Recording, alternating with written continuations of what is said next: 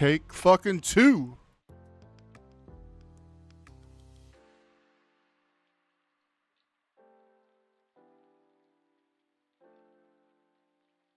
Fucking computer just fucking shit. Dead. Like all my USB devices. I need to get a desktop streaming setup instead of using this laptop because I have so many fucking USB devices plugged into this thing. Like I have the webcam, 5cam.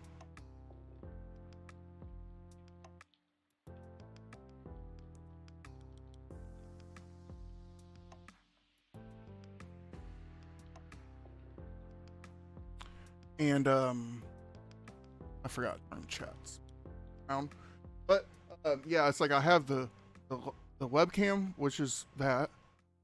I have my Blue Yeti, which is USB. I have a capture card, which is USB for the audio, basically, and the data too.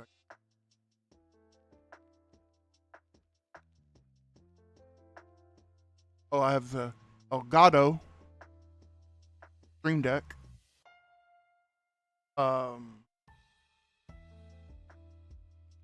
Mouse and keyboard.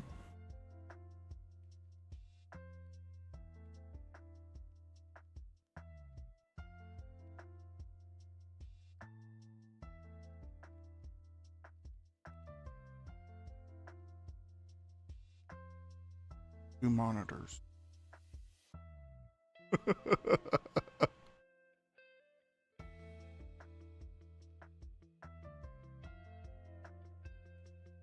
And I'm pretty sure I only have two USB headers.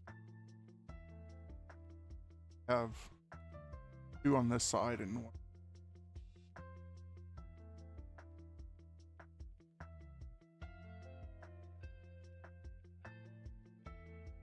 That might even be one. I think it's like two or three. I need to get desktop so I can add a expansion. So I can basically.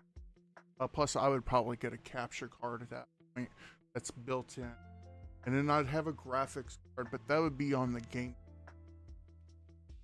Have a capture card.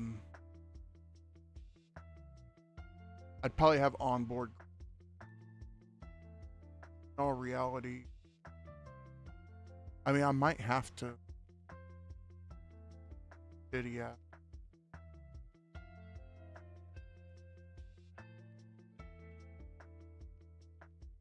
Might be better.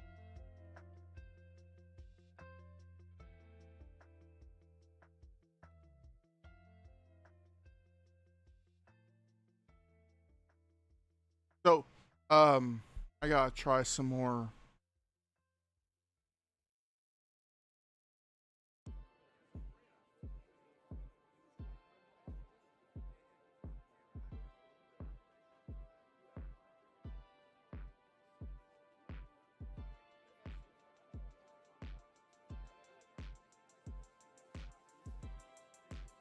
Turn up the gain a little bit more.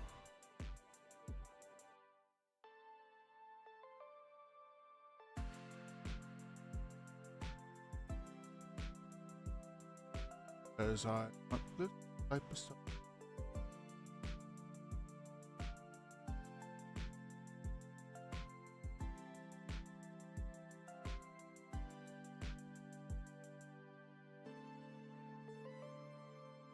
How about now?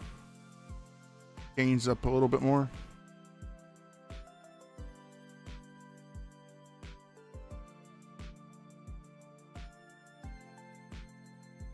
Can I hear my bullshit whenever I'm underneath my breath now?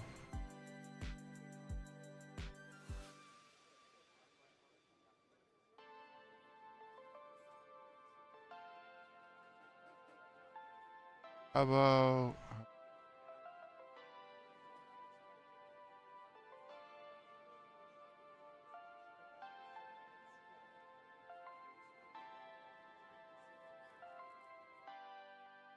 How about now? How about now?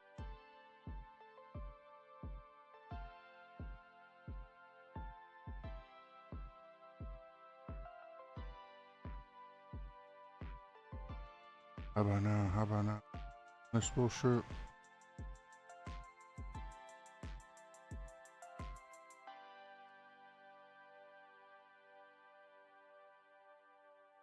How about now? How about now? Can you hear me on this bullshit?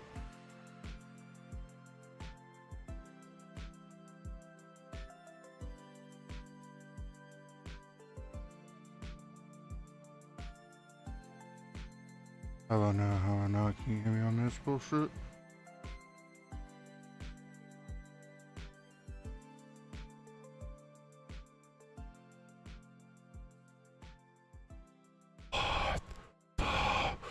Fuck.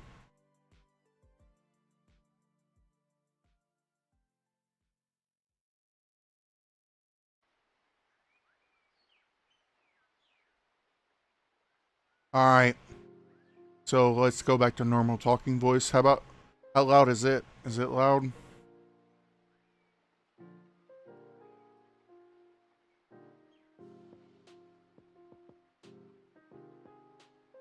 Nah, it's pretty good. How about if I go, what the fuck, man? Come on!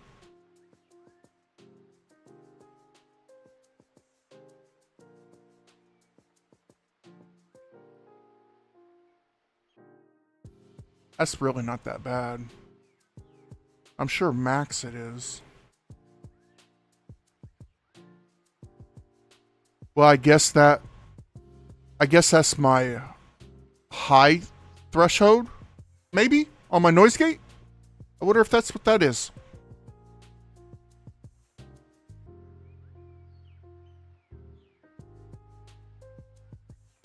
I don't know. I'd have to look that up. I gotta sit right.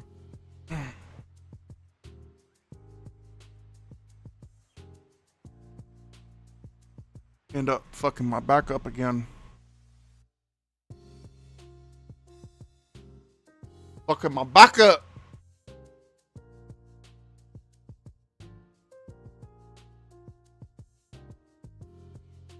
I was limping around fucking yesterday. Or this morning. No, that was this morning. My bad. I forgot, like, I didn't go to bed until, like, after I went to breakfast. And it was at breakfast that I was fucking limping around. And so...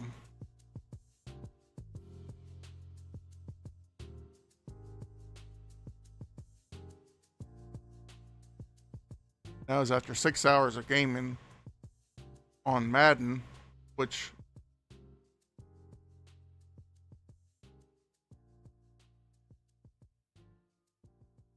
fucking my chat monitor, I flipped around Twitch in the alert panel so that Twitch was closer to YouTube chat.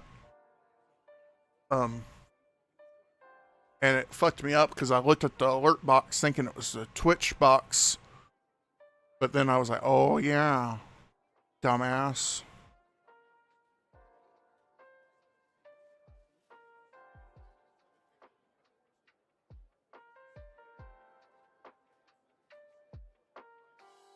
Here. So basically, what I want to do, I like to play some first-person shooters, but I'm terrible at first-person shooter. It's the whole analog stick thing, especially like looking around. I mean, even Fall Guys, you'll see me, and it's just like I'm all fucked up. Like, oh shit, which way am I fucking going here? But I really don't want to buy Modern Warfare 3 because it's basically end of life. Month and a half. Might buy BO6 and try and do some like zero like like level 0, like, or level whatever, and just do some multiplayer and just fucking troll myself and upload videos about me trolling myself because I suck. So, and then maybe go to Warzone. I don't know. Um, but like I said earlier, it's like I love Kevin here. I love watching Tim. I'm not watching Tim watch Queso. I, I'm good with that. And I love Knives. Josh, Get Gooder, or These Knives Only, or damn it, what was his before Get Gooder? It was fuck, what was his name? Um, I'm drawing a blank.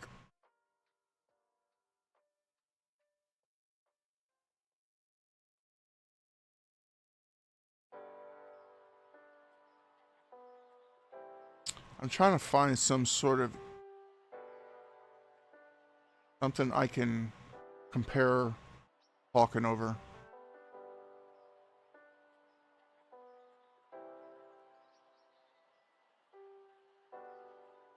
Okay, audio's fucked up.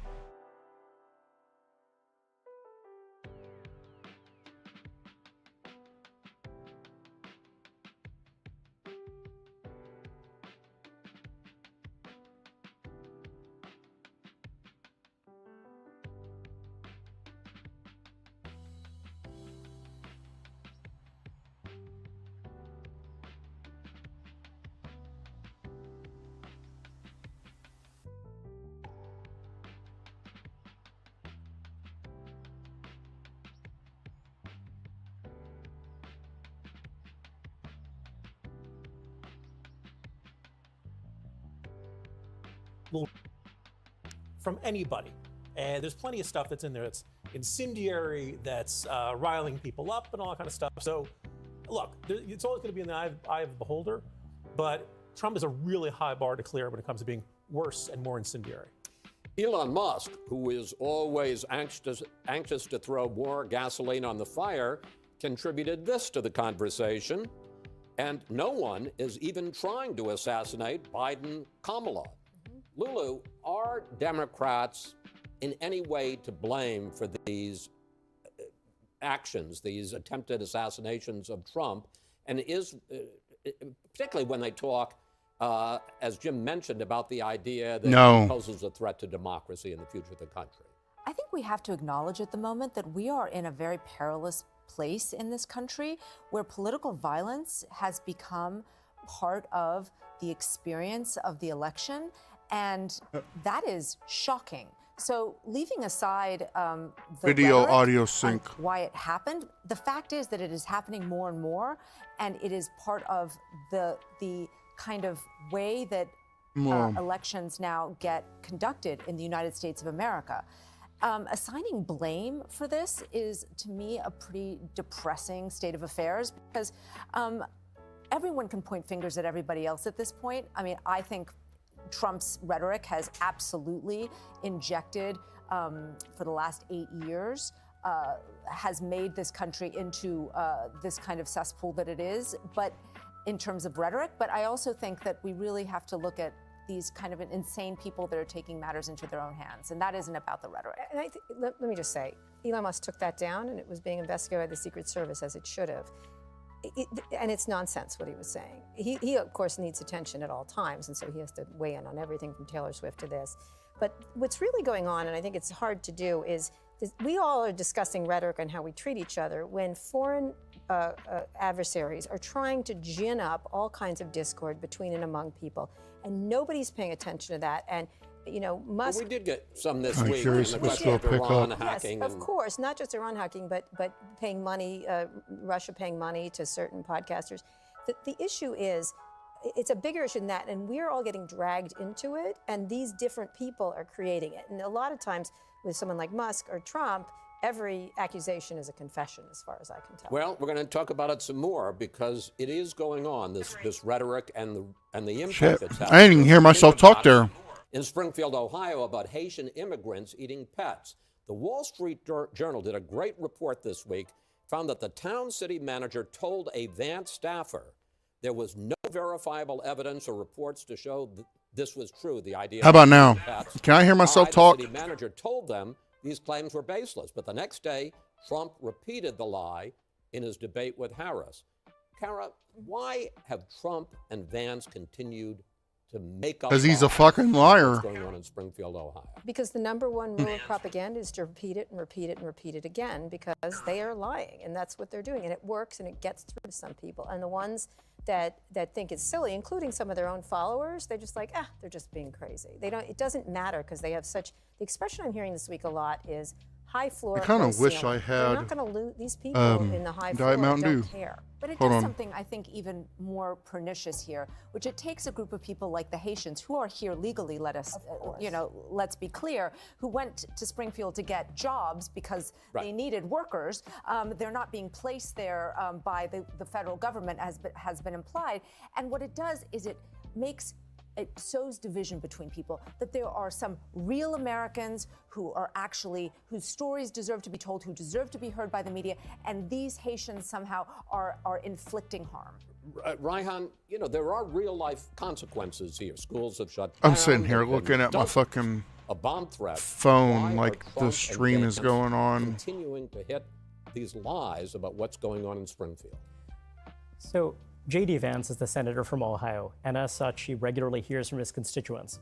There's been talk about incidents along these lines of people's pets going missing in Springfield, Ohio, since back in March. These appear to largely be rumors that are unfounded. However, after that conversation that the Wall Street Journal reported on happened, then Vance received further reports about this, according to his Senate office. This is something that is ongoing, where they then chase down. Verifiable claim They have sought that to- a pet was stolen from somebody's house and that a Haitian migrant ate it. Not that I know of. Well, but what I will okay say, then. but what I will say is this: they are hearing these complaints, and what Republicans are Senator Vance was against seeking this. to do Governor Mike is draw DeWine has attention to what is written in the happening in New York Springfield, Times that Ohio, this is absolutely baseless. he then drew attention to this in a tweet. Then former President Trump, raised this in a debate. This then Yeah, you better spiraled fucking into a much say it larger like story, that. When I believe that Senator Vance was trying to draw attention to what was happening there, because he's and then I doubling think that down. this did Raihan, there's spiral out of crocodiles control. in the toilet. This is what this is, and he's just. This was not. continuing He to was say. not lying about the reports that he Of and course his not, office. but then he should stop, because a rumor is a rumor. He should stop. He is Full stop. talking He's about a seeing range of reports issues. from He's his not focusing on this constituents. When he's talking Can't about you understand? Haitians eating His pets crazy in constituents Springfield, make up Ohio, he's not stories, talking about range so of he's people. allowed to He's talk allowed about to it without any kind of fault. His office continues to receive reports about this, which they were trying to chase down and understand. Look, I do not believe that this was the right rhetorical tack to take, but I do believe that he is not being deceptive or Just dishonest. as a moral tack. I believe that he cares deeply about everyone in Springfield and everyone in Ohio. Bullshit. But I'm not here to speak on his behalf. Can I ask you a Bullshit. question? I'm really curious about I'm this. trying to because offer some context. You guys are claiming that We're he is getting the lying. context. I'm getting and the what he's- context, but He what I'm is curious fucking about is lying. you have, He knows J.D. it's Vance, not who is, real. The senator from Ohio, and that is true. And it is a Republican-run state. You have the governor, you have the Republican mayor, you have Republican representatives, all saying that this is false, defamatory, and more than that, hurtful to the community, the people that supposedly both Trump and Vance are trying to help. And so it This is. is Let the me same know if you Senator hear me Vance was chewing. speaking out about the people of East Palestine. I don't Ohio. have chat loud enough in my You're ear, not gonna switch to- You're not going to switch to another I'm trying to place. offer We're some no, we're context. talking about Springfield. and I don't have a monitor on. So, I mean, let's stay on So- the subject. Well, I'm saying something very simple, which is Because that it's- he's hearing from people who normally I'm are listening not to listened the TV. He's hearing from people who are normally not trusted and Since I don't have a mixer. We're talking about it a fact. Either it happened If I had or a it mixer, And it's also then just I like would a- just Jim, I don't know. What do you? There bring are it from really there. long legitimate gripes you can make about But Biden's immigration policy, is Biden's what it is. asylum I'm poor. policy, the border, all that kind of stuff. You can always Instead, donate. Donald Trump, who doesn't like to bother with policy details, Appreciate it. on the debate stage went with the thing was probably very easy to remember. Did you see this? They're eating the Links in the cats, they're eating description. The dogs. Very simple, very easy to remember, and that's what gets out there. And I suppose in some really cynical argument, you could say, well, That's not true, but it gets people talking about Haitians. But it's far too much of a transitive property. I just love to have a candidate who knew what he was talking about. I think there's no question that this is not the way they. He literally just said, "I'm going to keep calling them illegal aliens, even though they're not." He's doubling. He just said that in a thing. So what is happening with this person that he can't? Sorry, which person are you? J.D. Vance. Why can't he stop? Really, is what he needs. I think that Senator Vance is in an extremely challenging media environment right now. I think that he's made some bad calls, and I also think that the ferocious response to it has elicited a response that has not been entirely constructive from him. And I think it's a really rough situation for the campaign. But I also think that this has moved the focus to the border chaos and the migration issue, for what it's worth. By making up a lie. Okay. Zinger!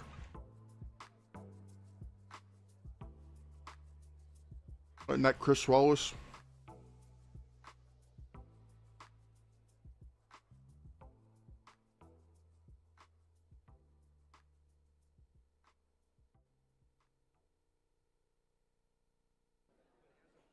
But like I was saying, I'd like to do content with like first person shooter, BO6 type of shit. Just, you know, entertain some people. English. We in America. I'm just kidding. I don't care if you speak Spanish, English, Portuguese, Chinese, Japanese, Russian. I don't care. But I do know some bad words in Spanish. I used to work for a Mexican food distributor. Kitchen workers are bad influences. I love Philip DeFranco. He's a cool dude. I wish I could have that kind of gig. That would be amazing, but it would be so difficult because I am just not the sit there and read a script, write a script, but let's saw. I'm just testing Stream out right now. I had a crash earlier. That was fucking terrible. That whole damn computer. Every single USB device went dead on it. Like, all my USB hubs were like, nah, fuck you. They're like the dude from Office Space. Or Half-Baked. Excuse me. My bad. Half-Baked. Fuck you. I'm out.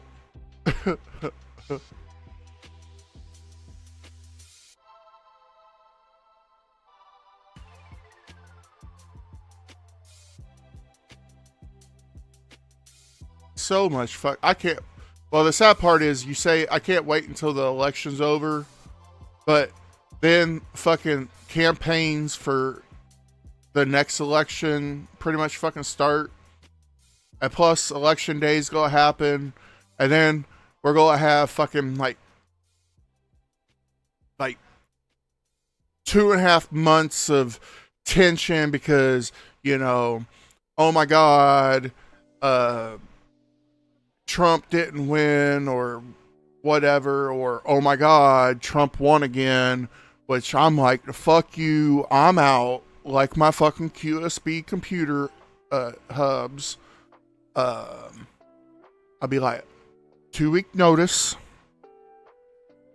cash out 401k, and get the fuck out. I got my passport. I'll be like, see you in 4 years, bitches.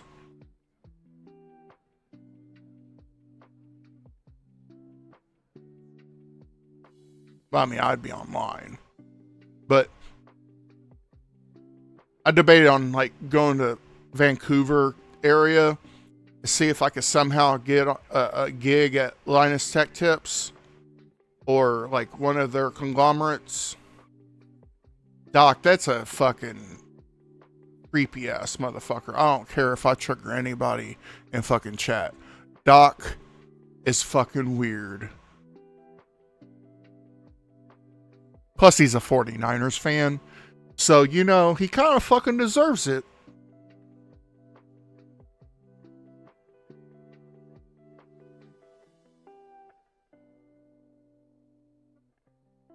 Clip that shit. No.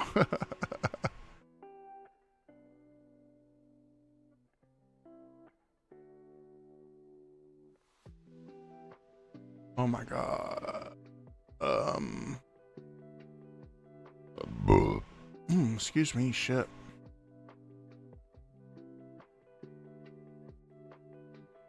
But like I was saying, I was watching Knives' video earlier. I think this is the one I was watching. Fucking hilarious. I love how he trolls everybody. And goes around with that $80 fucking Kong fist and fucking just assassinates and fucking knocks players off the map. And it's just hilarious. That's what I would do if I was in multiplayer, because I am terrible at shooting. So I'd be like going around fucking knifing people. Be like riot shield and knife fucking people fucking raging on it. Like, oh my god, it's a fucking, why don't you get a gun? You fucking suck. Be like, you have a gun, I have a knife. You should win. If I win, that means I'm better. If you win, that means you're better. Hashtag skill level.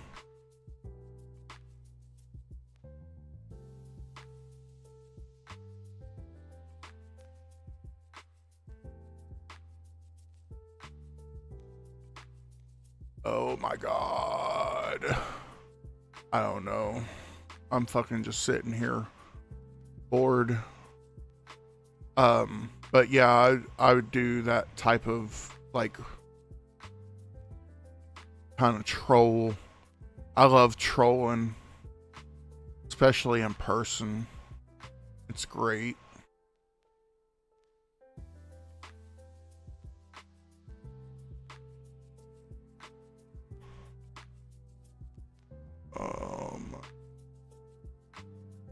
Fuck.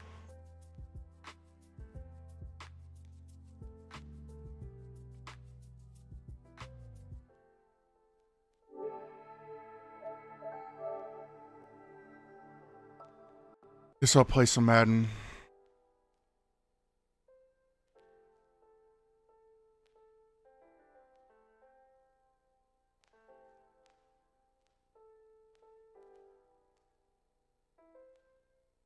Oh. Might help if I... Good thing I had the fucking stream in front of me. Wow, that's one of those plays that you call. I got that DMCA exactly skip. As it's scripted into playbook.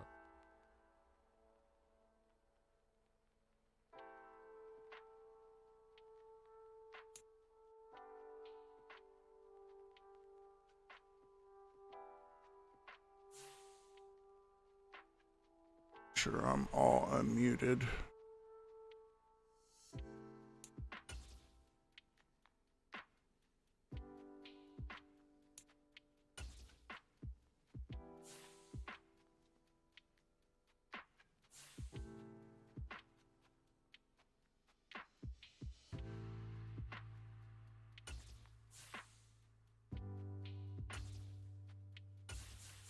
I have won a whole whopping 3 head-to-head games. Set your expectations. I suck.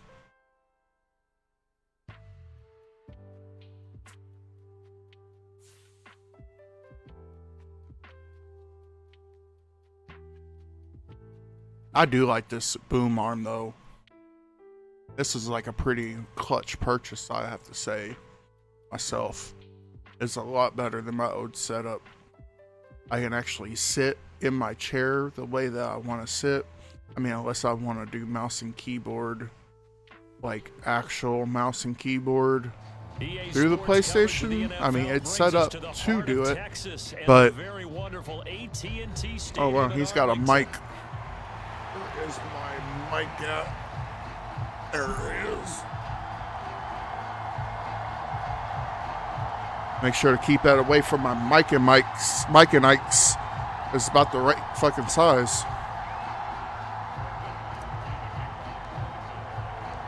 Set for football now at AT&T Stadium. I don't know if he's talking.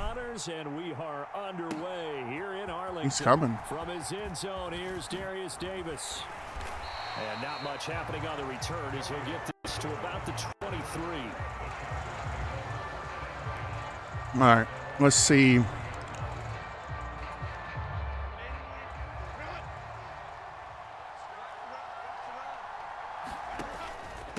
First carry now for Gus Edwards. All right, let's start this off great. This well upfield across the 45.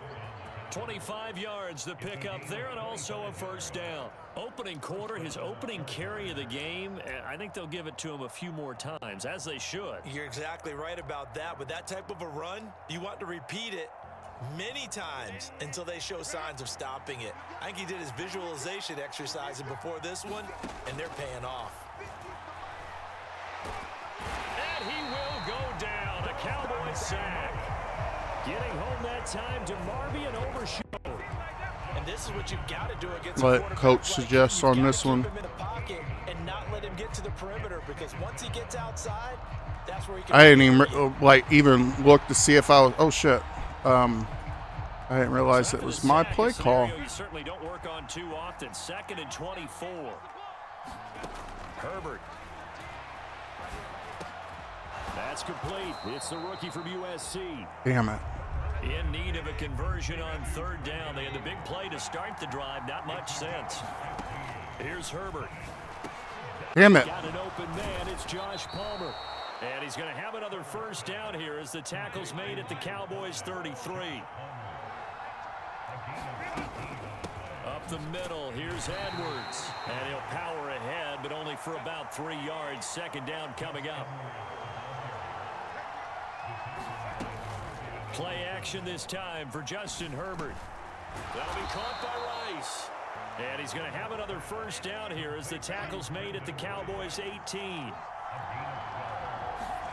Herbert operating from the red zone. He'll get this over the middle here to Palmer. And the Chargers are going to be set up with a 1st and goal coming up as they get him down at the 6-yard line. They'll run here with Edwards. And a minuscule gain of maybe a yard from the 6 to the 5. And the ball smack dab on the 5-yard line. Here's 2nd and goal. Now it's Herbert. And this dude is fucking ridiculous. Touchdown, LA. Josh Palmer, a 5-yard touchdown. And the Chargers are on the board first here this afternoon. Extra point up and good by Dicker. And it's now a I don't fucking know what's wrong with my passing defense. So after the touchdown, here's Dicker out to kick this one off. And we'll see a return here from the end zone. And he returns this. Get in, get it to the 25. Probably shouldn't have took it out there, John.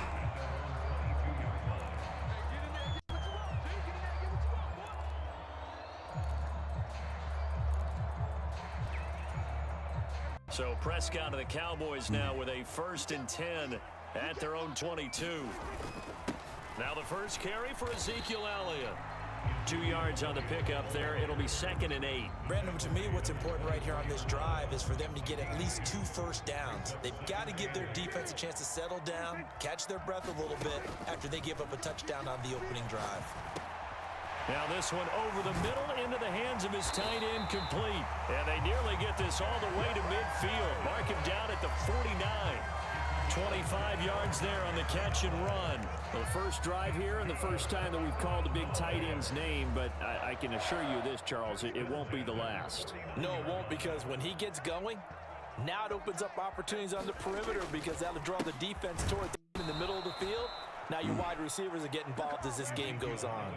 He'll lose a yard there, and it's 2nd and 11. Sometimes you just sit back and marvel at what he can do defensively. Speed, strength, quickness, he's the whole package. And that package just wrapped up the runner for a loss. So after the loss of a yard, they'll look to push forward here on 2nd down and 11. Here's Prescott.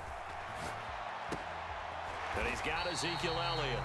And they'll get this down to the 42-yard line. So the pitch and catch good for 11. And that's going to make it 3rd down and less than a yard. They'll try and run for it with Elliott. And he'll be taken down as that will take us. I gotta get used to hitting the juke button. 7-0 on EA Sports.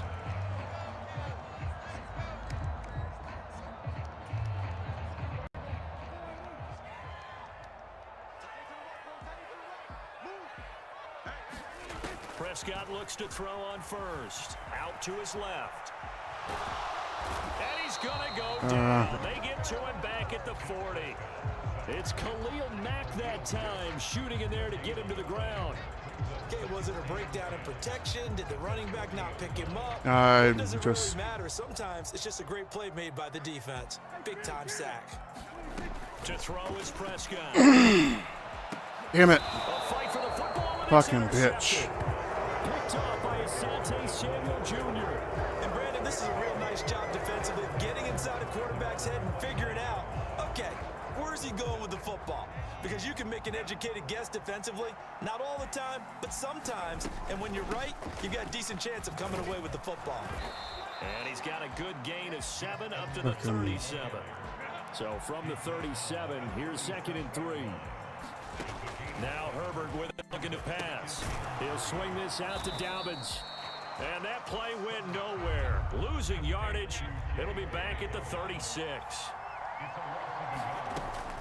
They'll try and run for the first with Edwards. And he's brought down short. 2 yards there, needed 4. And how about the call here? They need 2 yards in their own territory on 4th down, and they're going to go for it. Work in the middle of the field, and he's got a man complete. Now Fucking he breaks ridiculous. free in the middle of the field. Touchdown, LA! I don't fucking get it. Josh Palmer with his 2nd touchdown here in this first half. And the Chargers' decision to go for it pays off with 6 points. Extra point up and good by Dicker. And that'll make the score 14-0.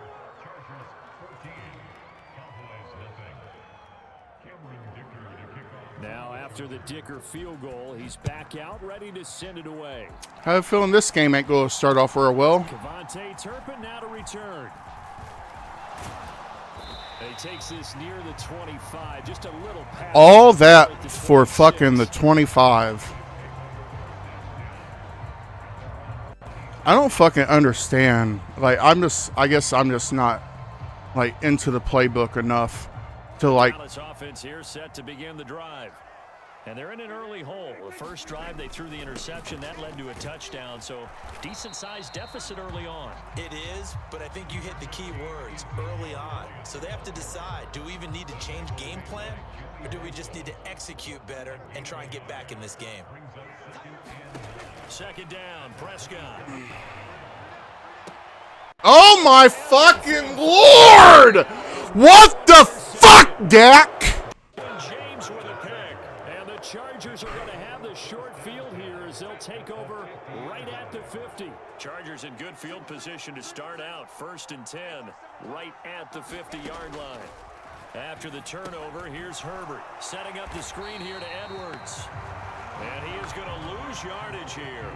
He was unable to shake free there, and they'll cover him for a loss of a yard. 2nd and 11 now. Herbert now. That's taken in by Palmer. And he is down at the 48. A pickup of 4 that started at one 48-yard line and ended at the other. 2 minutes to play, first half. It's 14-0.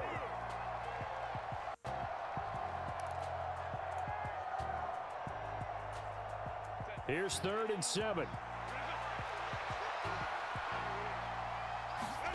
Justin Herbert looking to pass. Open receiver, that's Hayden Hurst, the tight end. This offense converted once on 4th down earlier. Now they're out there again to try once more. They snap it to Herbert. That's to his running back, complete. And fuck. he's corralled, but not Motherfuck. inside the 35. The conversion is successful with a sizable gain of 13, and the decision to go for it looks like a smart one. Again, Herbert. Over the middle. What the fuck, man? He's right fucking on him. Gosh, points here, a chance maybe to put this thing away before halftime. Herbert takes it and just pops it forward.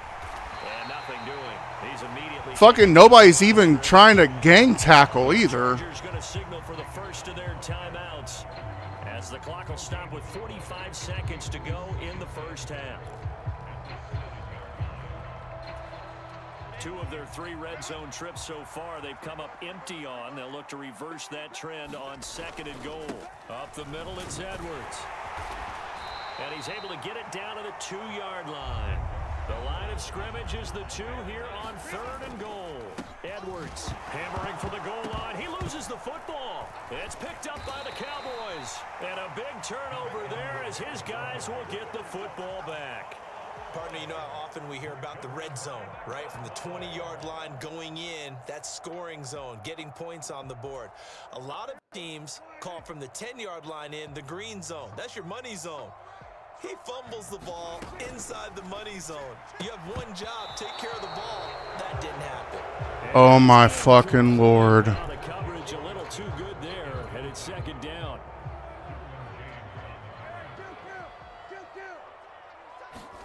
Now Prescott. Out of his hands quickly to CeeDee Lamb. They get 7 out of that, so they're left with a 3rd and 3. 3rd and short yardage, Prescott. He's got his target. That's complete. And he will have a Cowboys first down as they're able to get the 3rd down conversion. And with just 1 second remaining in the first half, they'll call the timeout.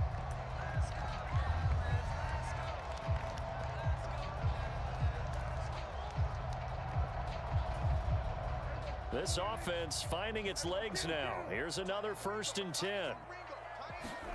Final play of the half. Prescott escaping the pressure right. Now on the run. He'll throw it back deep over the middle. Oh, he tried to fit it in back over the middle, and it's intercepted. Derwin James with a pick. And he'll be brought down with a penalty flag on the field. It was a late decision to throw, and it might have been too late.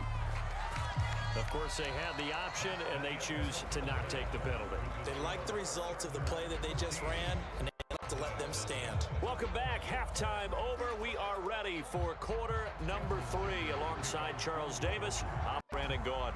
A 2-touchdown game, 14-0 the score as we get rolling again here in this second half. And they'll let that one go as it was like 3D. In the end zone for a touchback.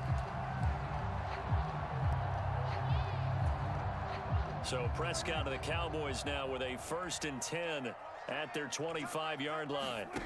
They'll come out throwing here to start the drive. Open man right side, it's Lamb. And they get him down, but not before he takes it across the 40-yard line. Just his 2nd catch of the game so far. This one moves the chains. And this is what they're going to need more of. It's the 3rd quarter. You're trailing. You've got to come out with a renewed sense of purpose. And that's a nice way to kick off the drive with good yardage and a first down. And he's going to bowl his way forward to the 48. 7 yards on the pickup there, and it'll leave him with a 2nd and 3. Well, no matter how they phrase it, staying on schedule, staying ahead of the sticks, whatever you want to call it, 7 yards on first down, that fits the bill. From the 48-yard line, here's 2nd and 3. Now Prescott. He'll find Lamb. That's complete. And he's brought to the ground with another first down at the Chargers' 39. They give him 13 yards there on the play and a fresh set of downs. A first down carry by Elliott. And they'll be inside the 35 now at the 34-yard line. 5 yards is the tally on first down. That brings up 2nd and 5. If you're a coach, Absolutely take that run every time on first down because it really sets you up to go in a number of directions here on second. Prescott.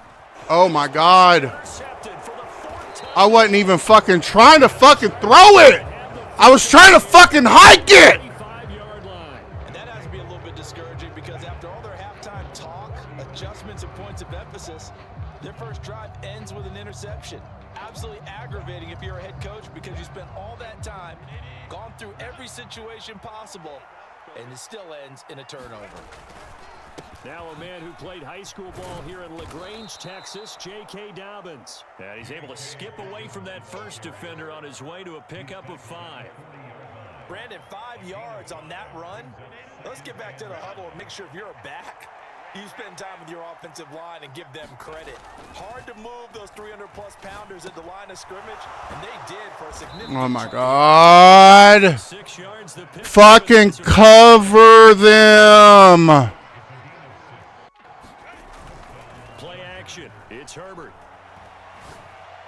That is incomplete. Well, this at least is the right idea. I think they've got to get the tight end more involved. He had just 1 target in the first half, incomplete. Now incomplete here with the first target of the second half. Yeah, should not stop them at all from going back to him. Find him.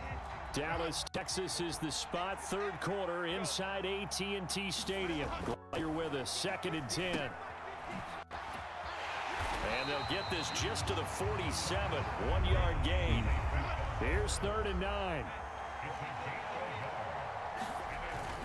Herbert off of play action. Steps away. And a throw there going to be incomplete. Why the fuck didn't he try and catch that? He's been throwing the football. We're in the second half. That's just his second incompletion. Well, if he's that locked in, that means everyone's locked in because to me it's like throwing a no-hitter in baseball. The pitcher may get the credit, but a lot of people making plays behind him in the field.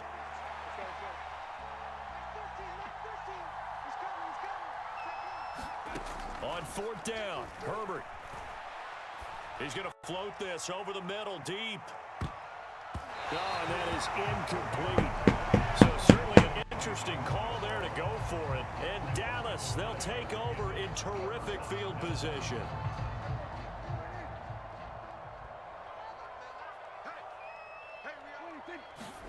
A first down throw for Prescott. Eluding the pressure right. Able to hit his target, Lamb. And he is Kind of got lucky. the 40, not quite to the 35.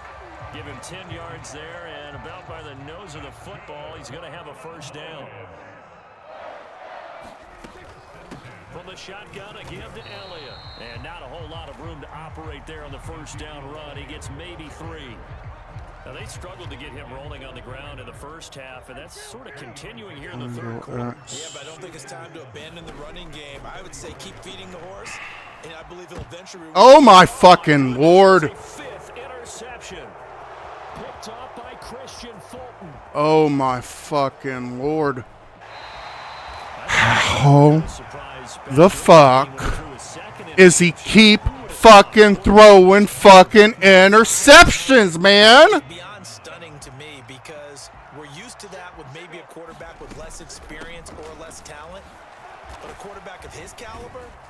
And he's in for a Charger touchdown. J.K. Dobbins, a 9-yard touchdown run. And the Chargers are able to extend their lead in the final seconds of this third quarter. Herbert and the Chargers staying put. They'll line up and go for 2. They'll try and throw for it. Throw left side is complete on the diving effort. So they go with the pass, and it works there on the 2-point try. Charles, just in general, I don't fucking get it, man. running on 2-point conversion. I don't fucking understand it. So many people think you have to throw the ball in a 2-point conversion, but the stats I don't fucking understand it because they're fucking open and I fucking got it, but he always fucking gets it over. Die point in this game, Charles, if they're going to try to pull off an impressive comeback. There he goes, right side, and he'll have it past midfield almost to the 40 before being taken down. The catch and run going to wind up netting him 33 yards. And as they come to the line, they will not My be God, able to man. play as time has run out on this third quarter. You are watching the NFL on EA Sports. On 1st and 10, Prescott. It's hauled in by Brandon Cooks. And they'll wind up getting this one all the way down inside the 20. So from the 17 now, here's a 1st and 10. Inside give to Elliott. Great. And he is going to lose yardage here. Officially, it's a 1-yard loss. That's going to bring up 2nd and 11.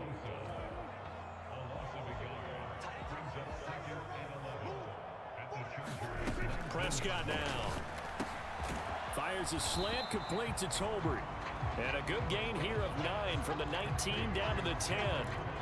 And I think he just wanted to get the ball to one of his playmakers to see if he can make something happen, but he ends up throwing into a crowded area. And after the catch, he isn't able to do much with it. Flushed out right. And he won't have the touchdown, but he will have the first down as he's tackled at the 2. The drive stays alive, a 3rd down gain of 8. It hasn't been the cleanest game for him, but there was a sign of improvement as he looks towards the next one. Nice bit of scrambling to move the sticks, and even more importantly, he didn't risk adding another interception. And he'll take it into the end zone for a Cowboy touchdown. Ezekiel Elliott taking it in from 2 yards out. And the Cowboys are finally into the end zone here in this 4th quarter. Prescott, they're going to throw for it. Damn it. And this is intercepted, and that should do it. It's interesting that when it comes to 2-point conversions, even heavy run teams tend to throw the ball in these situations. In this case, this one was intercepted. Yeah, they weren't fooled. They were ready for the pass, picked it off. So after the touchdown, Aubrey now to kick this one away.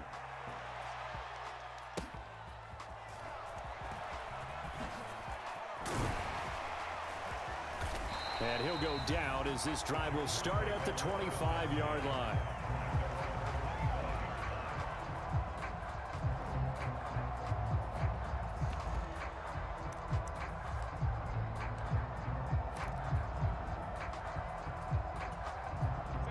The Charger drive about to get going.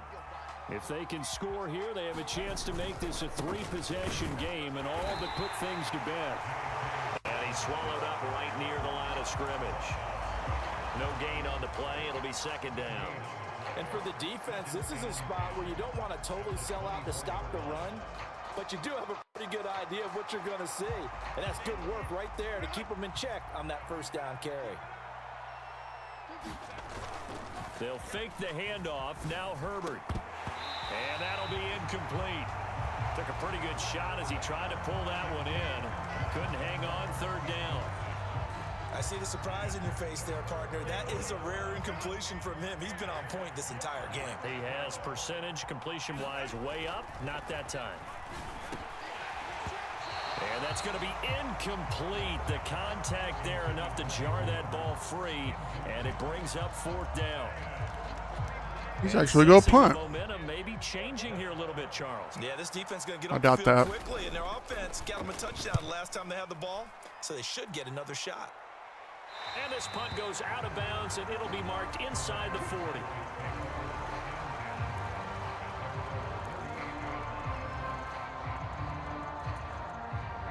They'll come up 1st and 10 here. Out of the gun. Here's Prescott. Flush to his right. God damn it. This is intercepted, and that should do it. Picked off by Asante Samuel Jr. He got out of the pocket there, was wondering what he was going to do with it, but I think he was calling, his receiver was calling for the ball, wasn't he? He certainly was. The problem, he called for it too late, and when he delivered, they were all over him in the secondary and came up with the interception.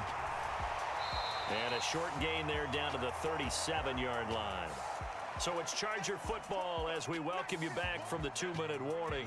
So 2nd and 9, and you'd have to figure just about all 11 probably crashing the line here. But with the late lead, Herbert's going to throw it. His back has been a dependable safety valve all game, so he went back to him when his first read was covered. Just unable to connect, so the play results in no gain. A play fake, and now Herbert to throw. And that'll be complete to Dobbins. And he gets it down a yard or two shy of the 30 before he's out of bounds. 5 yards, not enough, and it'll be 4th down. We can make this one pretty simple. Locked up all of his progressions downfield, forced to get it to his running back. But how about the way they ran to the football and knocked him down to force a 4th down?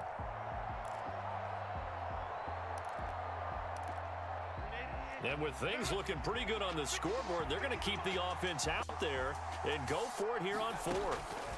Herbert. Able to find the open man. Of course, whenever I fucking fuck up my defense. That one a backbreaker as they wind up converting there on 4th. So the ball down to the 16 here for 1st and 10. Now a handoff, Edwards. And he'll get 7 yards from the 17 to the 10 before he's taken down. Starting to become a tough spot for this defense. You're down 4th quarter, looking a little fatigued maybe on that side of the ball. Partner, we've seen this before, haven't we? Because every coach we've ever talked to says body language is important. And now you're seeing guys with their hands on their hips, they're bent over, hands on their knees. And the offensive guys are just saying, let's just keep running it out, and we've got them now. Herbert on 3rd down now. Oh, that's into double coverage and intercepted. And a big turnover there as his guys will get the football back. Well, in all likelihood, this ball game's still over. I mean, even with the interception, 2-score game, they need a miracle. Curious decision to even throw the ball in that situation, but maybe they saw a stacked line of scrimmage and said, hey, it's better to try and throw it than to try and run against it. In any event, I think you're exactly right. Now, the other team can pad their stats, but I don't think they're going to win. Yeah, but still, don't change the channel just yet. Here's 2nd down and 3. To throw, Prescott. He's going to let it fly. Oh my fucking. And that should do it. And some room to maneuver. Fucking so annoying. Why is it fucking every fucking ball I throw fucking deep? It's not fucking making sense. They frustrated the offense the entire ball game. That's why they're walking out of here with a victory. And they're going to love to. And now this is intercepted. My goodness. Picked off by Trayvon Diggs. Inside the 10. A great pick, nice return, but you know he's just beating himself up inside for not getting all the way in. No doubt about it, because he had visions of end zone in his mind, going to be the total hero. But we did see there the emphasis on it's not just good enough to pick it off anymore. Bring it back, get the yardage, and really help out your offense. Now 1st and goal.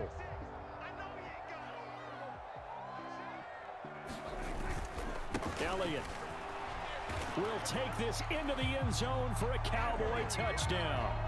So they brought the extra bulk in down on the 1-yard line, and they're able to push this one across. Yeah, I can just see your face right now because I know we're mind melding on this one. Coach Madden would love this. Power football, hat on a hat, chest to chest, driving forward, touchdown. But he will not get into the end. Oh my fucking Lord. It will remain a 2-score game here in the 4th. So after the touchdown, Aubrey now to kick this one away. And that'll carry over the back line of the end zone for a touchback.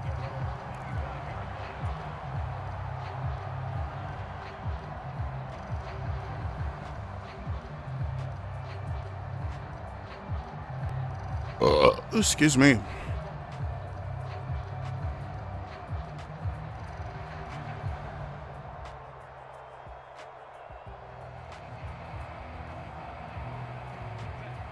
The Charger drive about to get going.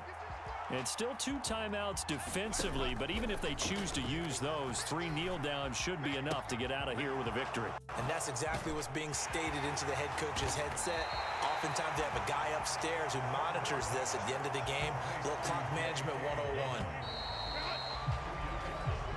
So this one's over. It's in the win column for the LA Chargers, and they were really helped by their defense, forcing 3 turnovers. I think what He's lucky I didn't. I don't know what happened that second half or that 4th quarter. I was actually doing decent with them. I mean, they were still driving, but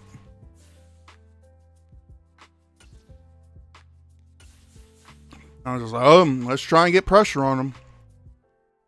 See if we can get it out quick. But that wasn't working for me fucking against the Niners, the other fucking game.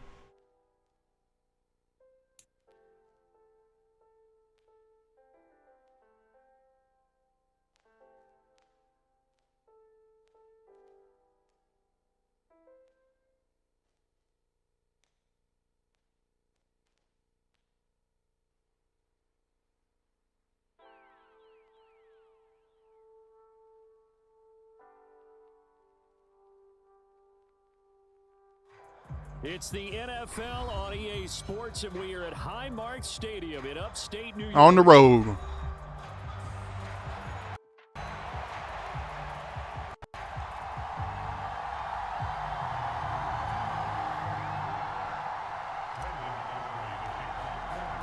They met in back-to-back Super Bowls in the 90s, and they're together again. The Cowboys and Bills are underway.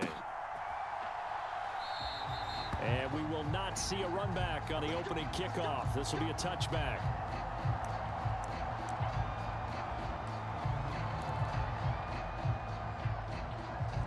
I'm going to let them pick because I think it's kind of showing my hand.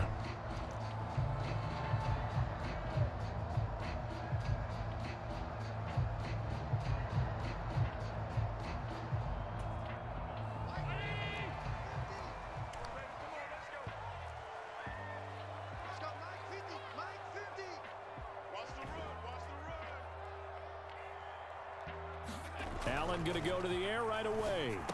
Damn it. Got it complete to Khalil Shakir.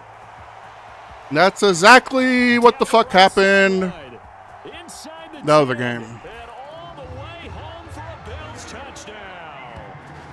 Khalil Shakir, 75 yards. And the Bills get the upper hand as they're on the board first here this afternoon.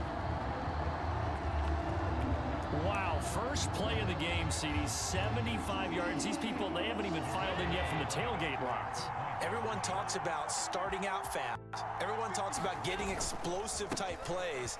That was absolutely a thunderbolt. And on the defensive side, you spent all week... I beat them, but I just went to the wrong hole. And it seems like it goes right out the window.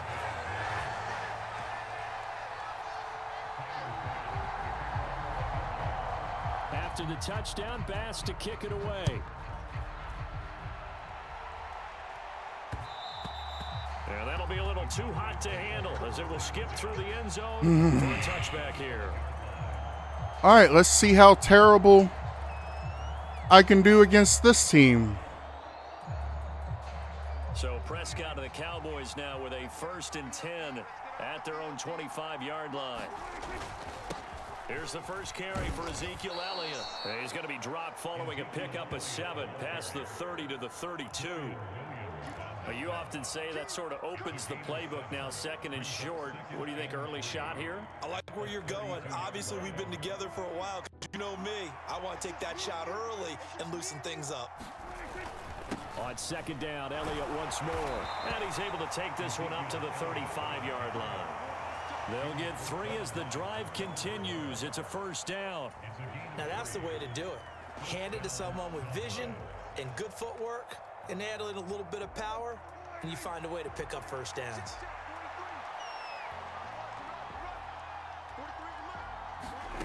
First down, Prescott. And that's going to be fucking CD. Too tough to hold on to that one. It's 2nd down. So much about defending the pass is being able to be right there at the moment the ball gets to the receiver, and he was right in his hip pocket, helping force that incompletion.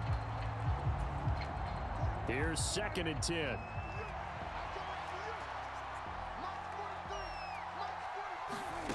Looking to throw. Prescott.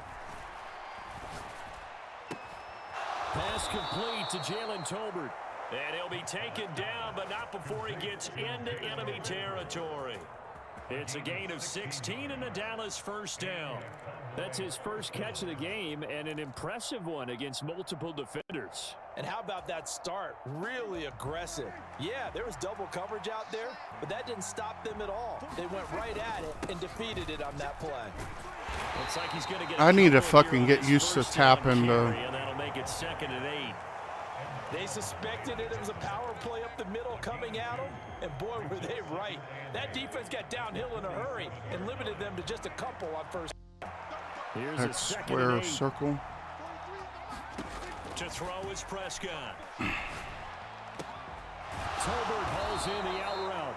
And he's got a first down as a tackle made at the Bills' 31-yard line. It's a pickup of 16 there, and it'll lead to a new set of downs.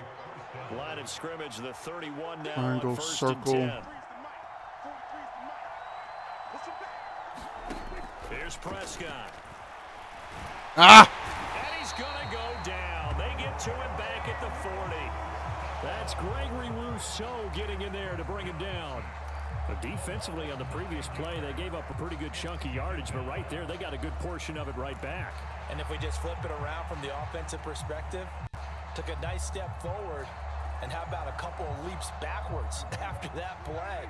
They've got to figure out a big call coming up here to try and gain that yardage back.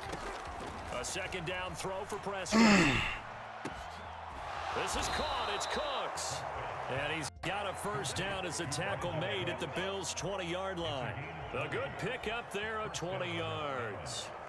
What a drive this has been, just chewing up the yardage. And here's one of their best plays yet as they finally get down into the red zone and look to finish this off with 6. Come on.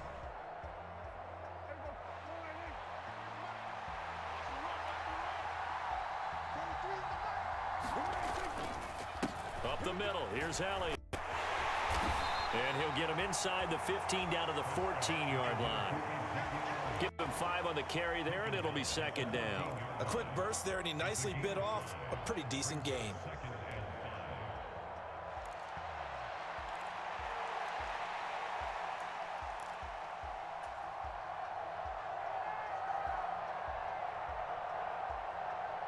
Ball at the 14 for 2nd and 5. They go to Elliott again. And he'll get it here to the 10-yard line. 2 straight runs of 5 yards, 1st and 10. I know flashy plays, splashy plays, as people like to call them, that attracts a lot of attention. But let's face it, when you're efficient, that can control a ball game. And I love the game plan they've got going right now. Back-to-back 5-yard gains. Didn't force the ball downfield, picked it up on the ground. Yeah, offensive line, they're getting it done. Now Elliott. And from the 9, they get this to the 5-yard line. It'll be a pickup of 4, and it brings up 2nd and goal. 1 quarter down, 8-0 the score. Watch my lights change. Start of the 2nd quarter, it's the Cowboys in possession as they come up now 2nd and goal.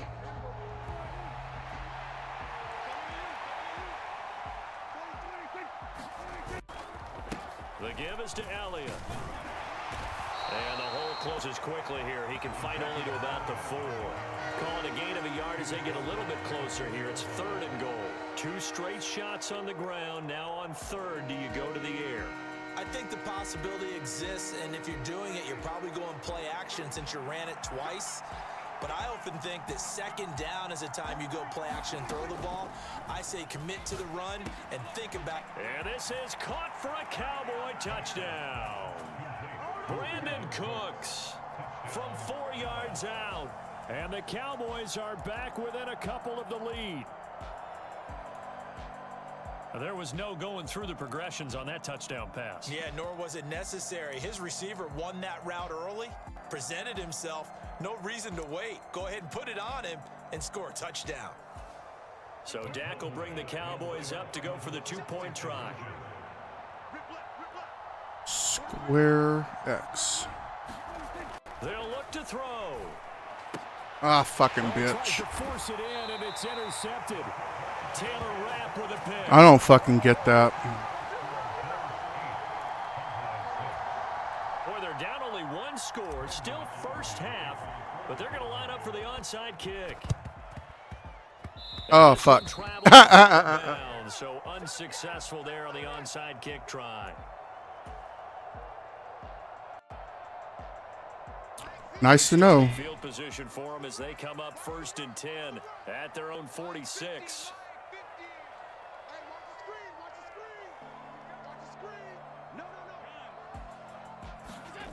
Here's Allen. Oh, this one incomplete. The pressure got to him as he released it.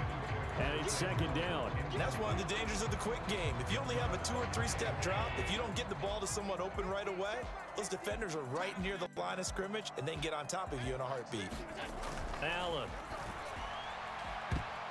And his throw's going to be incomplete. Nice back-to-back plays defensively. They're stacking momentum now. 1 incompletion, 2 incompletion. They're going for more.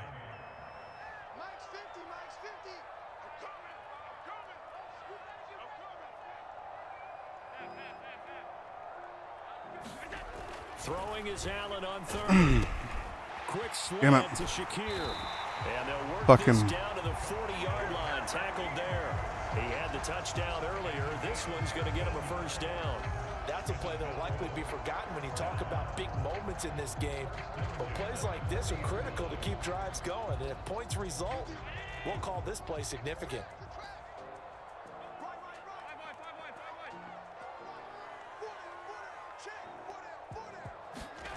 And again, it's Allen. This will be caught. It's Samuel.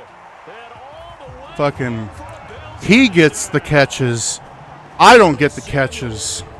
He gets the interceptions. I don't get the interceptions. He's going for fucking 2 again.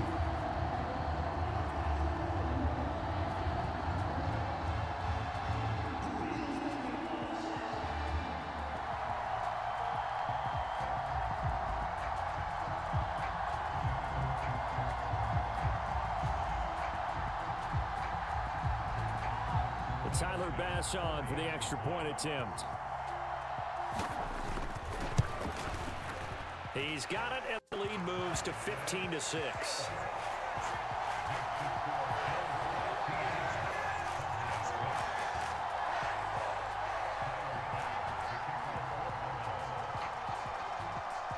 After the touchdown, Bass to kick it away. Kevontae Turpin now from his end zone. And makes it across the 20 as his guys will set up shop at the 23-yard line.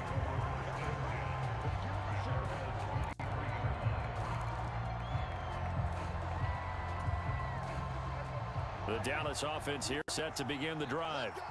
This drive here beginning probably with a pair of motivated groups. Remember, the offense scored a touchdown on their last time out. Looking to repeat that in Charles's defense. They were very frustrated after giving up 6 the last time on the field. And frankly, it's just a battle of wills in a lot of ways because you know they're both motivated. They both game plan for this drive, and they both have specific outcomes in mind. To me, it just comes down to who can execute better and which. Ah, you motherfucker! I hit it right to him. And it's intercepted. And it's a tremendous Fucking threw it right to him. at the 10-yard line. And that's a great example of ball skills right there, partner. You and I do a lot of games, and I can't tell you how many guys look to run with the football before they've intercepted it. So that's a nice job of focusing on the task at hand and coming away with the interception. So after the INT, it's Allen escaping the pressure right. Works right side into the hands of the tight end, Knox. That one unable to develop, never got going. A loss of a couple, and it's 2nd down.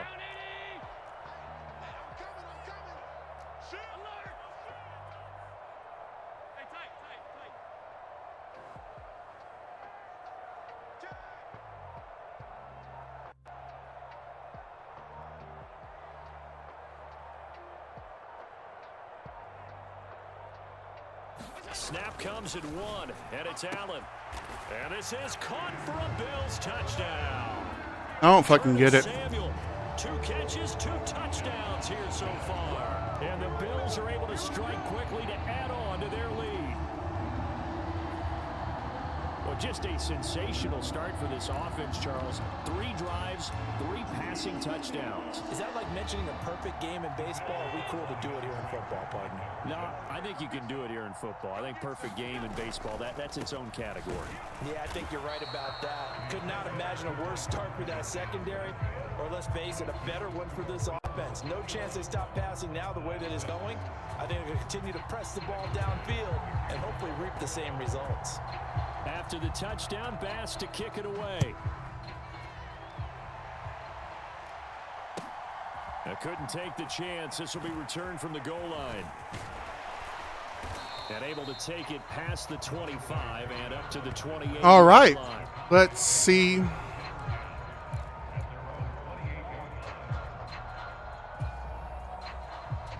I need to fucking About set for this next square drive of the Cowboys X offense.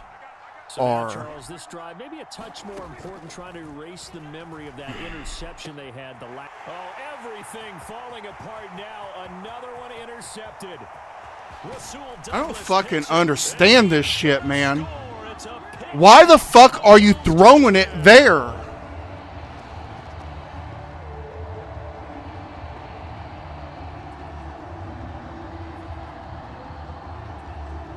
I don't fucking understand it, man. Why are you throwing it that fucking over him? Bass now for the point after.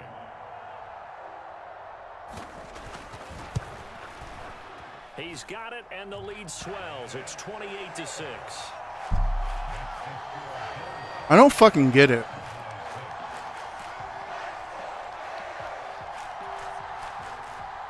Don't fucking get it. Don't fucking get it.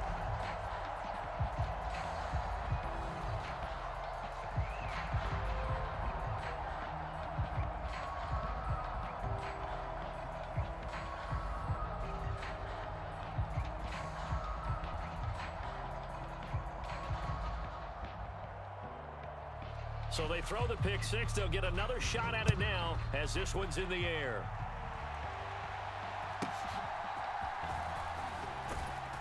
And up to about the 26-yard line, just across the 25.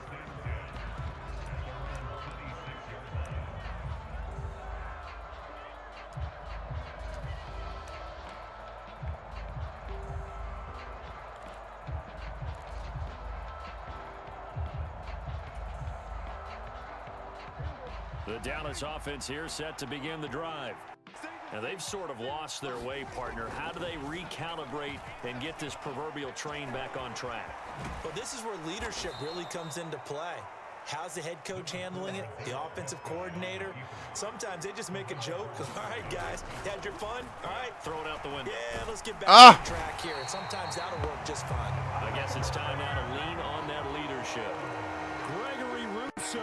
That is now 2 sacks for him here in this first half. This offense continues to shoot themselves in the foot. And here, another sack. All game long, we've seen missed assignments, which have led to turnovers, sacks. This group has not played well at all here in the first half. On third down, it's Prescott. He gets it to Cooks. And he takes us up to the 40-yard line before being corralled. 11 yards and a Cowboy first down. Prescott to throw it. He finds his man, complete. That's Lamb. Now the Cowboys going to burn the first of their timeouts as the clock will stop with 35 seconds to go in quarter number 2. X triangle X. Prescott now on second down. Being chased out left. Now he'll square up and throw deep left sideline. And that Dak. will fall incomplete. Clock here now just under Dak. 30 seconds to go in this first half. After the incompletion, here now, 3rd and 2. And again, it's Prescott. Forced out to his left. It's caught inside the 25. And he'll get this one down near the 20-yard line, just shy of the 20. And what great recognition between a receiver and his quarterback, because he's going to recognize the square trouble, and then he has 2 circle. options. cut off the route and come back to help, or head straight down the field, and he chooses the latter, and it turns into a huge play. The Cowboys signal for their third and final timeout as they stop it with 16 seconds to go in half number 1. How about the way they're moving the ball down the field? They had a big play a moment ago, followed it up with another nice one here, and before you know it, Oh! Prescott, his third interception. So fucking mad, man. Why do I keep fucking doing this to myself? Charles, not only is that an interception, it's one when you were really knocking on the door. I fucking see him there. You're actually thinking points. No matter what, at worst, you're thinking kicking a field goal and getting 3. We might look back on this in the second half and say, you remember when they didn't get points on that drive? This could cost them. And that one drops down, incomplete. Good coverage there, forced the ball free, and it's second down. When you run in the slant, timing is everything, and against that man coverage, there was no space available, and incompletion as a result. Allen gonna throw. Eluding the pressure right. Has his man. Fucking It's lucky. Shakir. And they'll get him down up past the 15-yard line. So 2 quarters down, 2 remain. Charles and I return after the break. And we welcome you back now. Alongside Charles Davis, I'm Brandon Gaudin, getting set for quarter number 3 here. It's the Cowboys who get the football first, and they trail here as well as we resume action in the third quarter. From a yard or 2 deep, here comes a return. And his guys will get the Oh, fucking great. Yeah. Yeah.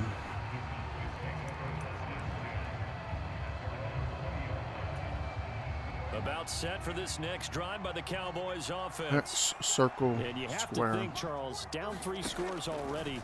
They need to play an almost perfect second half to have a solid chance. And that absolutely starts with finding some way to put together a touchdown drive here. They need I to be should have smart, fucking, that should have fast, fucking been efficient, intercepted. Get the ball to the end zone and do it again multiple times in order to have a chance to win this game. Out of the gun, it's Elliott. And he takes this up right near the 45-yard line. It's a 7-yard carry to set them up with a 2nd and 3. And that looked like some pretty easy yardage there right up the gut. And he's a guy that has some height to him, so when you don't have to drop a shoulder or create or get through contact or trash, makes it a lot easier to stay upright, see the field, and make a run as we just All right, let's see if I can get a first down. And he'll get it out a couple yards shy of midfield at the 48. They'll get 3 as the drive continues. It's a first down.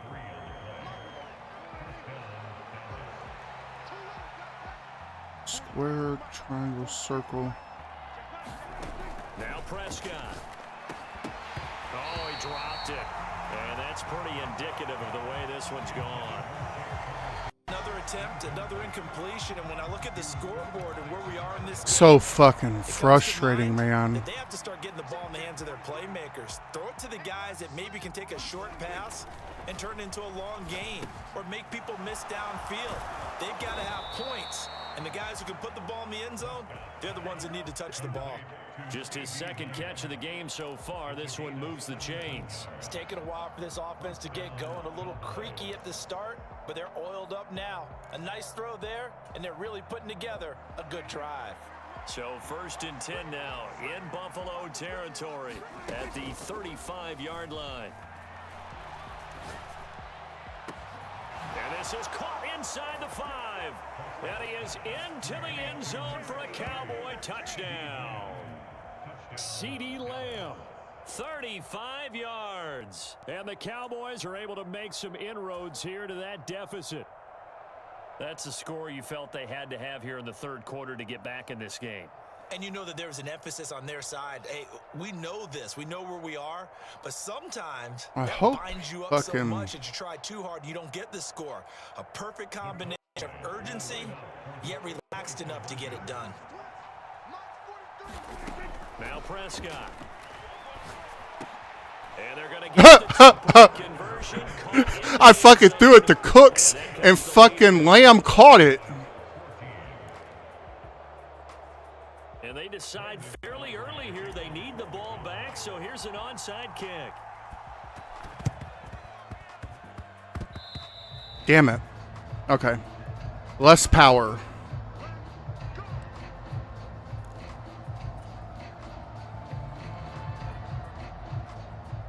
Less power.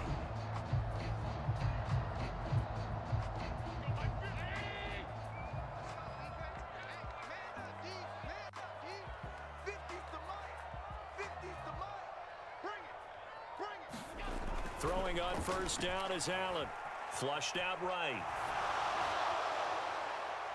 Oh, he had a man open. He overshot him. It's incomplete. There are not many times where you might say it's a detriment to have a quarterback with a cannon for an arm, but this might be one of those few times. He just laid that one out there a bit too far, and his receiver couldn't run under it.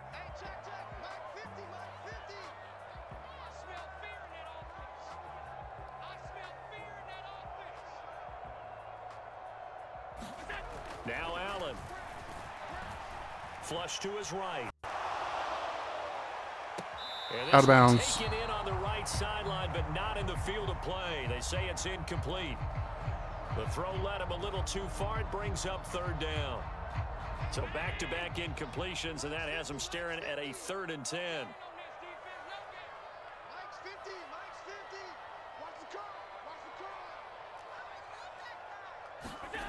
To throw, it's Allen. Damn it! Here hauls it in. And he is going to have a Bills first down as they're able to get the 3rd down conversion. I'll tell you what, a lot of those mid-range throws have been available because sometimes teams get too concerned about the deep ball and they leave too much space in front of them, and these guys have been taking advantage so far. Dancing to his Allen hit. He lost the football. Oh, and one of the linemen on the other side has got it. And his crew will take over at their own 45-yard line. So he went out of the pocket left, and then things got dicey. And what often happens is when they get outside, they want to keep their eyes downfield in order to try and complete a pass. But when they try to make a play, they've got to get their footwork involved, and that can really mess them up as well. And in this case, nothing went right, and the ball got knocked free. And he can only manage to get a couple. 2nd and 8 coming up. I think if they want to start getting back into this game, it behooves them to get better on first down. Yeah, certainly not what they were looking for out of the opening play of this drive. Throwing, Prescott. And the Bills are going to get him as he goes down. Gregory Rousseau getting him once again, his 3rd sack of the afternoon. They'll need a big play here. Will Dak and the Cowboys after the sack. It's 3rd and long. Work in the middle of the field, and he's got a man complete. And they've got it well across midfield down to the 40 before it's all said and done. How about that? They weather the storm of a 3rd and 17 to pick up the first.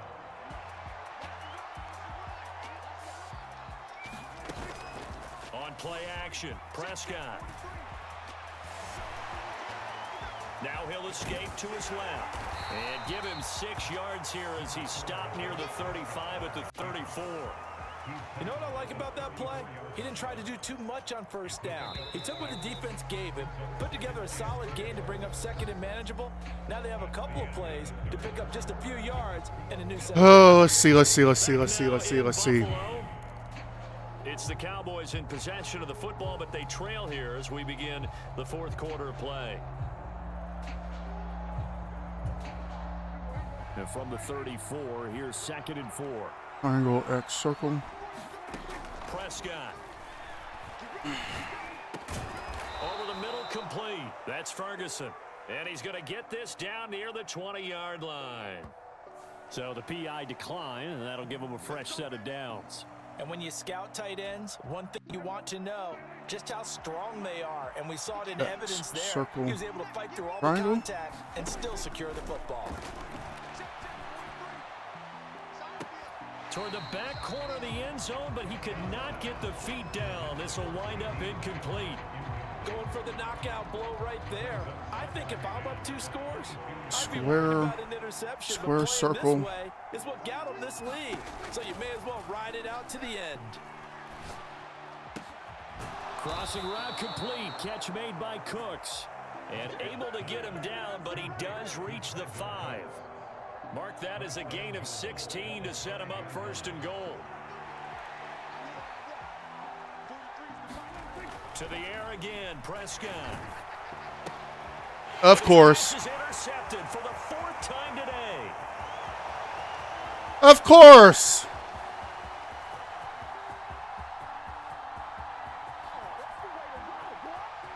And he is going to score. It's a pick 6 and a Bills touchdown. So fucking aggravating.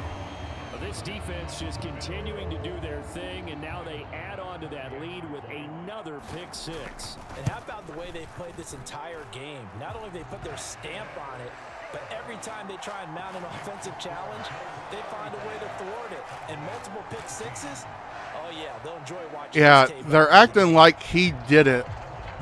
So they'll get another shot on offense following that pick 6, and now the kick is away.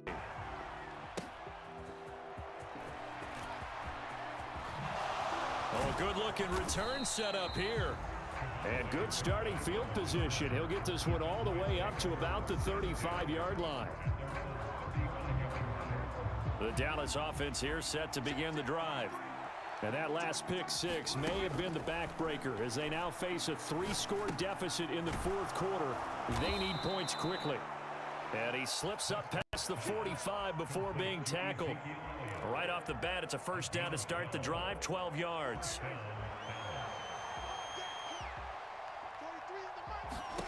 Prescott from the gun. And this will be incomplete. Physical play on the football there, and it's 2nd down. Now it's 2nd and 10. Now the Bills are going to use the first of their timeouts. That'll leave them with 2 remaining. We'll be back after this. 2nd and 10. X square R. Here's Prescott. And Cooks has it over the middle. And he's got a first down as the tackle made at the Bills' 32-yard line. A gain there of 21 yards. So 1st and 10 now in Buffalo territory at the 32-yard line. Prescott now. And this one quickly to Lamb. And they'll get this one down to about the 20-yard line. Another strong gain on the last 2 plays. They've moved it a combined 33 yards. Well, those are the types of plays they probably wish they had made more of in the first 3 quarters. And this I did. I just kept throwing fucking interceptions afterwards. Yeah, and this is where as coaches, you're looking for effort and execution, even though the scoreboard is going against you. You want to find out who's going to fight, who's going to scrap, who's going to keep their heads up and continue to play. Just 2 minutes remaining here in the 4th quarter of what has been a one-sided affair.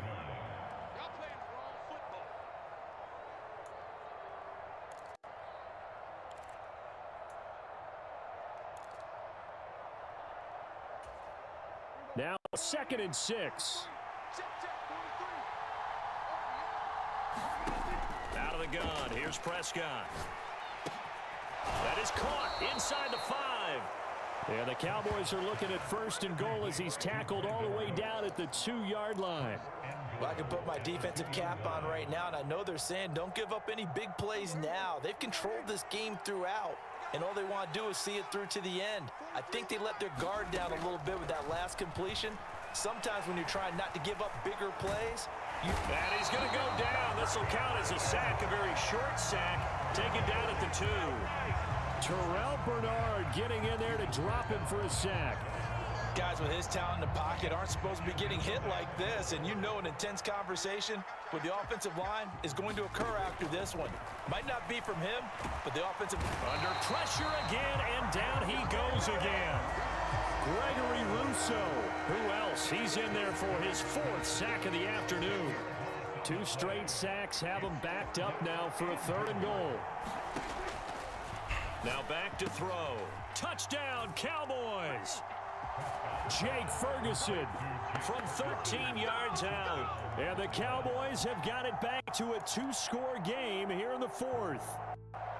I'm not sure win-win is the proper term here, but it certainly felt like it. They got the touchdown they needed, but if I'm on the defensive side of the ball, okay, you got the touchdown, but it sure took you a long time. Yeah, because offensively there, you're probably hoping for a 1 to 5 play drive. That one ate up a little more time than they were hoping. You're exactly right, and if you have that 1 to 5 play drive, you actually build up momentum and even more hope. When they had to slog their way downfield, they got the touchdown, but it's almost like, yeah, you know, doesn't feel right. Exactly. So after the touchdown, Aubrey now to kick this one away.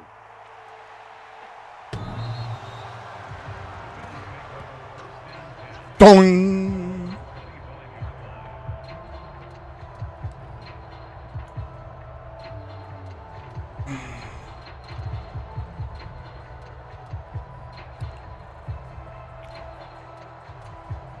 Buffalo offense ready to go for their next drive. And a few kneel downs should just about do it. Now, defensively, they do have all 3 timeouts, but very little reason to use them at this point. And he will find his man, Samuel. And he'll be touched down at the end, but a big play on that one. And if it wasn't over before, it is now. Looking for that one final first down. They got it and then some. And if they play things right from here on out, that should just about assure them a victory. So Allen's going to look to throw. And he knocks the ball away, and it falls incomplete. They decided the opportunity was there and launched a deep ball, but he was unable to get away from the defender, couldn't create space, couldn't uncover at the end of the route, and that one winds up incomplete. And this will be incomplete. 1 second left to go. Well, he's smart enough to avoid the taunting rule, but I'll guarantee he quietly has told them, you might want to stop coming after me downfield because I just broke up another pass and took away a big shot that you were trying to succeed with. So now 3rd and 10, a big play to start the drive, but nothing since.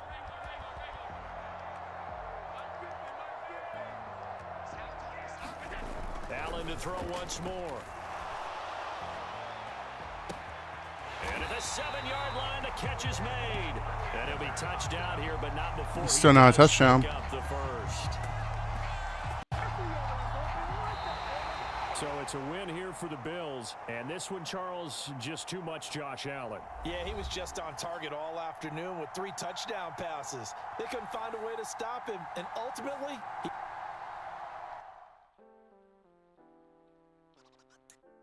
Ridiculous.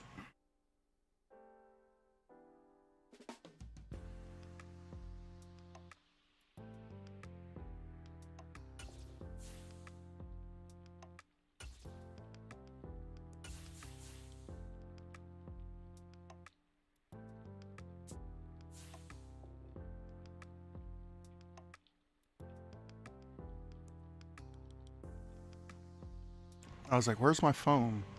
But my phone's got Twitch stream on it. Make sure that it's not going down. I'm on T-Mobile. I turned off Wi-Fi.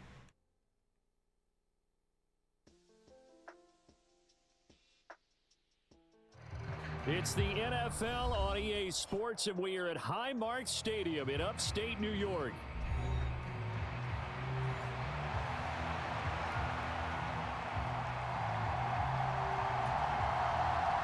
I could have onside kicked to fucking fuck with them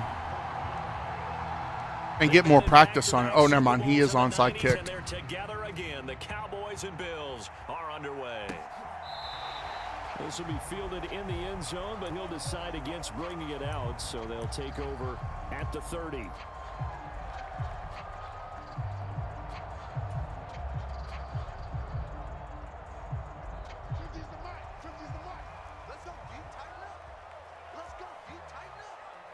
And they'll send the tight end in motion left. On the ground, here's the 4th-round pick from April's draft. Oh, he breaks a tackle, and he's got an alley. Inside the 20. And did he get in? No. Fucking ridiculous. 1-yard line. A big play there on the first play of the game. 74 yards on the ground. Well, welcome to the party. First carry of the game. How about that? And just think, as far as he's concerned, he's just getting warmed up. Johnson is in. Touchdown, Bills. Well, nothing fancy there, Charles. You had 3 tight ends on the field. I have a feeling he's going for 2 The points. defense knew it, but the defense couldn't stop him. And I haven't met an offensive line yet that doesn't get more satisfaction out of running the football into the end zone than pass protecting. They had determination on their side, and they got it done.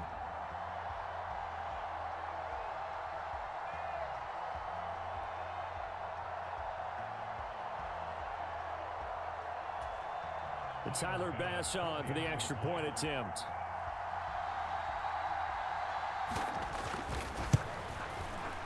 And it's 7-0 Buffalo. Fucking hot.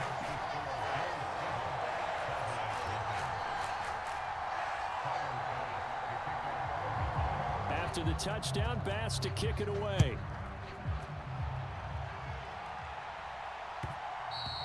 And they will not get a chance to return this one. It's through the back of the end zone for a touchback.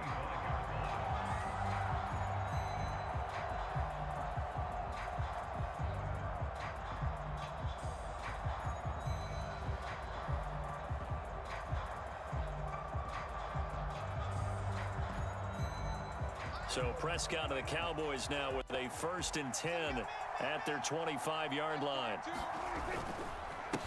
They start on the ground with Elliott. He'll be dropped after a gain of about 6 across the 30 to the 31. That's a really nice job by them picking up the run blitz and detecting it and blocking it and turning it into a nice run. And a lot of times you think if you blitz a running play, you're going to smother it. But a lot of the blitzers, they come in a little bit high. They don't have great leverage, and they're easily blocked and turned to the side. 2nd down, Prescott. It's hauled in by Brandon Cooks. And they'll get it up just short of the 45 at the 44. 13 yards as the quick slant keeps the drive moving. We'll see what kind of mindset they have here offensively after giving up the touchdown on the opening get the drive. jet sweep And going based on our time anywhere. with them, prior to this game, I feel like they've got a good mindset going in. In fact, the discussion that we had with the coaching staff was, we may give up some points in this game, so offense has to be ready each and every time to either equal or try and get us ahead and try and keep us ahead. This is their chance to respond to that first touchdown given up. Terrell Bernard is in on the tackle. Defensively, they had that one pretty well figured out. Yeah, and one of the things about this play, it can be even more effective when you run a lot of motion, and there's plenty of times you don't hand it off. Throwing on 2nd down, Prescott. It's caught, Tolbert. And he's got a 1st down as a tackle made at the Bills' 38-yard line. Give them 15 there, and the Cowboys have a 1st. And when you're playing a quarterback with some experience and some moxie, you enter the danger zone when you decide to blitz him, because if he's able to diagnose as he did on that play, he can hurt you downfield. He reads defenses so well, doesn't he? He really does, and the best part about that play for him, I don't think that was his primary target. I don't think so either. I think he had the read, figured out where the blitz was coming from, and went to a secondary target for a really nice game. The 1st down run for Elliott will net him about 5 yards. It's 2nd down. That's a really nice, tough run inside, and they gained 5 yards on it. And to be frank about it, most offenses don't expect to get 5 yards on a play call like that. So when they do, they go back to their huddle with a little pep in their steps. They're starting to think that they're starting to dominate the line of scrimmage. Now 2nd and 5.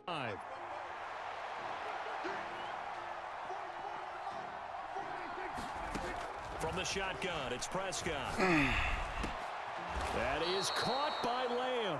Finally! Here to the 10-yard line. 23 yards, the final tally. Well, Brandon, obviously no panic in them. They gave up the touchdown. Their defensive side did that, but he's already taken them back downfield. I love this field general that they've got. It's almost like he went to the defensive captain and said, don't worry about it. We've got you. Now they got 1st and goal. Yeah, we're seeing punch, counter punch, and this could be setting the table for quite the game. I like that. Let's go ahead and put it in the boxing ring, right? You're going to get hit sometimes. Can you respond and hit back? And they're trying to do exactly that.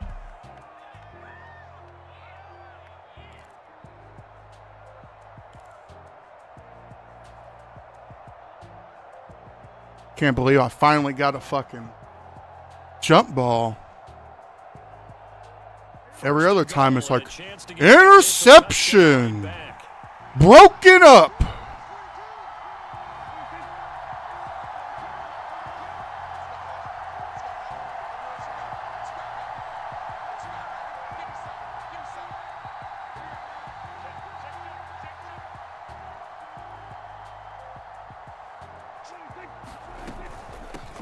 Again to Elliott. And he'll get about 4 there as he takes him from the 10 down to the 6. So that run gets him about halfway home. Yeah, it's now 2nd and goal. The end zone beckons. It looms. They can do whatever they want. Full playbook. Run it again, or they can go play action and try and put it in that way. They'll bring a tight end in motion left. They'll try again with Elliott. And a minuscule gain of maybe a yard from the 6 to the 5. His path became similar to almost running a stretch play, didn't it? Trying to find a crease, anywhere to put his foot in the ground and cut back. It just never materialized.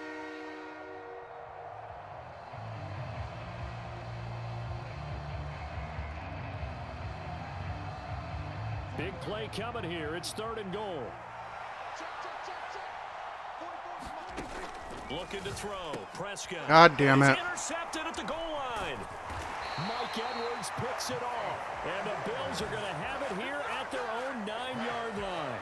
And the defense, Charles, they bent a little bit, but they did not break. And then on 3rd and goal there, the huge interception. Think of the momentum they're carrying with them right now, Brandon, because in their mind, whether they want to admit it or not, they were conceding 3 points. Their goal was to keep them at the end zone. So fucking frustrating, man. Instead, they give up nothing. What a big-time play and a big-time stop by them. The Bills come to the line to start their next drive. They got the ball now following a big play, keeping the other guys out of the end zone. Now they'll start deep in their own territory, 1st and 10. And able to get it here to about the 16-yard line. They'll wind up getting 7 on the play, and that'll bring up 2nd down.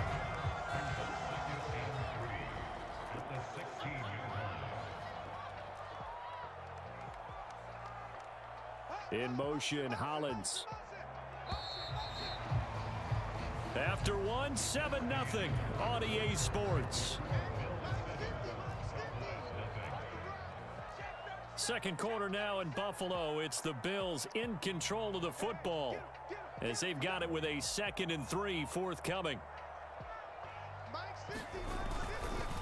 Inside give to Davis. Give him a yard on the run there, and that's going to set up a 3rd down and 2. That play reminded me a lot of a former teammate of mine. We used to call him the trash man. His ability to sift through traffic and make plays was uncanny. That's exactly what you want from your Mike linebacker. Davis, he'll try to run for it. And they needed 2. They could only get 1. 4th down.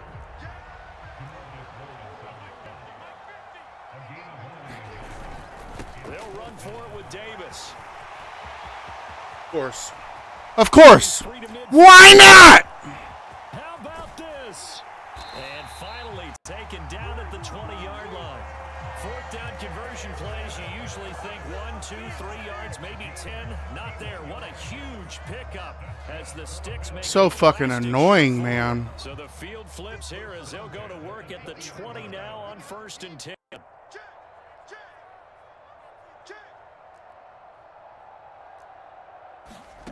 Now it's Trubisky. Gets this one to Morris. And he takes it down to the 10-yard line.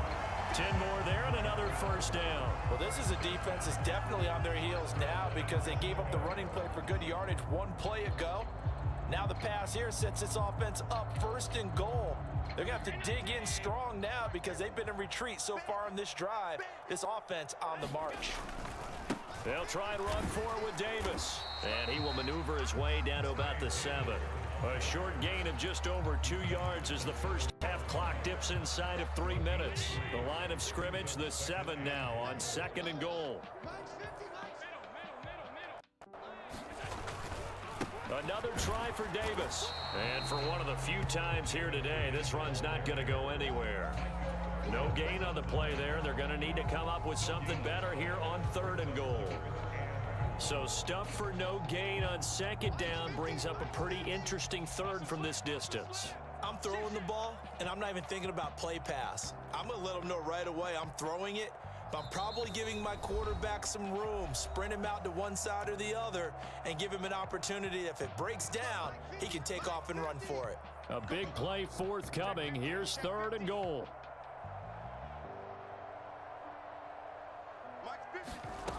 Here's Trubisky to throw. Of course. Samuel caught left side. Of course. Who's covering that guy? Nobody. Curtis Samuel, a 7-yard touchdown grab. And the Bills go coast to coast and finish the drive off with 6 points. The full team is involved in this game early, aren't they?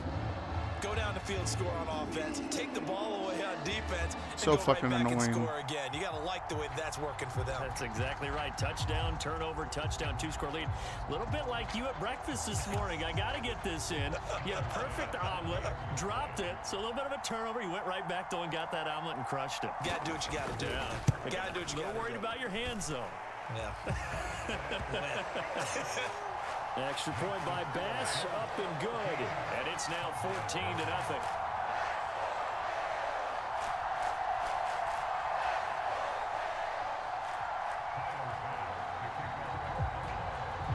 So annoying, man. Bass to kick it away.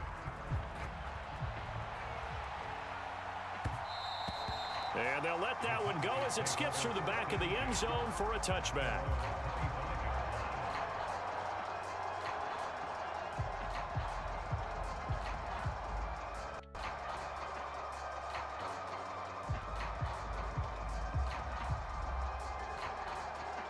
About set for this next drive by the Cowboys offense.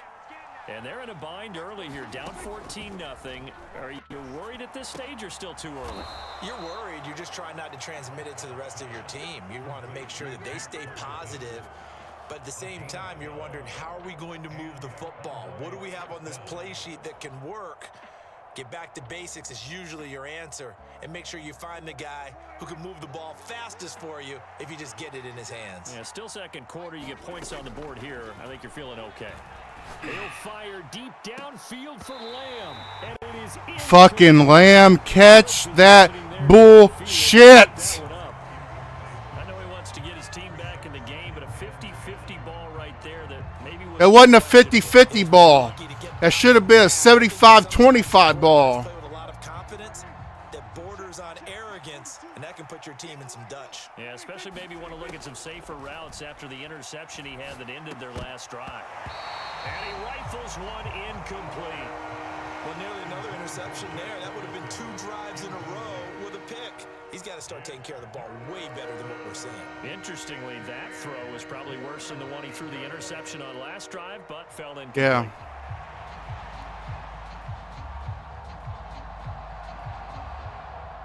Now they face a 3rd and 10 after back-to-back incompletions.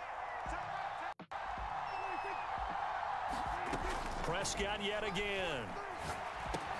That is caught. And he'll work it across midfield inside the 45. A good-looking drive for the Cowboys so far. It's a 1st down. Yeah, these are the types of plays they're going to need to hit on if they're going to get back into this game. It hasn't been the greatest of first halves, but this is a nice throw here on 3rd down, and they keep the drive going.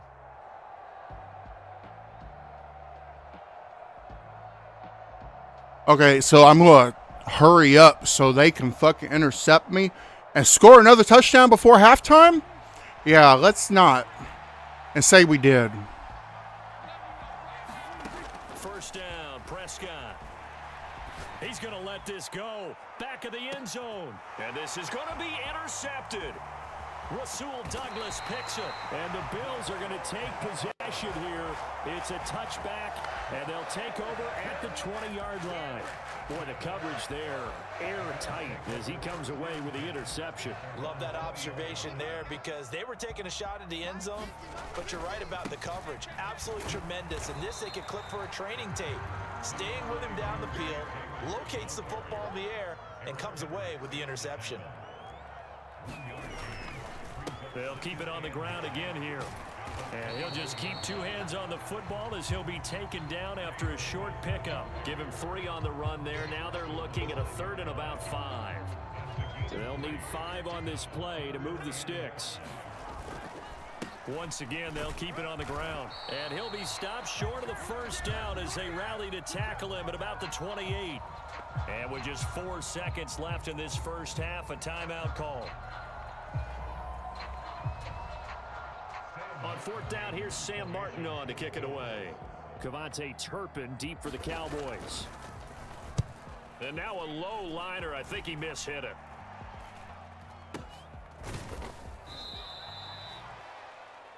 And that'll do it for the end of the second quarter.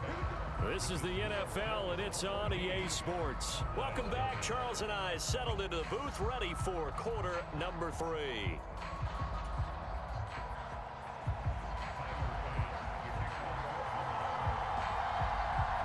A 2-touchdown game, 14-0 the score as we get rolling again here in this second half.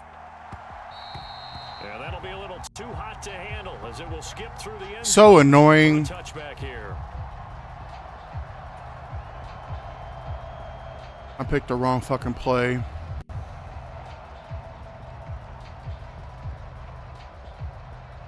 The Dallas offense here set to begin the drive. All in all, pretty manageable deficit, Charles, here as they start this third quarter offensively when you consider the fact that in the first 2 quarters, they had 2 costly turnovers. I think you laid it out there perfectly, partner. Very tough to hold a lead going into the break. If you continue to handle Fucking CD! Charles, it'll be very tough to climb back into the game if those turnovers continue. I would say borderline impossible. You keep turning it over, I don't know how you make up a deficit.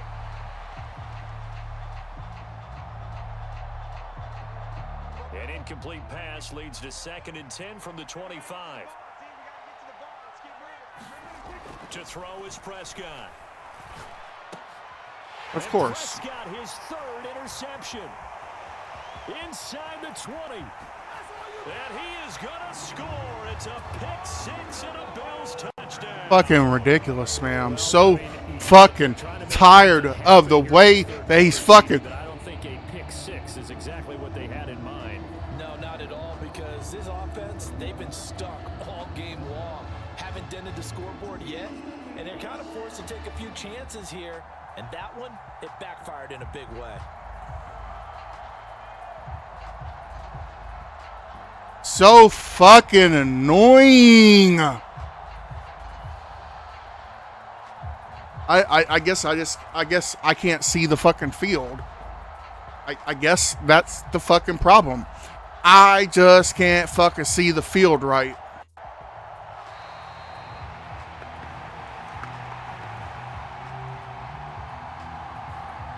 And Charles, for this offense, those interception woes they kind of had in the first half have now followed them into the second half, and for this defense, they take advantage, turn that into a pick 6.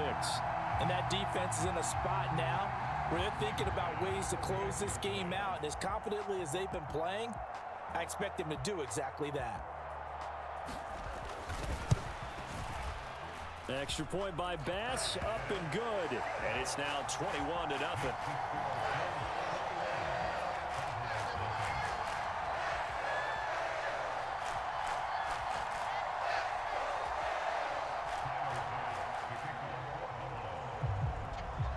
So they throw the pick 6. They'll get another shot at it now as this one's in the air.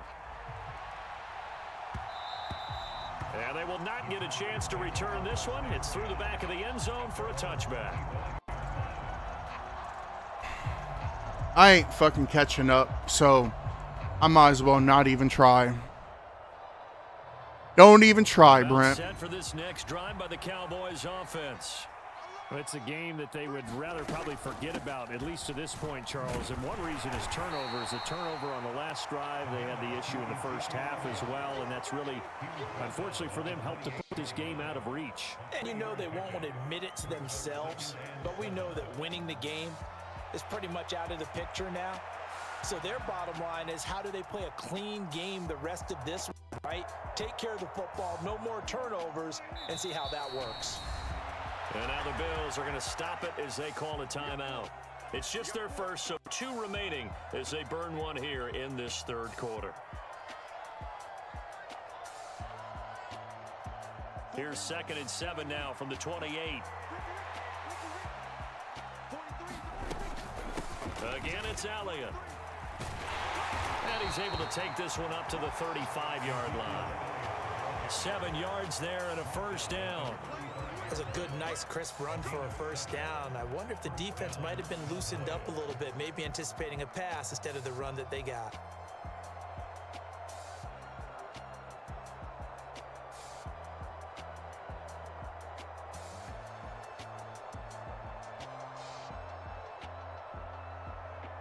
Ball up to the 35 now as they come up on 1st and 10.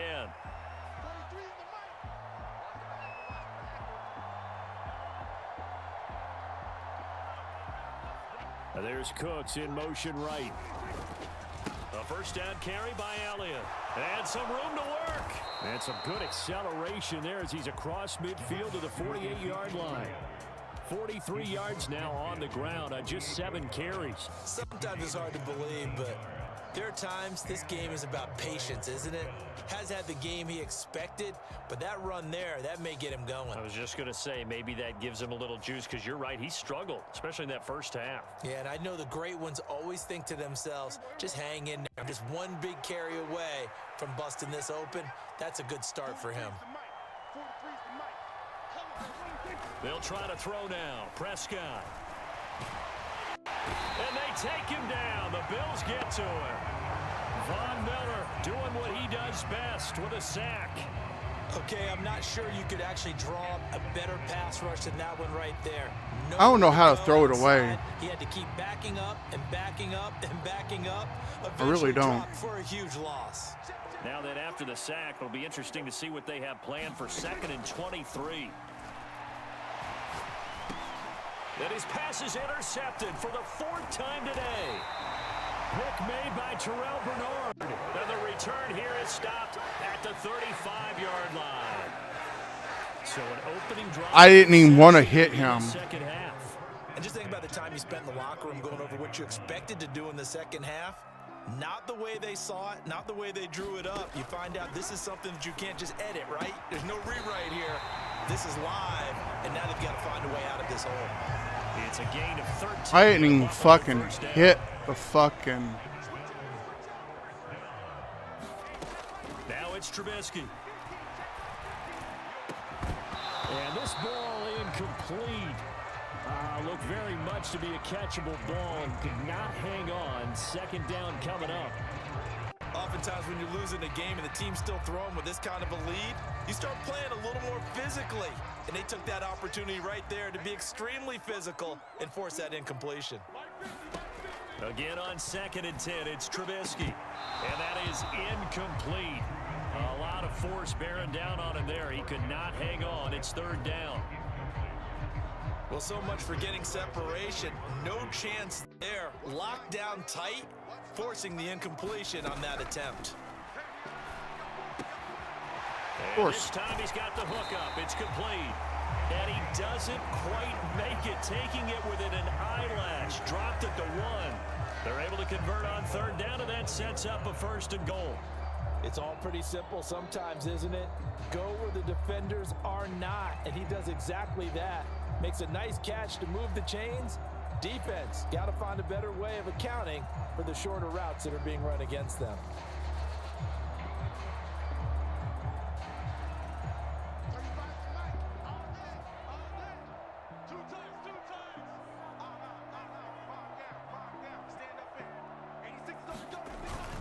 They'll try and run. This is Johnson. And he'll take it into the end zone for a Buffalo touchdown.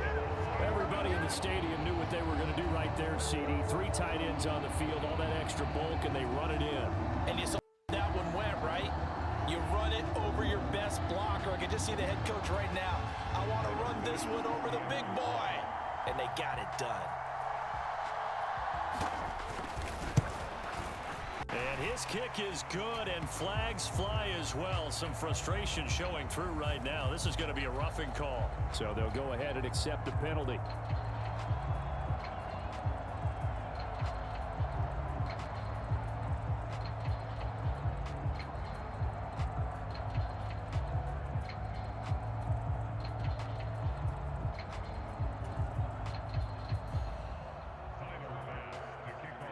After the roughing penalty on the PAT, they'll kick off from 15 yards further upfield. And this will not be returnable. It's out of the back of the end zone for a touchback.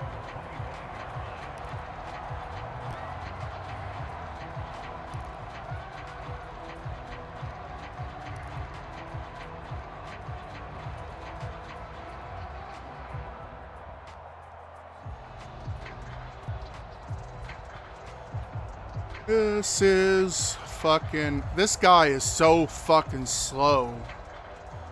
It's like, hurry the fuck up, man. Offense here set to begin the drive. Well, this has been a tough one for them, Charles. They've struggled really on both sides of the football. And one thing that's really plagued them, the turnovers. They've had issues keeping the football in their possession. And every game that's ever been played, all coaches talk about taking care of the football and limiting turnovers. And in this one, after we saw that first turnover, we worried that things would snowball, and it certainly did, especially on the scoreboard. Here's Prescott. On the throw, led him too much that time. It's incomplete. Well, we've talked about it, CD, but it bears repeating. They are struggling to throw the football. All the interceptions and more incompletions. It just doesn't look like things are in sync out there. I would agree with that, and it's not a good day when you feel like an incomplete pass is almost a win for you because it wasn't intercepted. And I think the receivers now, when they're running their routes, they want to catch the ball, but they also want to make sure that the defenders don't take it away. Third and short yardage, Prescott. A throw left sideline falls incomplete. Oh, I thought he had that one, and that was nearly a big third down conversion to give this drive some life. Instead, they're on the spot and help separate the receiver from the ball.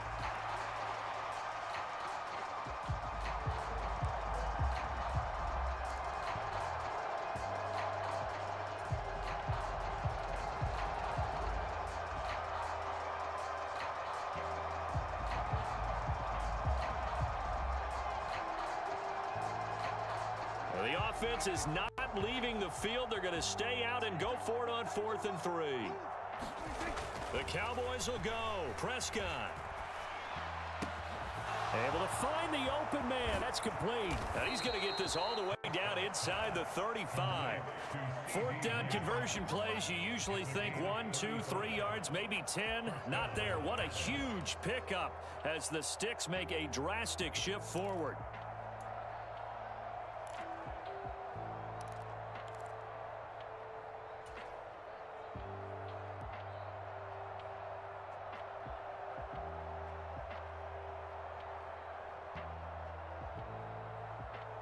So This first dude. and 10 now in Buffalo territory at the 34. They'll send a receiver here in motion right. So a moment to catch our collective breath after the 4th down conversion. We'll return with more after this. This is the NFL, and it's on EA Sports.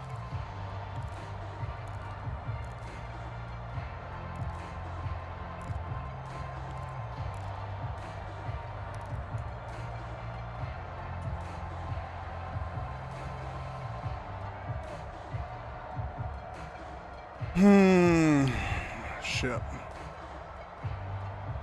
Hopefully I don't throw a fucking interception. Back to throw again. Awesome. There's another interception. And I'm fucking. This guy is fucking slow as fuck.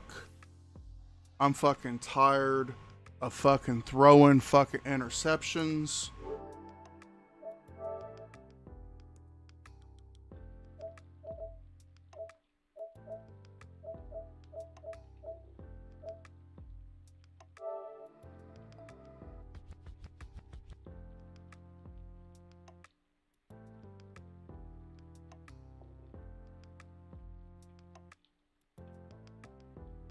I already knew that.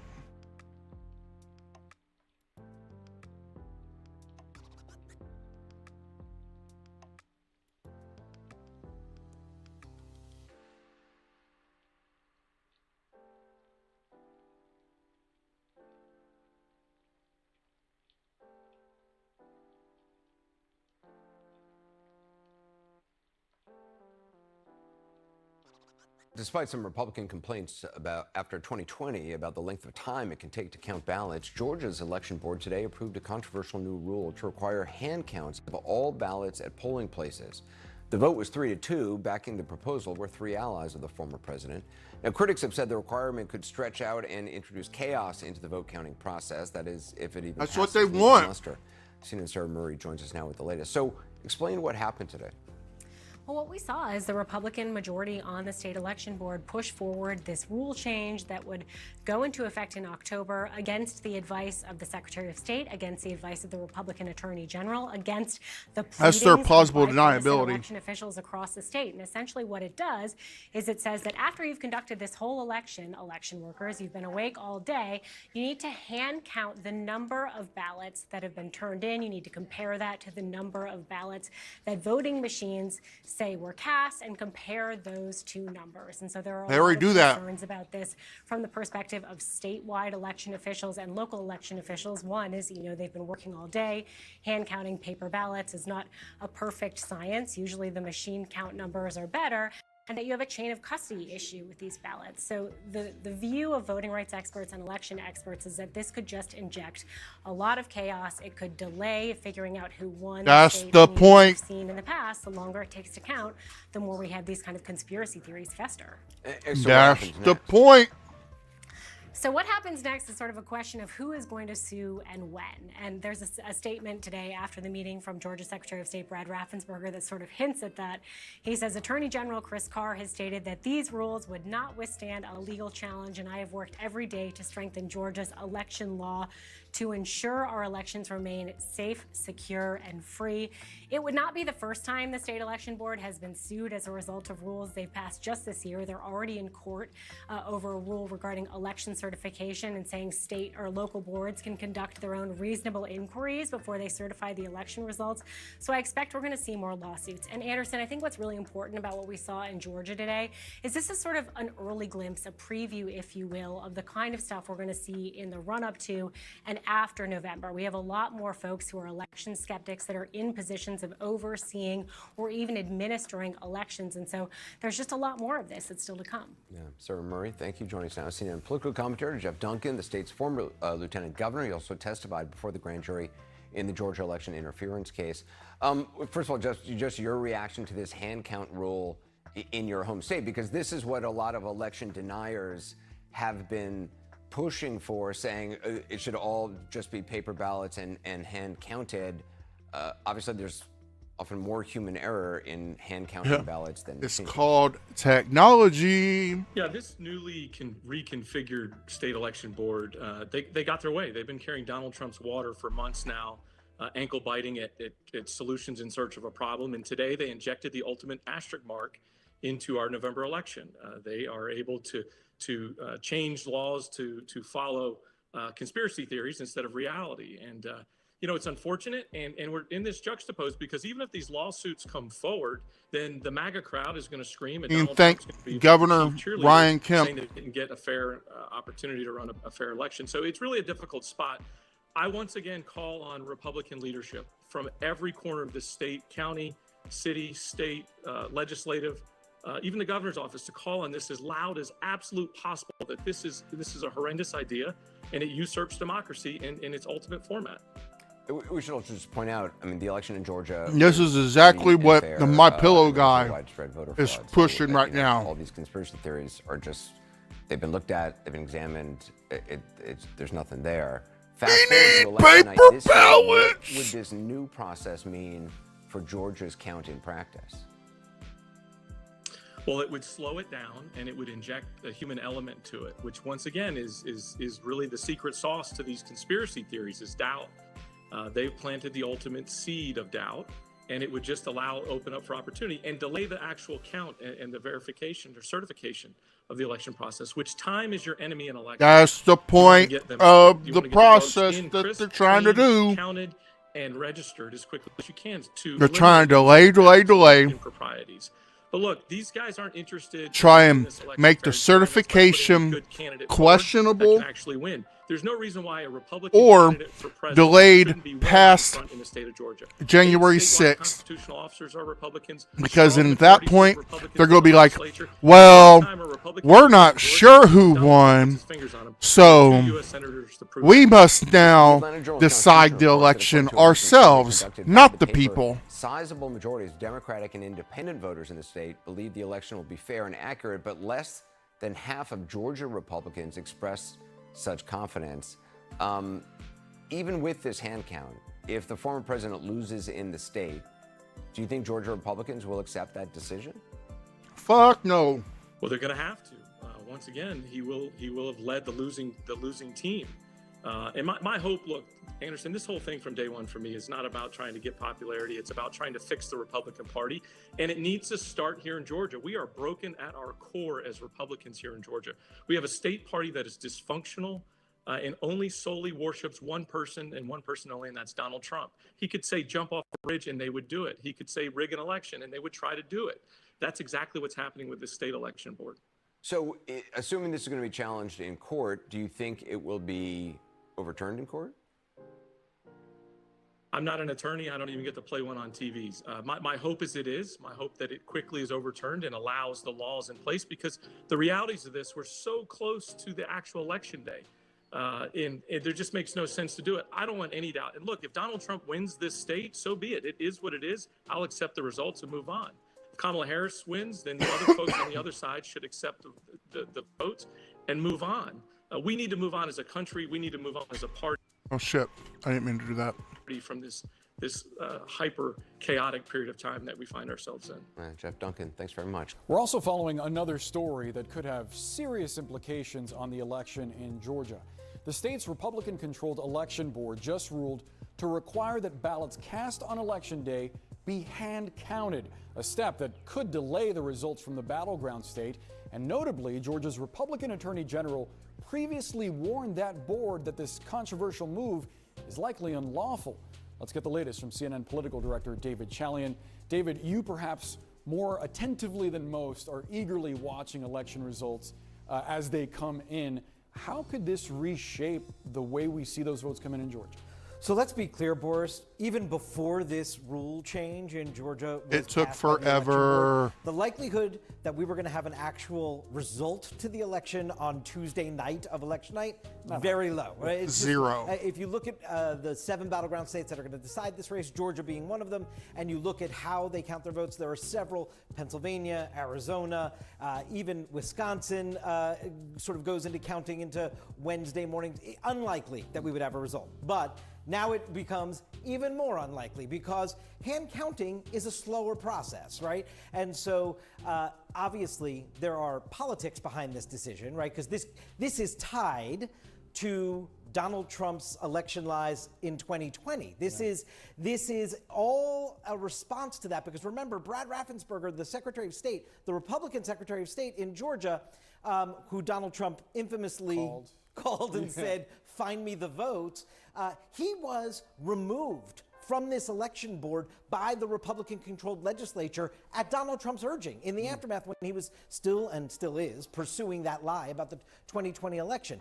So now we have an election board that has 3 Trump-supporting allies and 2 that were opposed to this, and they were able to change this rule. As you note, the Attorney General says in the state this is probably going to be impermissible. Clearly, there's going to be legal action. But if you have to hand count the ballots that are cast in person on Election Day, that is going to take a longer time, and it's one of the 7 states that will decide the election. We saw in 2020 That's the point. The dynamic known as They the want Red to Mirage, delay, Republicans just like were gonna Trump's hold a court huge advantage cases. early on in counting, and then eventually, as more ballots were counted, that would sort of dissipate and the race would be more competitive. Is this part of an effort to sort of grab the narrative before we know the definitive results? So I don't know the answer to that. I don't know that is the answer. Clearly, that is part of the larger conversation inside how the parties are assessing how these votes are going to be counted. But by the way, in some states there was a red mirage. In some states there was a blue mirage. Yeah. It depends how each state counts their votes. What we do know are Democrats tend to vote in numbers early and absentee. Republicans tend to vote greater numbers in person on Election Day. So you could imagine if you have to hand count the in person on Election Day, some of those Republican votes it'll take a little while to get counted. And if all you're looking at No, are Democratic early absentee votes, because the counties that are Republican strongholds aren't that populous. The only people that will have problems with hand counting are Fulton County and the greater Atlanta metro,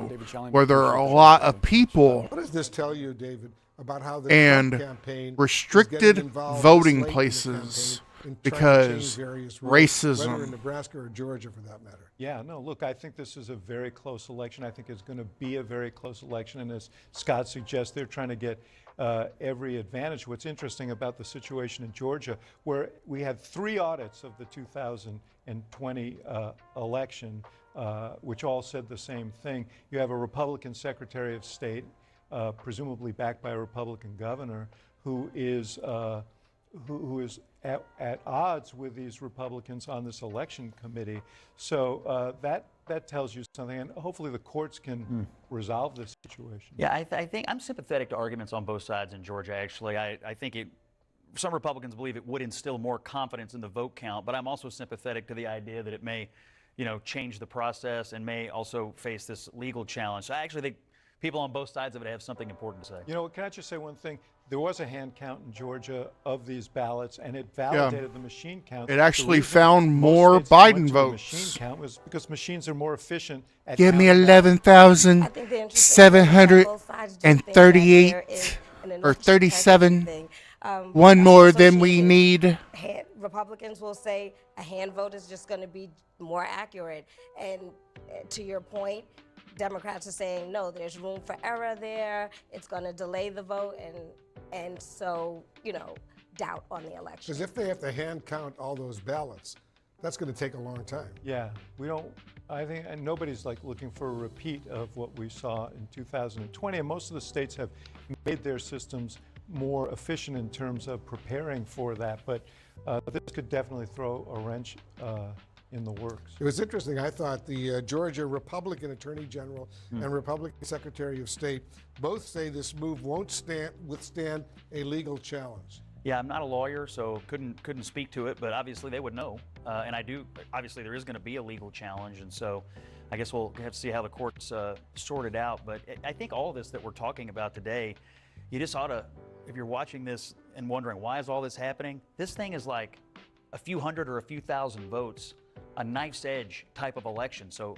everything that you think you can do to get an advantage, whether it's in Nebraska or Georgia or North Carolina or Pennsylvania or anywhere else, both of these campaigns are trying to pull out every stop right now. It's that close. You think so too? Oh, I do. I think this is a coin flip election right now.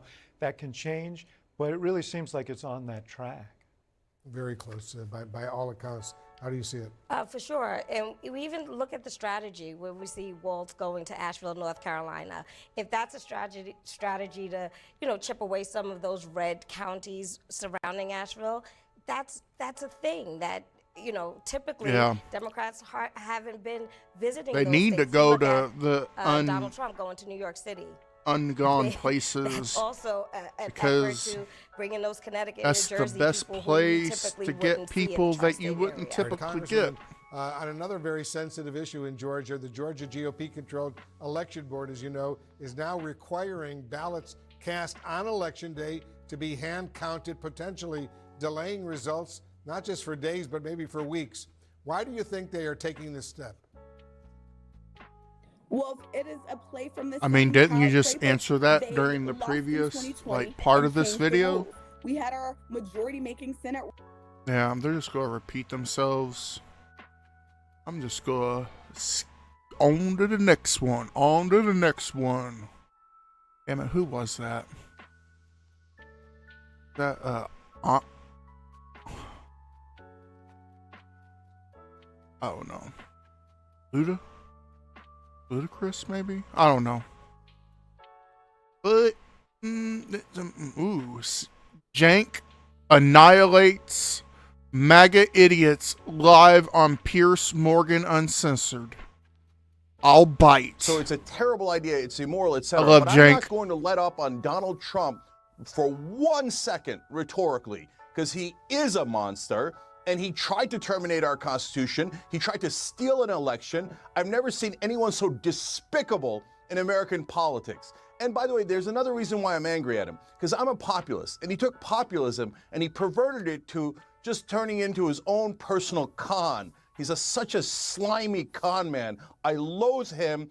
Everyone should vote against him. He's one of the worst people I have ever seen in politics, and I'm not going to let him terminate the Constitution or destroy this democracy. You see what? Cenk Uygur was a guest on Piers Morgan's show, Piers Morgan Uncensored, to debate yet another group of right-wingers. In this case, it was Candace Owens. Yeah, what this Chris guy is saying, I didn't want to steal. I figured he would at least played it more, but never mind. Blackwater founder Eric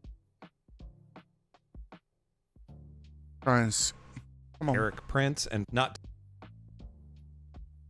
to mention the right-wing host of the show, Piers Morgan, here we go. and let's check this out together. The outcome of the US presidential election will have massive implications for America and for the world. The candidates could not be further divided on issues like immigration, the economy, and the role America should play in restoring peace. Make no mistake, this election is transformatively significant. It might be one of the most significant, in fact, in our lifetimes. But it's not existential. Kamala Harris is not an actual Turn down communist. the volume a little Donald bit Trump on my is headset. not an actual fascist. And no matter it what wasn't happens in the next loud, 4 but months, it the didn't new have to be president that loud, will I be guess. sworn into office in January next year. Just one day after a second attempt to assassinate Donald Trump, Hillary Clinton said this. And I don't understand why it's so difficult for the press to have a consistent narrative about how dangerous Trump is. The late, great journalist Harry Evans, one time said that, journalists should, really try to achieve objectivity. And by that, he said, I mean, they should cover the object. Well, the object in this case is Donald Trump. His demagoguery, his danger to our country and the world, and stick with it. Well, that narrative is dubious, and the timing was appalling. The media can be accused of many ill deeds, but failing to have a consistent narrative about Donald Trump is not one of them. I'm sorry, Pierce, but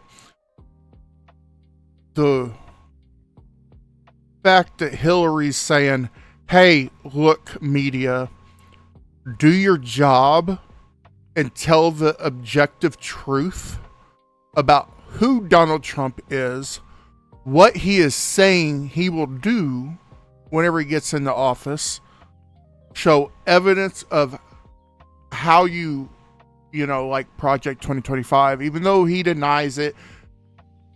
What is it, like 11 former cabinet members or something like that, or like people that used to work in the White House? I wouldn't say cabinet members, that's a little bit high, but like 11 former White House officials or staff that worked under Trump are the authors of Project 2025. So his vice presidential nominee, J.D. Vance, wrote a foreword, I believe, for Project 2025. Look it up. Read it. It's scary. And they'll be like, oh my God, no, there's some bad stuff in Project 2025 and all this and all that. But, there's no way, I could get an abortion ban from Congress, so I won't answer if I would veto a nationwide abortion ban if it went to your desk.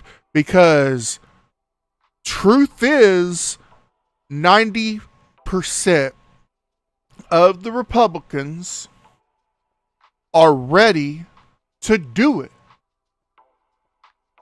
Mike Pence was willing to do it. I'm pretty sure Lindsey Graham probably is willing to do it. That slimy slime ball.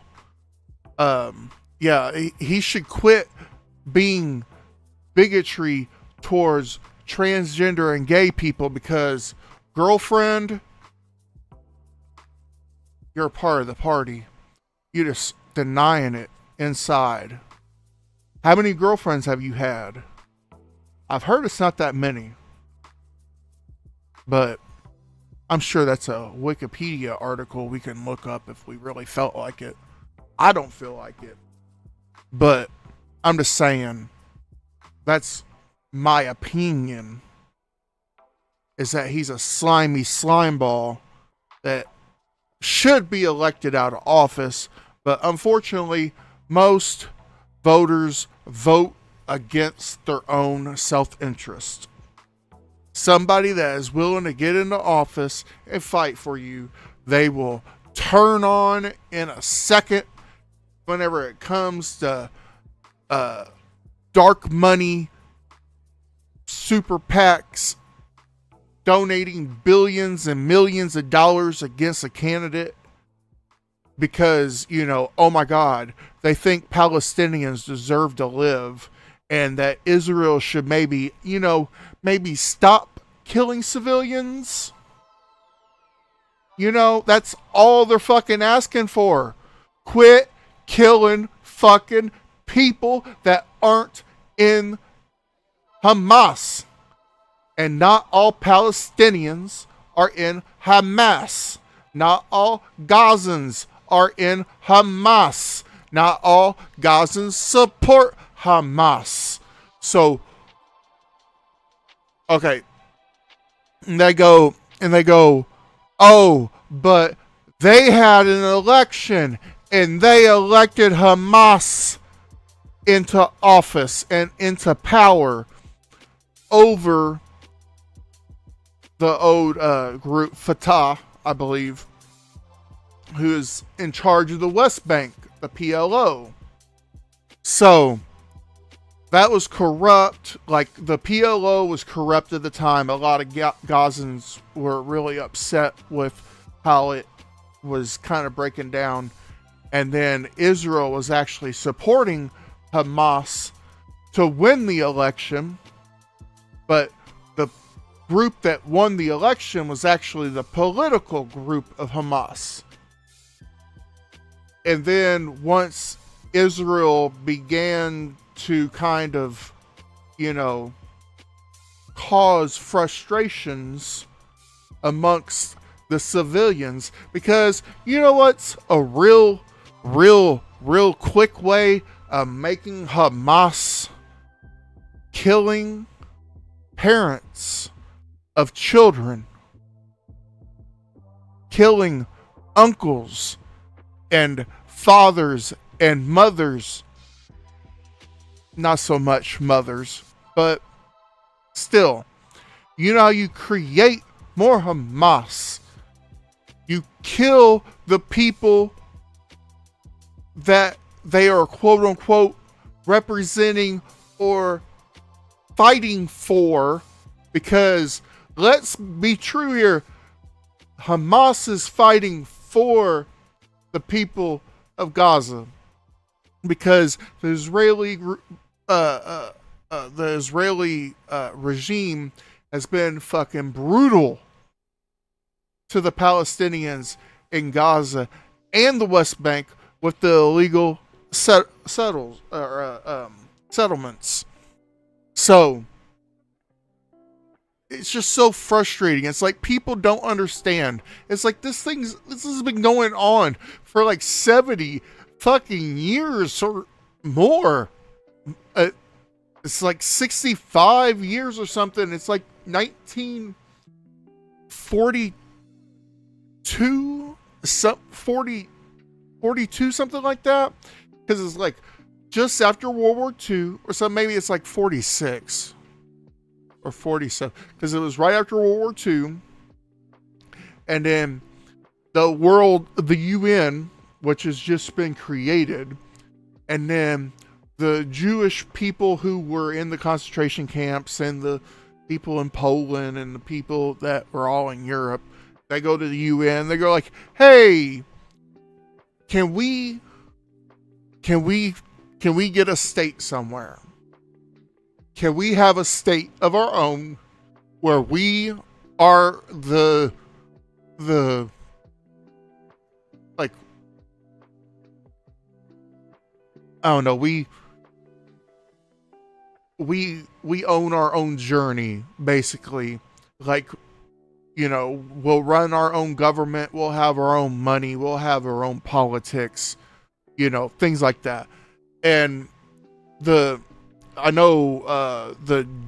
think the Germans, or Nazis, technically, I should say, they were technically a part of the Nazi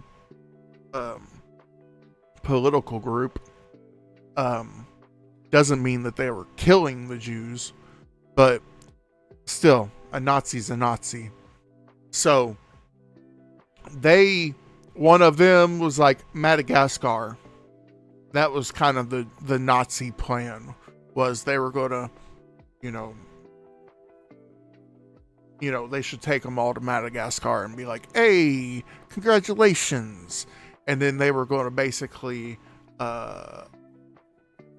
be the Israel of the Palestinians. So they should be lucky that Germany didn't win. I mean, plus the fact that they were going to kill a lot more Jews in the concentration camps. I mean, they already killed enough. One is too many. But, 10 million, 15, I don't know the exact number. I just know it's a lot of, civilians. Soldiers, you signed up for that. It's part of the job. Same way with the cops. It's part of the job. You signed up for that. You take the risk. So, the Nazis wanted to send them to Madagascar. Of course, obviously that didn't happen. I don't know how, I haven't really read into the UN, talks or, anything like that about, where they were putting it. I just know that it was basically Britain. It's like, how about we put you where your, homeland is, which, basically was part of the Byzantine Empire that had been defeated by the Brits. So the British kind of ran the Middle East back then in the 40s and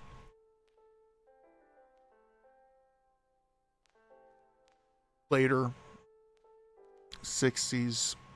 Can't remember when they got out. Probably 70s. Not sure. I know they were in Egypt. I know they were in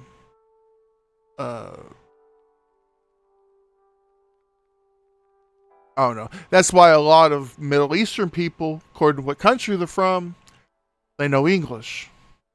Because they grew up under the British schooling system that they brought and put in there. And that's basically, from what I understand, because I have a Palestinian coworkers, and they're very, very fluent in English. Accent is crazy, but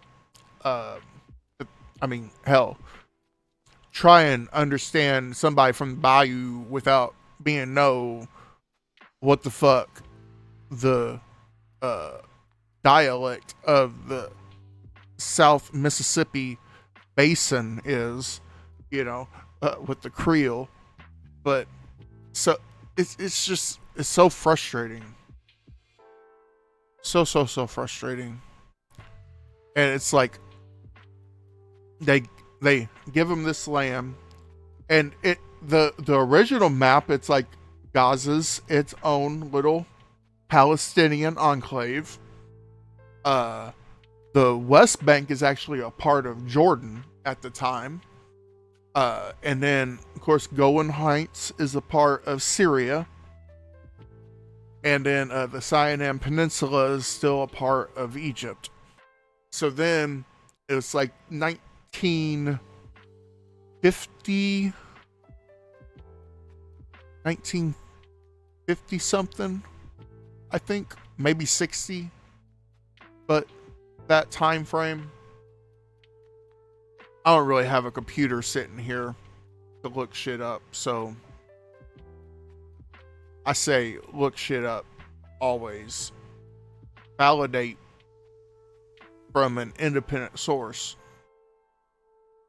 That's why I don't like big media, because it's like all they want is corporate rule, and because they get paid so much money during political ad season,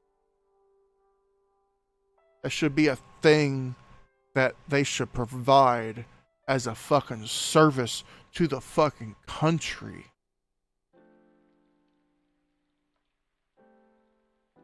And political ads are just out of pocket. It's like they shouldn't be. I love European elections. They're short. They're sweet. Well, some of them have to be done multiple times, but that's according to the party system and forming a government, because they have multiple parties. They have the far right. They have the right, the like conservative right. They got the like moderate right, and then they have the moderates, and then they have the moderate left, and then they have the left, and then they have the progressive left, and then they have like the anarchist Antifa type of radical left. Not all leftists are radical left, and not all conservatives are radical right. But it's just like, you know, people just need to get along, man. And we need to vote for people that fucking policies benefit the people, us, because we're the ones paying for everything. If we don't work, they don't make money. Then the recession happens, and all this and all that, and inflation and all this and all that, because, you know, if they paid the people rise all boats. It's like the tide. It's like the lower people are, you know, it's like if you raise everybody and then have these big old mega yachts maybe get to like a little bit smaller yacht. I mean, I'm not saying that they can't make, you know, money, but progressive tax rates where the marginal tax rates for the wealthiest people should be the maximum, because it benefits everybody. And what the fuck are they going to do with it? Nothing. They're going to sit on it and, you know, invest it in all this other shit and make more fake money, and then make themselves richer, and then, but yet the poor are still getting poorer, and none of this shit that's going to benefit the people are going to get passed, because corporate media prefers no change.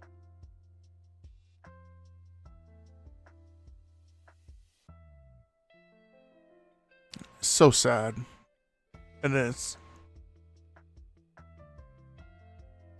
that war, Israel, and then they captured the Golan Heights, they captured the Sinai Peninsula, and they captured the West Bank, they captured Gaza. According to international law, land won in conquest of war, you are not allowed to like disputed lands that are taken over after conquest, you're not like lines of agreements that Israel signed, and the Jordan, I think it was the Jordan president, then the Egyptian president at the time. I don't think Syria really. I don't think Syria, not Syria. I don't think Syria really did anything like with like giving up the land or whatever. But Jordan definitely kind of was like, okay, you can watch it, whatever. And then like international law and the dictation was they gave them certain zones and said, okay, you know, you can build in these zones, but then you the Palestinians have full autonomy in these zones, but then they separated them with you know, they basically made them isolated so that they couldn't travel in between zones of Palestinians in the West Bank. Then the Israeli settlers started attacking the local farmers and things, and they would, as a farmer, you have to go to the Israeli government and you go, hey, I want to farm on this land here in West Bank that my family has been cultivating for generations. And the Israeli government is like, no, sorry, you can't do it. Denied. So they can't grow, because if they grow it, the Israelis will come in and destroy the field because they have to have permits. So then the Israeli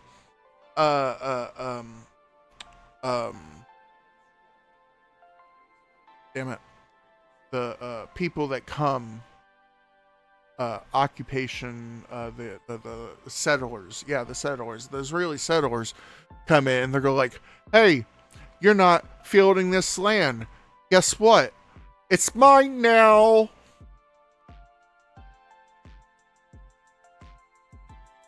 It's fucking ridiculous. They're not farming it because the Israeli government says you can't farm it. We deny your permission to farm the land. And then the Israeli settlers come and say, hey, this is my land now because you're not cultivating it. Isn't that some bullshit? But,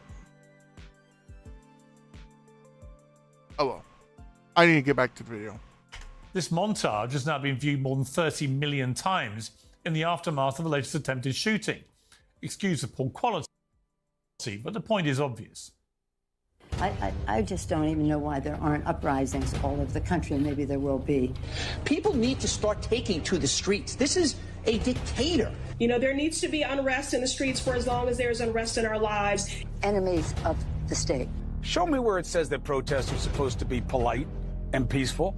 Do something about your dad's immigration practices, you feckless. When they go low, we kick. How do you resist the temptation to run up and wring her neck? The biggest terror threat in this country is white men, most of them radicalized right up to the right. Well, the full version goes on and on and on. Of course, it's not difficult It's to the find truth. examples of Donald Trump saying outrageous things too. But there's no real value in me highlighting them because they play on the biggest TV news shows all day, every day. You will have already seen them. Everybody has. And right now it's Democrats pushing the narrative that Trump, and only Trump, is to blame for the simmering and in some cases exploding tensions in American politics.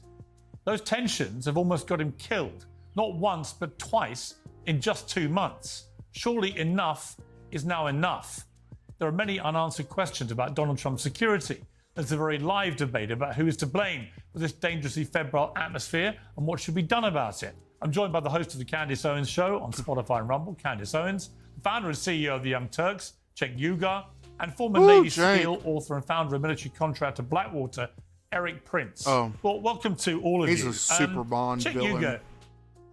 There's a lot going on. I mean, the news cycle right now feels slightly insane. You know, you've got Donald Trump nearly assassinated again, twice in 2 months now. What do you make Not of it? nearly assassinated. Okay, first of all, on Donald Trump, what do you want me to do? The guy did a coup attempt. He had fake electors, not even his own electors. You have your own slate of electors. He didn't use them because they said this is unconstitutional and illegal. You lost the election. And he said, all right, you can get in fake electors. Let's do a coup attempt. Shit. 2 months now. What do you make of it? Okay, first of all, on Donald Trump, this is unconstitutional and illegal. You lost the election. And he said, all right, you can get in fake electors. Let's do a coup attempt here. Let's have them bum rush the Capitol. And then that'll create enough confusion that we could bring it back to the states and the Republicans will cheat for us. They even wrote it in a book. Then he said we should terminate the Constitution because he lost the election. So what do you want me to do, Piers? The guy hates democracy. He's a dictator wannabe. So, okay, should you shoot at him? Of course not. Any action that is physical like that or violent is a surrender in the intellectual field of debate and ideas. So it's a terrible idea. It's immoral, etc. But I'm not going to let up on Donald Trump for 1 second rhetorically. Thank you. Because he is a monster. And he tried to terminate our Facts. Constitution. He tried to steal an election. I've never seen anyone so despicable in American politics. And by the way, there's another reason why I'm angry at him, because I'm a populist. And he took populism and he perverted it to just turning into his own personal con. He's such a slimy con man. I loathe him. Facts. Everyone should vote against him. He's one of the worst people I have ever Preach. seen in politics, and I'm not going to let him terminate the Constitution or destroy this democracy. You see, what I find extraordinary, Cenk, is you haven't even given it a beat since he nearly had his brains blown out on Sunday on a golf course. Okay, I'm going to stop right here for a second. So this is the narrative that Piers Morgan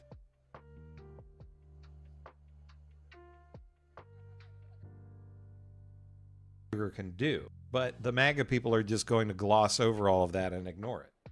Which came Oh, 2 did he months give a after. beat, Piers? Did he give a beat? Did he ever give a beat when he constantly talks about violence? Hey, if someone takes out somebody from with a stretcher, I'll pay the legal bills.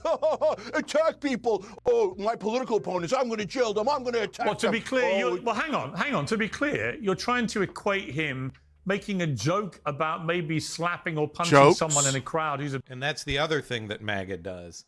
This Joke? What Piers Morgan is doing here. Anytime anybody on the right, including Donald Trump, says anything incendiary and violent, that are the ones that have the terrible violent rhetoric, it just makes no sense. Abusing him with Oh, someone. can I make a joke with about someone taking an slapping AK Trump across the Well, face? hang on, was somebody Can I make that actually, joke? Was somebody Can I make actually, that joke, well, hang Piers? on, somebody actually shooting him on a rally stage and then very nearly shooting him on a golf course with an AK-47. Do you not see the difference? So, Piers, those are terrible actions. So what am I'm asking you a literal question. What do you want me to just go? Could you give it a Okay, beat? now Donald I mean, Trump's a Cenk, good. Cenk, Hold on, let me finish the question. Cenk, on a Let me finish the human question. level, Donald on a Trump's a human good level- guy. Donald Trump loves democracy. Donald Trump, no. Donald Trump's still the same monster he was yesterday. So I hate that people are shooting at him. It's so dumb. It's so dumb. It's immoral. It's wrong. Why would you I be can't surprised? condemn it any stronger. Why would you But be I'm not going surprised? to tell you that Donald Trump is a decent man But Cenk, when why he's would a you be grotesque human Cenk, being. why would you be surprised that people are taking drastic action? Unhinged people with unhinged brains who are listening to constant rhetoric from You people. didn't answer the question. Well, What do hang you on. want me to do? You Hang want me to on. politically I'm surrender, I'm right? asking you a question. Do you not consider for a moment that within 48 hours you're still saying monster, demagogue, dictator, blah, Yes, blah, blah, that's blah? because that's who he is. Yes, but this is what is So you affecting... want me to lie? Yeah, because... So, Piers, tell me this. Because do you Cenk, want me to lie? Let me finish. The shooter at the golf course, specifically in his recent social media posts, parroted Kamala Harris, saying that he was effectively an existential threat to democracy in America. He is! You're doing the same. There's nothing. Because he is. Hillary Clinton's You're doing the insane. same. Trump does it 2,000 times worse. Because you think he does it, your you great should do idea it too. is Democrats shouldn't. Your great idea is Democrats shouldn't campaign against your beloved Donald Trump because some moron, mentally unstable guy took a shot at him. Okay, or two of them did. You know what? I can protect Donald Trump. Ban assault weapons. That'll protect Donald Trump way more than any of, say nice things about him now that some lunatic took some shots at him. Here, let me be super clear. If you're on the left, I know the right-wingers love their guns and Second Amendment remedy, and they've been riled up to do violence nonstop. But if you're on the left and you do any violence, you are not one of us. You're a stupid person who does nothing but make a worthy cause look immoral with your insanity. Never. So, again, a second time here, Cenk Uygur specifically and explicitly denouncing violence.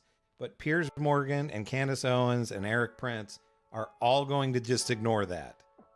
Because it's the left that's really the violent ones in their mind. And, in their rhetoric. But I don't know how... When they constantly hear on the airways people like you and Hillary Clinton and others constantly depicting Trump as an existential threat to democracy in America.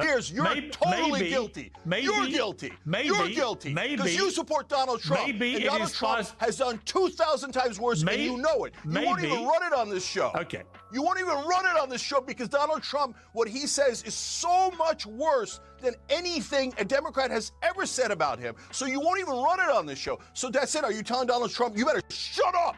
You better not say any of those gross things that you always say. You know that he joked about smashing Nancy Pelosi's husband's head in with a hammer. Yeah, and the truth One is, of his Cenk, lunatic fans tried to murder Nancy Pelosi's husband, and he's like, it's so funny. Do you know that when they try to murder his vice president, he then turned around and said he deserved it? He's a psycho, and you defend him every day, Piers. Here's the problem. You have no idea what I've said about Trump when he's done these things. If you had, you wouldn't accuse me of not talking about them because So are I you telling always him do. to shut up? Because I always do. Are you telling him to shut up? I want to bring in Candace Owens here.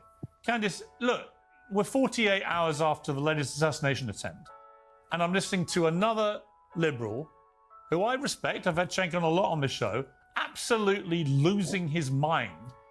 I don't know what the time frame has anything to do with. Try and kill him. What do you make of where we are with this? What I make of all of this is that if you are going to legitimately tell people that someone is a monster, that somebody is a dictator, that somebody is literally Adolf Hitler, if you're going to tell people that this person is a constant threat, why wouldn't somebody try to eliminate that threat? If this situation had been reversed and I had just watched somebody try to shoot Kamala Harris, I would be definitively saying how wrong it was. I would be saying to people that despite the fact that I do not want her to be president, of course, she is not so much of a threat that she needs to be shot. They don't stop this rhetoric because they do not want these assassination attempts to stop on Donald Trump. And I want to be very clear. The circumstance that we find ourselves in the West is one of remarkable privilege. And when you're in times of remarkable privilege, it creates actually an issue of having a lot of weak men, right? Weak men are the ones that are going out here proclaiming that Donald Trump is a threat, proclaiming that Donald Trump is somebody that is a dictator because they've never had real conflict in their lives. And you're about to see that example right now, the difference in the demeanor between someone like Cenk and Eric Prince, who I greatly respect, and who is somebody who has seen real conflict and understands what real threat is, right? He understands real threat. Cenk is somebody that grew up, obviously, with a silver spoon in his mouth. He's never had to fight for anything in his life and has never had to put his life before somebody else's. So it's very easy for him to behave like this, to behave demonstrably like a toddler who is throwing his toys out of the pram when he doesn't get what he wants. And so he heightens his rhetoric and says, why am I not getting what I want? This man's a dictator. This man's a threat. And he's not being realistic. And it's embarrassing. I'm glad to our I'm covering country, most of her face for you guys. Address it at all. Cenk, I promise you are capable He of wants to controlling terminate the yourself Constitution, for so you 3 like that? minutes as somebody else speaks. Let me bring in Eric. Eric, you are a former Navy SEAL. And a patient. And a very patient former Navy SEAL, yes. When I look at what's happened here, there are lots of strands to what's going on. And we'll come to the security aspect around Trump, which I find pretty scary, actually, that twice people have, with extraordinary ease, got into positions to assassinate him in the space of 8 weeks, which I just find quite remarkable and shocking and shameful, and a disgrace that the Secret Service has allowed that to happen. But before we get to that, this whole... They saved his life. Well, they didn't save his life. They put him in a position where his life nearly got taken. How did they not? Nothing happened. The guy was there. The Secret Service stopped him. The guy didn't fire a shot. He never had a line of sight. How was it that the Secret Service did not save him? I mean, this is just an insane statement by Piers Morgan. And that's the truth. I mean, because they didn't even check the guy the didn't even get off a shot. They didn't and even you're still check. spreading conspiracy They didn't theories. even check the perimeter of the golf course before he was exposed for 4 hours on that course, 8 weeks after he was shot. It is unbelievable that anyone from the Secret Service would claim anything but a dismal failure of their preparation to protect the president, in my opinion. But we'll come to that. Eric, what do you make of this debate, which is raging right now, in this debate now, about the rhetoric and the responsibility of people who are on the airwaves, who are in public life, to dial down the rhetoric? Look, like the video clip you opened with, there's an enormous amount of apocalyptic language spoken by the left. Call it saying he must be eliminated, he is Hitler, and that unleashes every left-wing crazy to authenticate themselves by saying, I'm going to be the hero. This guy, this rude both guy people on Sunday, that who was took there shots for at 12 him hours, stalking Donald Trump, were Trump voters with a high-powered rifle with a scope, or Trump with ballistic supporters plates up against the at fence. And what did he have up there? time. A GoPro. Why? He was trophy hunting. He wanted to be the savior of the left, to say, I'm the one that killed Donald J. Trump. Trophy hunting, saying, for people like He's you a pro-Ukrainian responding to nut words job. that you're putting out there. His GoPro was probably for Ukraine. Why else would he have a GoPro? No, he wanted to get famous. You're totally right about that, Eric. And I hate that. But the way that this whole thing has been framed, as if the right wing doesn't do rhetoric that is 10,000 times more dangerous and violent over and over again. Trump's fans sent pipe bombs to every one of his enemies. Trump fans hit Nancy Pelosi's husband in the head with a hammer, and Trump never even denounced it. How? And Candace Owens just like squints and smirks like none of these things happened. Did they not hear of these incidents happening, with Nancy Pelosi's husband? So they just act like that didn't happen, I guess. Trump every single day is saying Kamala Harris, Joe Biden, and now Tim Walz. Yeah. Nancy Pelosi's husband had an interlude with some bizarre gay lover. Trust me, He wasn't on the right. Oh my God, I'm on here with lunatics. I'm on here with lunatics and conspiracy theorists. I can't believe he just said that. And you're saying that the guy who smashed Paul Pelosi's head in wasn't on the right? Is that what Candace Owens, the lunatic, just said? Right. Okay, just so you know, if you're going to call somebody else a lunatic, you shouldn't be behaving like one in the process. When you say, Cenk, when you say these right-wingers are all nuts, do you understand the irony, given you just spent the last 10 minutes literally... They're saying insane things. How is there anything wrong with what Cenk Uygur is saying that they're nuts? These people, you have this guy, Eric Prince here, throwing out a conspiracy theory about...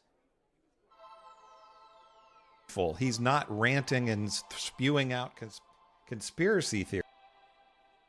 So I am loud and aggressive because Cenk is ranting, but he's saying things that are truthful. He's not ranting and spewing out conspiracy theories like the right-wingers do all the time on Piers Morgan's show.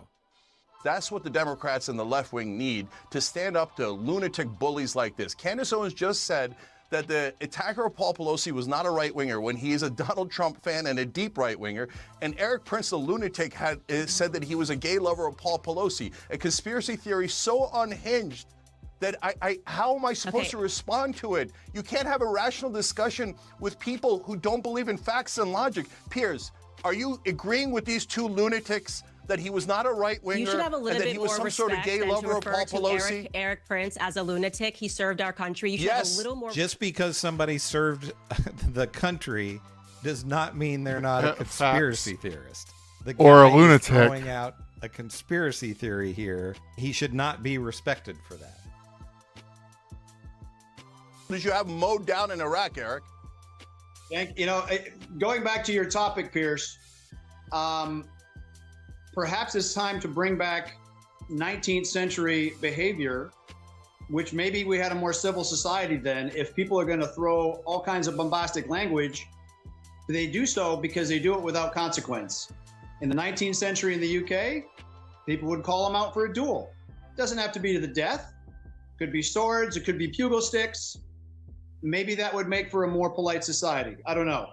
I'm ready to go there. You see that? Piers, you see that? Who's the first to threaten violence? Of course, Eric from the right wing. Yeah, but, Whereas okay, I but denounce Cenk, violence. Cenk. I denounce it strongly and loudly, and you heard it with your own ears. But Cenk, what I don't think you appreciate is how ranting, incendiary rhetoric of the kind you've unleashed so far in this debate yourself can, with an impressionable, unhinged person who believes everything you're saying about Trump, as Candace said, why wouldn't that person think to themselves, yeah, we got to get rid of him. We got to stop him. Okay. So my question for you is, if you can't even dial it down within 48 hours of a second assassination attempt on Trump's life, when can you? So Piers, never. Now let's have an intelligent conversation. Hold on. About where are the lines? Where are the lines? So wait, he asked me a question. Where are the lines? So when Trump says these incendiary things that encourage violence, including laughing at smashing the head in of a political opponent's husband, that's what? Is that fine? Or he's bad too? Well, is it fine? How long does he have to pause saying fine? Violent things? Listen, I've criticised Trump for lots of his incendiary language over the years. But as far as I... So how long should he stop? Hang on. So far as I know, he's never called one of his opponents Adolf Hitler. And yet the left constantly... Yeah, he did.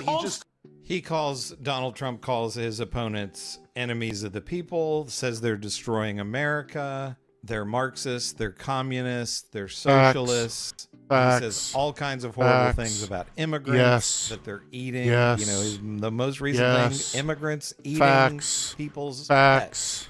I don't know about Hitler, but first of all, Constantly, but Piers, the you left, make it look like... Cenk, here's my point. If the left constantly say, as they do, he's the new Hitler, who, by the way, murdered 12 million people with his Nazis, including 6 million Jews in the Holocaust. If you keep saying that often enough, as the left do in America, eventually an unhinged mind is going to think, I've got to stop the new Hitler. That's my point. So first of all, I've never called him Hitler. But I love Sandra Day O'Connor's quote about, it was about Bush and Cheney at the time, about fascism. She said, we've got to be careful of these beginnings so that we don't get those endings. So what I'm worried about is a guy who says that he loves dictators and writes love letters to them, and that he loves it when everybody has to stand up and applaud and no one can disagree with the leader of the country. He loves it. He thought we should terminate the Constitution. When they said to him, hey, they're trying to murder, your fans are trying to murder your own vice president. He told Mark Meadows, his chief of staff, he deserves it. I have to tell people the reality about Donald Trump.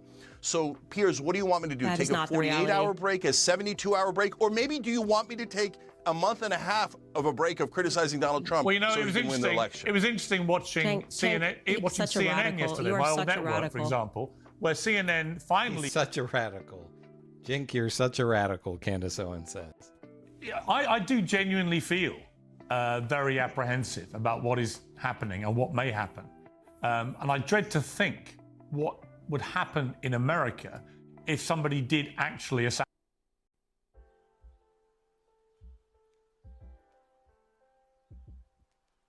assassinate Donald Trump, as they are. I'm done with their rhetoric.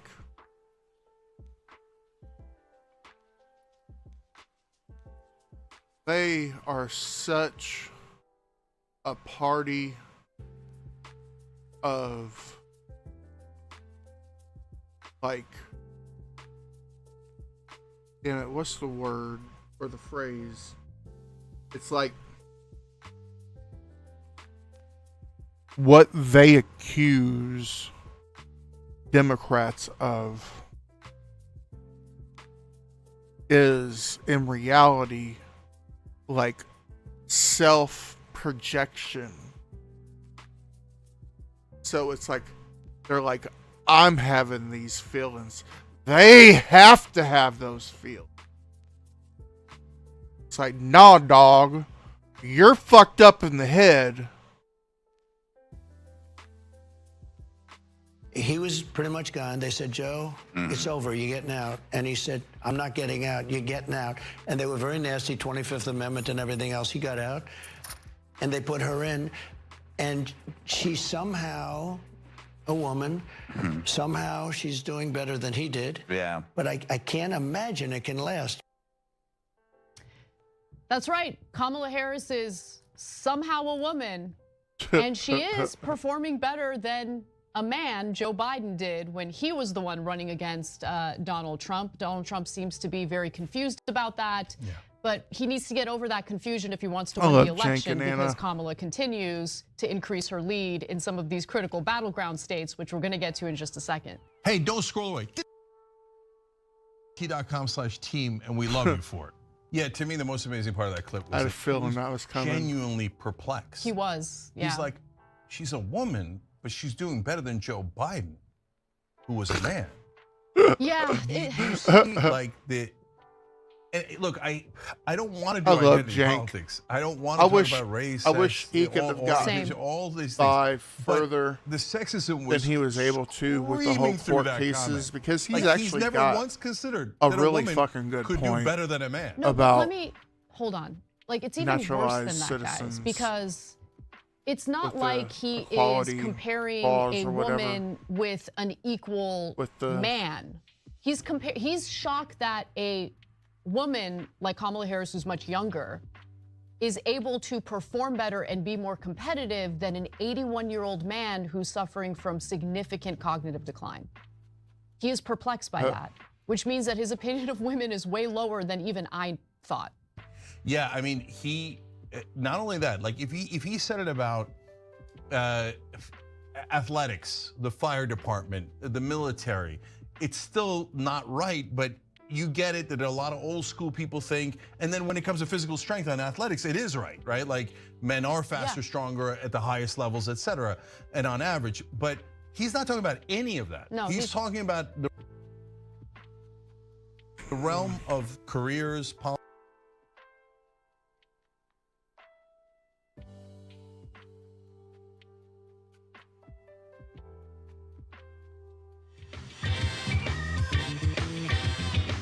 Welcome to TYT Interviews. Joining us is television personality and author Don't Dr. forget Phil to McGraw, go watch who's the a popular video on daytime yourself. show now with Merit Street Media. He also published a new book this year titled We've Got Problems: How You Can Stand Strong for America's Soul and Sanity. Dr. Phil, thank you for joining us. Thanks for having me.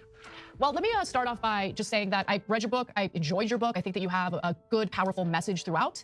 But it also made me think about your politics a little bit and where the current Republican Party is. And so, you talk a lot about personal responsibility, honor, hard work. How do you look at the current Republican Party, and in particular Donald Trump, and kind of grade him on those characteristics?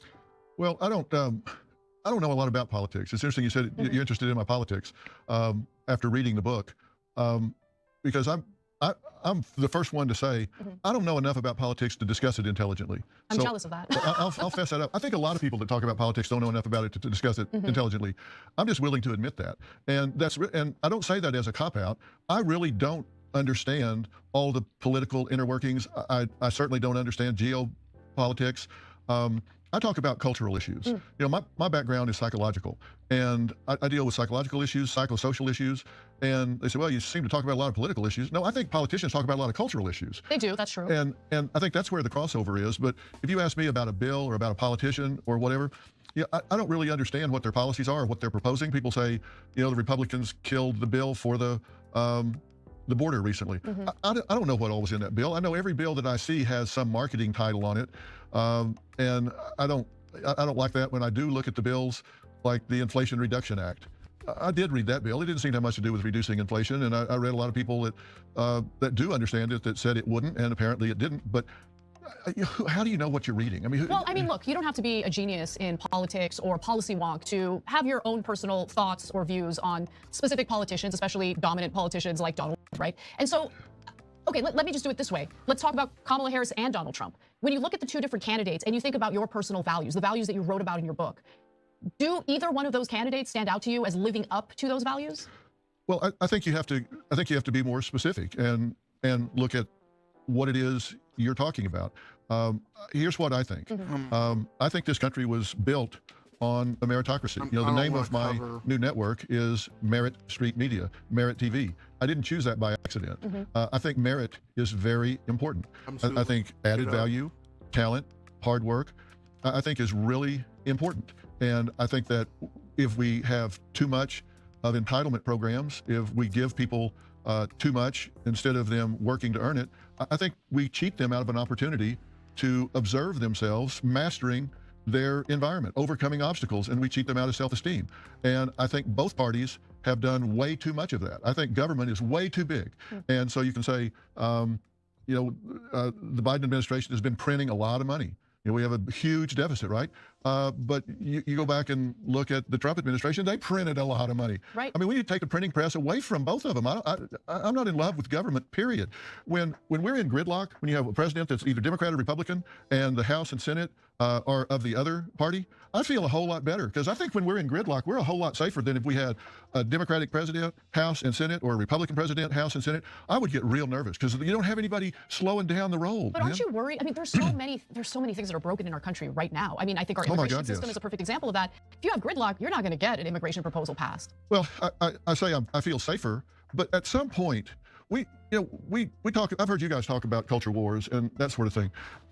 Whenever I talk to somebody about things that we disagree on, and I've done that a lot, because I work with law enforcement a lot, FBI, state, local, and I've done training with them on negotiation tactics, for example. We have a show on our network called Behavior Panel, and these are experts from Homeland Security and FBI and military that did interrogation and negotiation things. So these are friends of mine, and I always, when I sit down to negotiate with somebody, I always say, before we start talking about our differences, let's talk about what we agree on first. Because oftentimes, if you'll sit down with somebody that you have to resolve something with, and you'll say, first, let's make a list of everything we agree on. By the time you get through with that, you find out that you've got a really long list of things that you really do agree on. True, yep. And then you have a much shorter list of the things you disagree on, and oftentimes those get reduced down to methodology.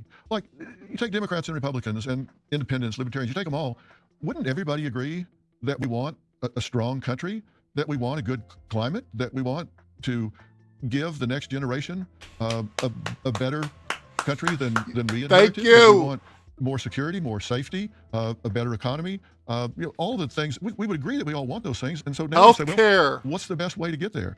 And I don't have the answers to all those things, but I've got some questions. And it's been said that I would rather have questions I can't answer than answers I can't question.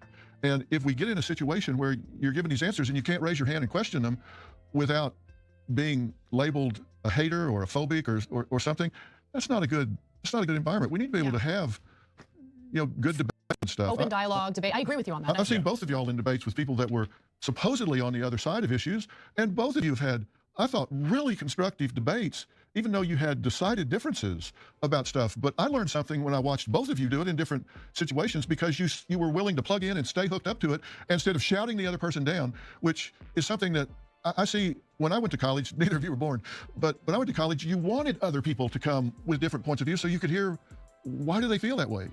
And now you have people come and they shout them down, or they try to bar them from campus. They try to keep them from speaking. You need to listen to them. I agree with you on that. So the funny thing is, I was going to do the same thing with you that you suggested you do in those situations where I talk about the things we agree on, right? Yeah. And then, but also branch into the things we don't agree on. You say we all want the same things. But the problem is not exactly, right? Well, not in all circumstances, right. But there are some major things I'm sure we want. Yeah, there's no question. Overall, the American people agree on so many things, overwhelming amount of issues we actually do agree on. But unfortunately, there's folks like you mentioned climate. Well, there's oil companies. They don't agree on climate. So now we got to deal with them, and they want to create doubt, and they pay off the politicians, and then we get into a mess. And then half the country doesn't think that it's real, right? Et cetera, et cetera. So I'm just saying that there's complexity to it, which you know. And so when you say, for example, Inflation Reduction Act, I think you're absolutely right about the name. The name's absurd. It had nothing to do with inflation. Well, they both do it, though. I mean, you come 10,000 examples on both sides. Oh, yeah, no question. And that one took it to an extra level of absurdity because it really had absolutely nothing to do with that bill. The bill, you could argue the merits of, and I like some portions of the bill, but what's the point of this name? This is ridiculous. So there's so much. In fact, as I read your principles in the book, I'm not sure I disagreed with a single one, right? Personal responsibility, merit, et cetera. But here's the part where it gets complicated. So you talk about merit, I talked about this in my book, Justice Come. So I love the idea of a meritocracy, but we don't really have a meritocracy. So then that creates a complicated situation. So there's this great video that I saw that I talked about in the book where they say, okay, now we're going to run a 100-yard dash, and whoever wins is going to get some amount of money, $100 or something. And everybody's excited, and there's a whole bunch of folks. And they said, now anybody who had 2 parents, take 2 steps forward. Anybody who went to private school, take 2 more steps forward. And on until some of the guys were out, on the 80-yard line. You're about to score, you're about to win the minute the race starts. And I think that what bothers some folks is that when we pretend that the meritocracy is not an ideal, but that it already exists.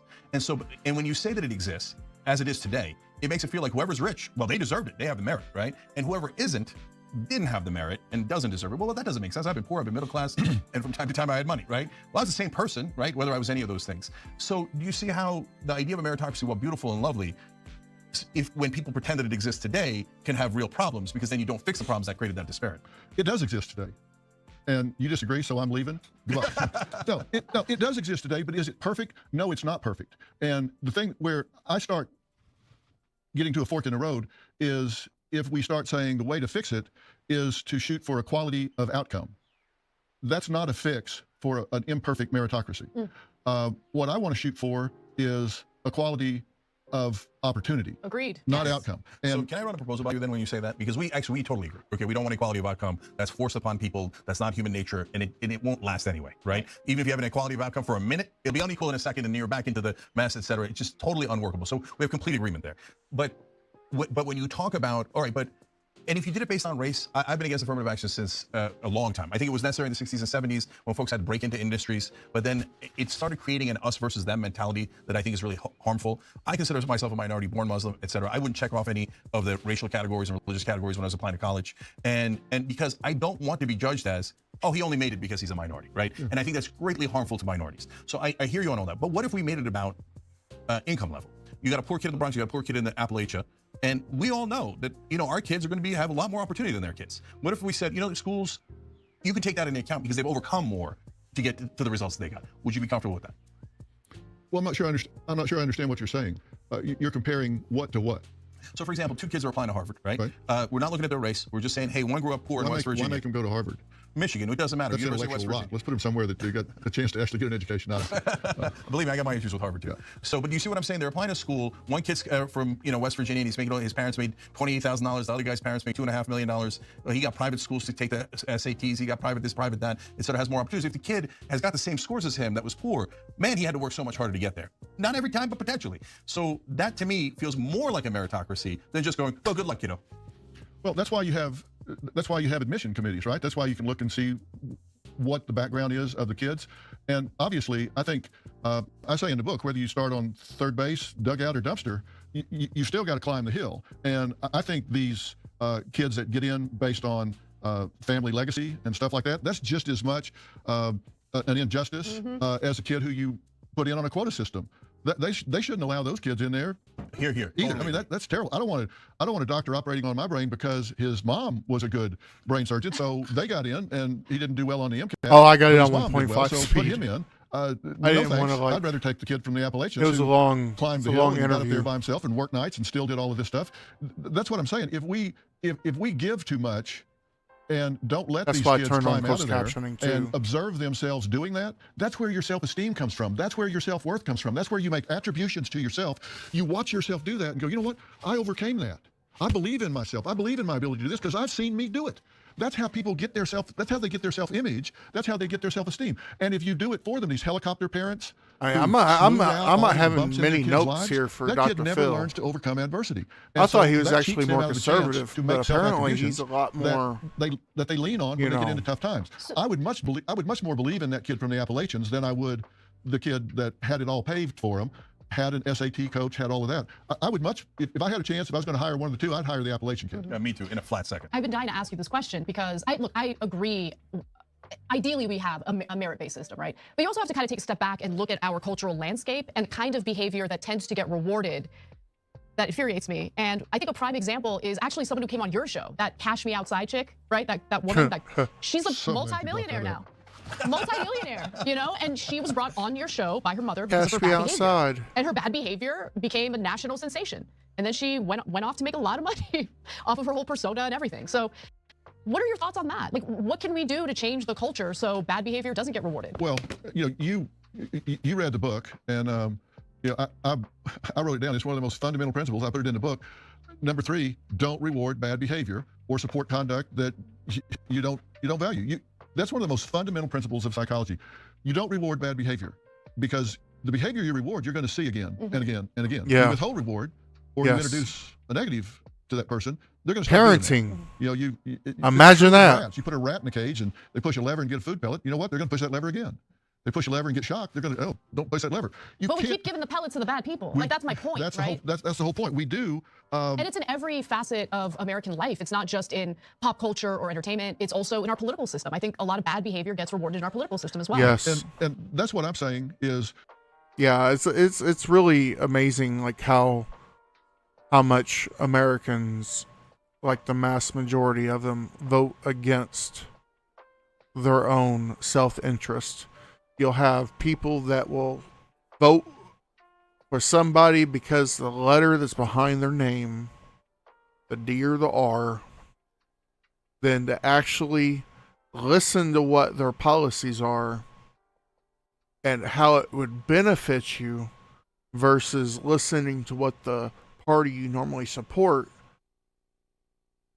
does and how it actually hurts you.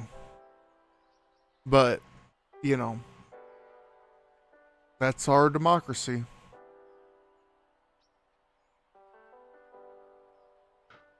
When I'm saying we need to have this middle 70% of the country who has an attitude of live and let live, and they just kind of silent and let things roll along, I think we need to wake those folks up and say, hey, you know what? Whatever you believe, you need to start speaking out. You need to start saying what you really believe. I hear all of these folks saying, vote. Just get out and vote. I think that's a bad piece of advice. Really? Why? Because you don't want to just vote. You want to make an informed vote. Agreed with you on that. Yeah. Don't just vote. Don't just say, go get out there and hit the lever. That's facts. I've been beating the drum. Hey, don't forget to check your registration. Vote.org. May will get the tactical 6-pack wave. That's Tsunami's Taylor Swift and Billie Eilish's vote.org campaign. So yeah, go out, check your registration. Don't forget to vote and be informed. Know the policies and how they'll affect you and how they'll affect the area. Look at the past precedents of those same politicians. And also notice that people that are in office will vote against the bill that passes and then go back home and pretend like they helped it become a part of why it's there. It's so ludicrous and frustrating, but it's the American people. Can't live with them, can't live without them. An informed voter, and you need to vote the ticket from the bottom up, not the top down. If you really understand how this works, your life is impacted by local offices as well. Sure is. If you're in a park and there's a dog that attacks the lady that lives down the street who's got her child in a stroller, you know what? You need to find out if that dog catcher, I guess they call them animal control now, they do. if that person is allowing dogs to be roaming around and attacking children, find out, was that a one-off or is that person not doing their job? Is he or she not doing their job? And if they're not, then don't vote for them. If you've got judges who aren't enforcing the law fairly, equitably, and doing it in a way you value, then don't vote for that judge. If that DA is not doing their job, if you think they're being too heavy-handed, then don't vote for them. If you think they're not enforcing the law enough, then don't vote. Find out who in your world is behaving a way that you hold near and dear to your heart, and vote and do that from the bottom up. That's where is impacted. I mean, I honestly didn't Preach! That message didn't really resonate with me until about 2 years ago, because local politics has changed so much where we live. So you're right about that. Well, Obama said that really well. I saw him talk about it one time, and he said it better than I did, but he really talked to people about making informed votes and voting from the bottom to take it up. I thought he made a good point. Yeah, I agree. So, but you said politics you're not that into, you care more about culture, but Dr. Phil, politics is culture in a lot of ways, and the culture is the politics, right? So I wish we didn't have the culture wars that we have, but we do, and oftentimes they're used to distract us. So while the politicians then serve their donors, et cetera. But so, for example, you said government is too big, but Too big how, right? So for example, is the government too big when it says you can't get an abortion? Because that's the government getting between a woman and her doctor and saying, I'm going to make the most personal decision of your lifetime for you. Big government's going to do that. The people who say they're for small government support that decision, and that doesn't make any sense. Yes. No, it doesn't, but I say it this way. I've dealt for 20 plus years on the air and 45 years in my professional career with people that oftentimes make, I think, a huge mistake of inviting the government into their lives.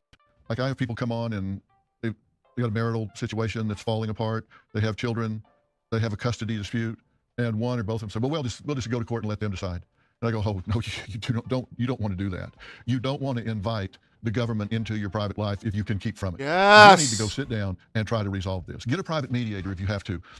But that judge up there, he or she is not King Solomon, and they're just human beings, and in particular, they're not trained in this particular area. So when I say government's too big, we are to blame. We invite government into our lives too much.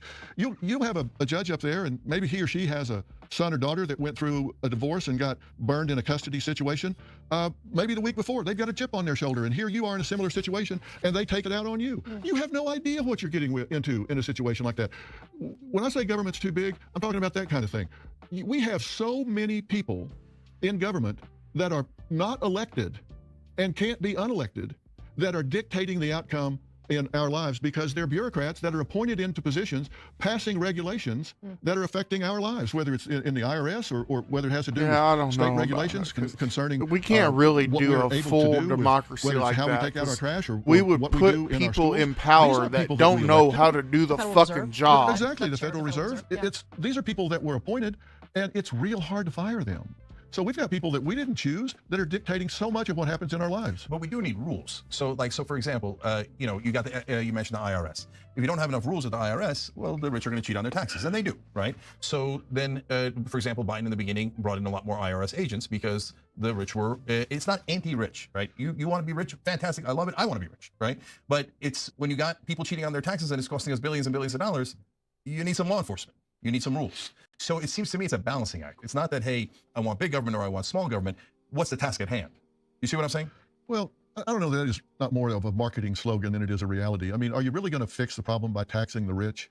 It seems to me that I've seen it's a lot of fucking money, Phil. Again, I can't add 2 and 2 and get 5 every time, so I'm not a math whiz. I can read and write real fast, but I'm not good at economics. But I've read an awful lot of studies that say when the tax rates go down, tax revenue goes up, because it stimulates the economy. And there are. But so, Dr. Phil, I get what you're saying. Look, I know that. Why penalize? Hold on, let me jump in. Let me finish my thought, though. Yeah. Let me finish my thought.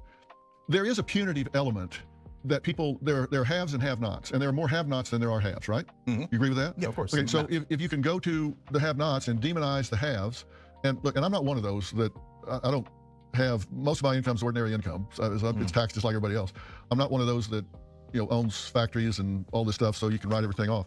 But if you demonize those people, then you can go to the have-nots and say, yeah, look, those guys aren't paying their fair share, so we're going to, in this country, we've had as high as 90% marginal tax rate during the Eisenhower administration. And it should But we also grew the largest probably middle class like in the world 70 and 98, highest marginal tax rate. Yeah, because the base rate was 4 to 6% during that time. Yeah, but you see, now we're having a conversation about what the right rules are and what the right numbers are. And I should clarify, there actually is not more have-nots than there are haves. It's the largest group is in the middle, right? So the middle class has have-nots something. compared to the ultra-billionaires. Yeah, but it's the middle class that pays for most things. And it's the middle class that works the hardest, gets taxed the most as a percentage, et cetera. So when you say, Anna just did a segment yesterday about how homelessness in California has exploded. We gained $24 billion here in California, and it went up 53% from 2013 Homelessness to now. went up 50. Let me jump in because I'm dying to. Look, I agree with you in regard to the rhetoric and the class war stuff and demonizing people and how that doesn't really lead to a good outcome. However, I think the frustration that a lot of middle class, hardworking, tax-paying Americans are feeling is just this unfairness in the system, where if you are an ordinary worker in America and you get one thing wrong on your taxes, the IRS will be knocking on your door and they will audit you. My first year at TYT, I'm making $24,000, okay? I made one small mistake because at first Allegedly. well, here's what my mistake was. At first I got hired as a private contractor, and then halfway through that year, they brought me on payroll. So all of a sudden I'm a W-2, whatever. One of my tax forms I never got. So when I reported my income, one of the tax forms, I didn't report some of my income, but that wasn't intentional. Anyway, Allegedly. They were $24,000. That was my income that year. IRS knocking on my door. They want to audit me. And so when I see the offshore bank accounts, when I see all of the tricky pizzicky things that are... I mean, I kind of understand what Anna's saying there. It's like I've had, I got audited I guess it would be audited 1 year because like the bank interest form was always fucking the last form, and you may catch it in the mail, you may miss it in the mail, I don't know, it may never fucking come. But thankfully more nowadays the banks all have e-forms and I can go onto the website or whatever and download it. But there was 1 year that I had like $10.47 interest over the whole year, and I didn't report that $10.47 or whatever it was, because I wasn't fucking waiting. It was the first day that we could put our shit in. I had my W-2. I had what I needed that I felt was important. I knew I didn't get hundreds and hundreds of dollars of interest annually. I knew that because I'm a fucking broke bitch. But it's like, they fucking audited me, and so I get this letter, and it's like, you know, oh, we realize that you did not file your interest of $10.42. Blah, blah, blah, blah, blah.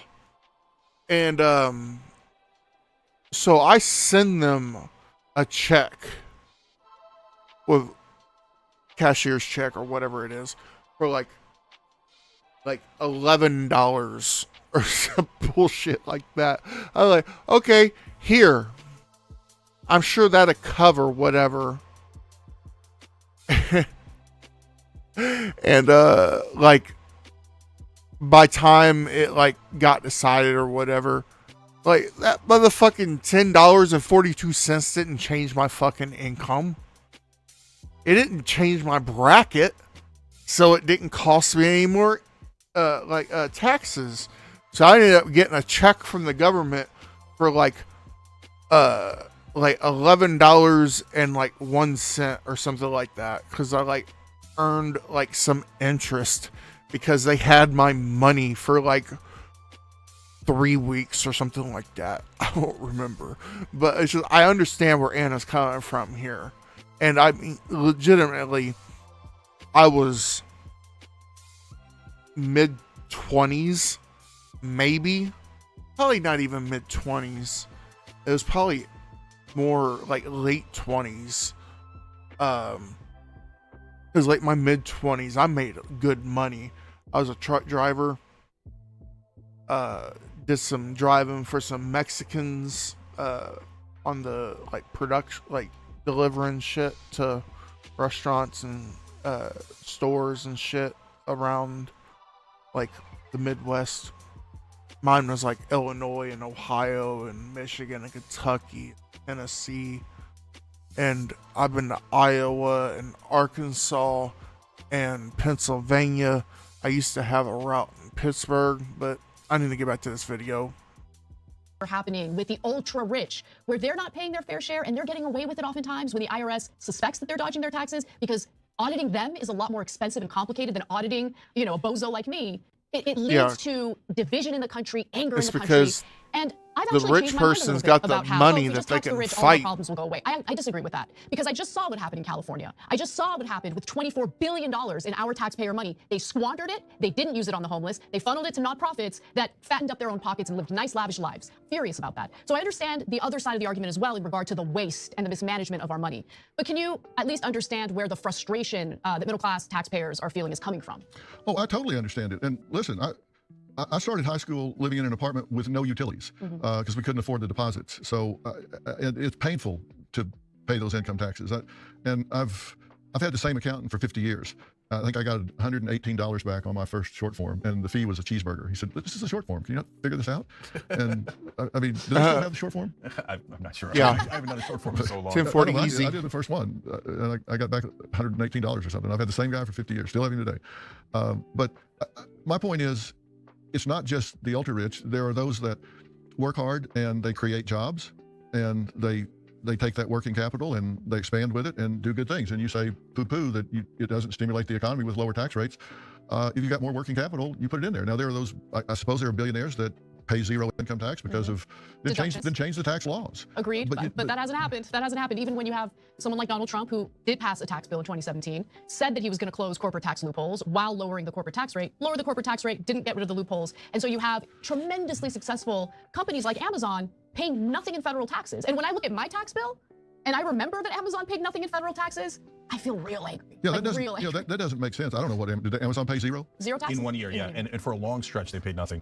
And so in the beginning, they were losing money, so I get it, right? But then they were spectacularly wealthy and still paying zero taxes. But you know what I've heard people say, and I had someone say it to me just this week. I was in Arizona working with border guards and stuff down there to figure out what's happening with fentanyl coming across and these Venezuelan gang members and that sort of thing. And, oh, they don't exist. That's all made up. Yeah, it's all made up. Sure is. Yeah. So some on the left say that we're kidding around about it. Yeah. Well, it's not all made up, I can tell you. And for some reason, they come through Arizona more than anywhere else, apparently. But they were saying, what, you got 86,000 new IRS agents? How about border agents? And how about people that process those that are trying to get into the United States legally? So it doesn't take 7 years to get an asylum hearing or 8 years to get an asylum hearing. Let me tell you something. Our birth rate has dropped to 1.6. We need at least 2.1 to sustain our infrastructure. We need immigration in this country. I support immigration strongly, vocally. We need immigrants in this country. And if we don't want them coming in so strongly illegally, then we need to stop having a system where they have to wait 7 years to even get a hearing. We clog the system up where they can't get a hearing and then wonder why they're sneaking between ports of entry. Come on. We need to, how about taking those 86,000 agents and training them to be people that process the asylum claim so we can unclog it and get it down to something reasonable. What, you expect people to sit at the border in a tent for 7 years? Come on. Look, I agree with you wholeheartedly on that. I would do both, though. I would do the agents for the IRS and for the border and judges. We need more judges to process the asylum seekers quicker. And what's so frustrating is that issue, I mean, the last two times that issue could have been resolved. First time was in 2014. Damn it. Quicker. And what's so frustrating is that issue, I mean, the last two times that issue could have been resolved. First time was in 2014 under Obama. And, congressional Republicans killed that immigration reform bill. And then the next time that happened was unfortunately during this year, right? You have Senate Republicans working with Senate Democrats. Democrats actually conceded on a lot of provisions that Republicans wanted that were far more harsh at the border. And it was going to pass, but then Republicans get a call from Trump. Trump wants to run on the immigration issue and tells them, kill the bill. And they did it. Well, have you talked to the border guards? No, I'm not. There's a union for the border guards. You should have them on the show and ask them what they think about the bill. Because I don't understand the bills, but I'll tell you, those border guards say that bill wasn't even almost a fix for what their problems are, what they're facing. You should have them on, the heads of the unions for the border guards. I don't know about the heads of the unions, but I was under the impression that Border Patrol actually endorsed that bill. Well, you should talk to them. Yeah, and a Republican from Oklahoma wrote that bill. Langford, Senator Langford. So I want to go back to families. So now here we go on where do we leave encouraging and enter politics, et cetera. So you've got a thought on how to, what's the best idea for encouraging families and what makes for a better society, et cetera. But other folks disagree, right? So first of all, should politicians be talking about it? Because when you have somebody like J.D. Vance say that, childless cat ladies shouldn't get as much of a vote as people with kids, or, okay, so that's such a weird comment that it's hard to tackle that one in a rational way. But one that is kind of growing in the right wing and that Vance also talked about is there shouldn't be no-fault divorces, and that we should force them to stay together unless they can name something horrific that happened that forced them to get divorced. So I'm curious what your take on that is. Well, I think that's none of their business. I think if a couple decides that, I think we get divorced too fast in America, but that's the couple's decision. I mean, nobody has a right to tell them whether they should get a divorce or not. I think we get married too quick. I think if people would take at least as much time to focus on the marriage as they do the wedding, we'd probably be a lot better off, because they get real focused on flowers and seating charts and stuff like that, and they don't talk about what being married is really about. I'm a big fan of premarital counseling, whether it's you get it at your church or you buy a book or you do really think about what it means to be married. You got to share time and space and money and the division of labor and kids and in-laws and religion and geography, all these things. Talk about it now. Just getting papers on him or her is not going to solve all that. But if somebody decides they want to get a divorce, I always tell them, listen, you're not going to solve a problem getting a divorce. You're just going to get a different set of problems. And it's going to get expensive because now you got two households. instead of one and all, but that's none of my business. If they want to get a divorce, it's damn sure none of the government's business. If Damn they want to get a divorce, it's absolutely none of their business whatsoever. But I often wonder if kids would rather live in a broken home or be from a broken home. There's some real debate about which is worse. You want to live in an emotionally barren relationship where it's cold and bitter between the two, or would you rather split time between two people that at least love you, if not the partner? I mean, there's mixed debate about that, but I want to ask certainly not the government's business. Totally non-political question. So when you're, if someone out there is looking for a spouse, it's like they're considering someone as a spouse, or they're looking for a spouse, etc. What's the advice you would give them for what to look for? Well, I've been married 48 years, so it's been a long time since I looked for a spouse. But I think you really, as I was saying, you've got to. It's not what happens in life that upsets people. It's violating their expectation of what's going to happen in life that upsets people. So you have to really ask yourself, are your expectations realistic? Because you can marry somebody that you think's cute and fun date, whether it's a man or a woman. I mean, people get married so fucking quick. Like, so on my dad's side, I have like an older uncle than like my dad, and then a younger sister. She's 10 years older than I am. If that lets you know. So we're both Gen Xers.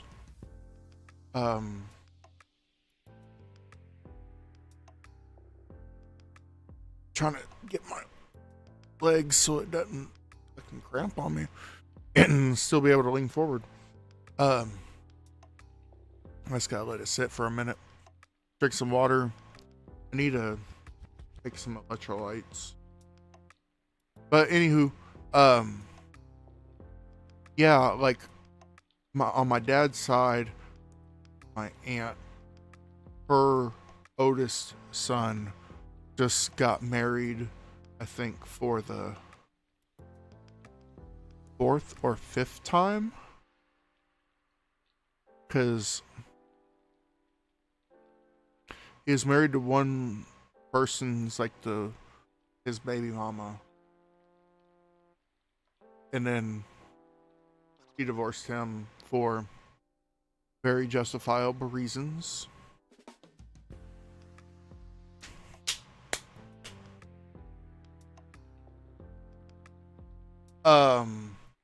And then he married, I don't think him and Nicole got married. Him and Hillary got married. Him and Hillary are now divorced.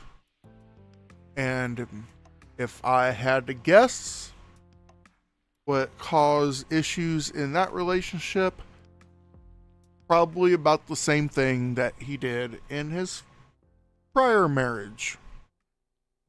So, and then I think he's got married again. So maybe he's got married 3 times. But it's just like man, just like clown show, just craziness. But just like he's fallen in love in order to find himself somebody that can help him take care of his kids. He's got 3, but 2 of them are older. One's like 13. That's his youngest, I think. But let's get back. Like, this is a cute, fun date.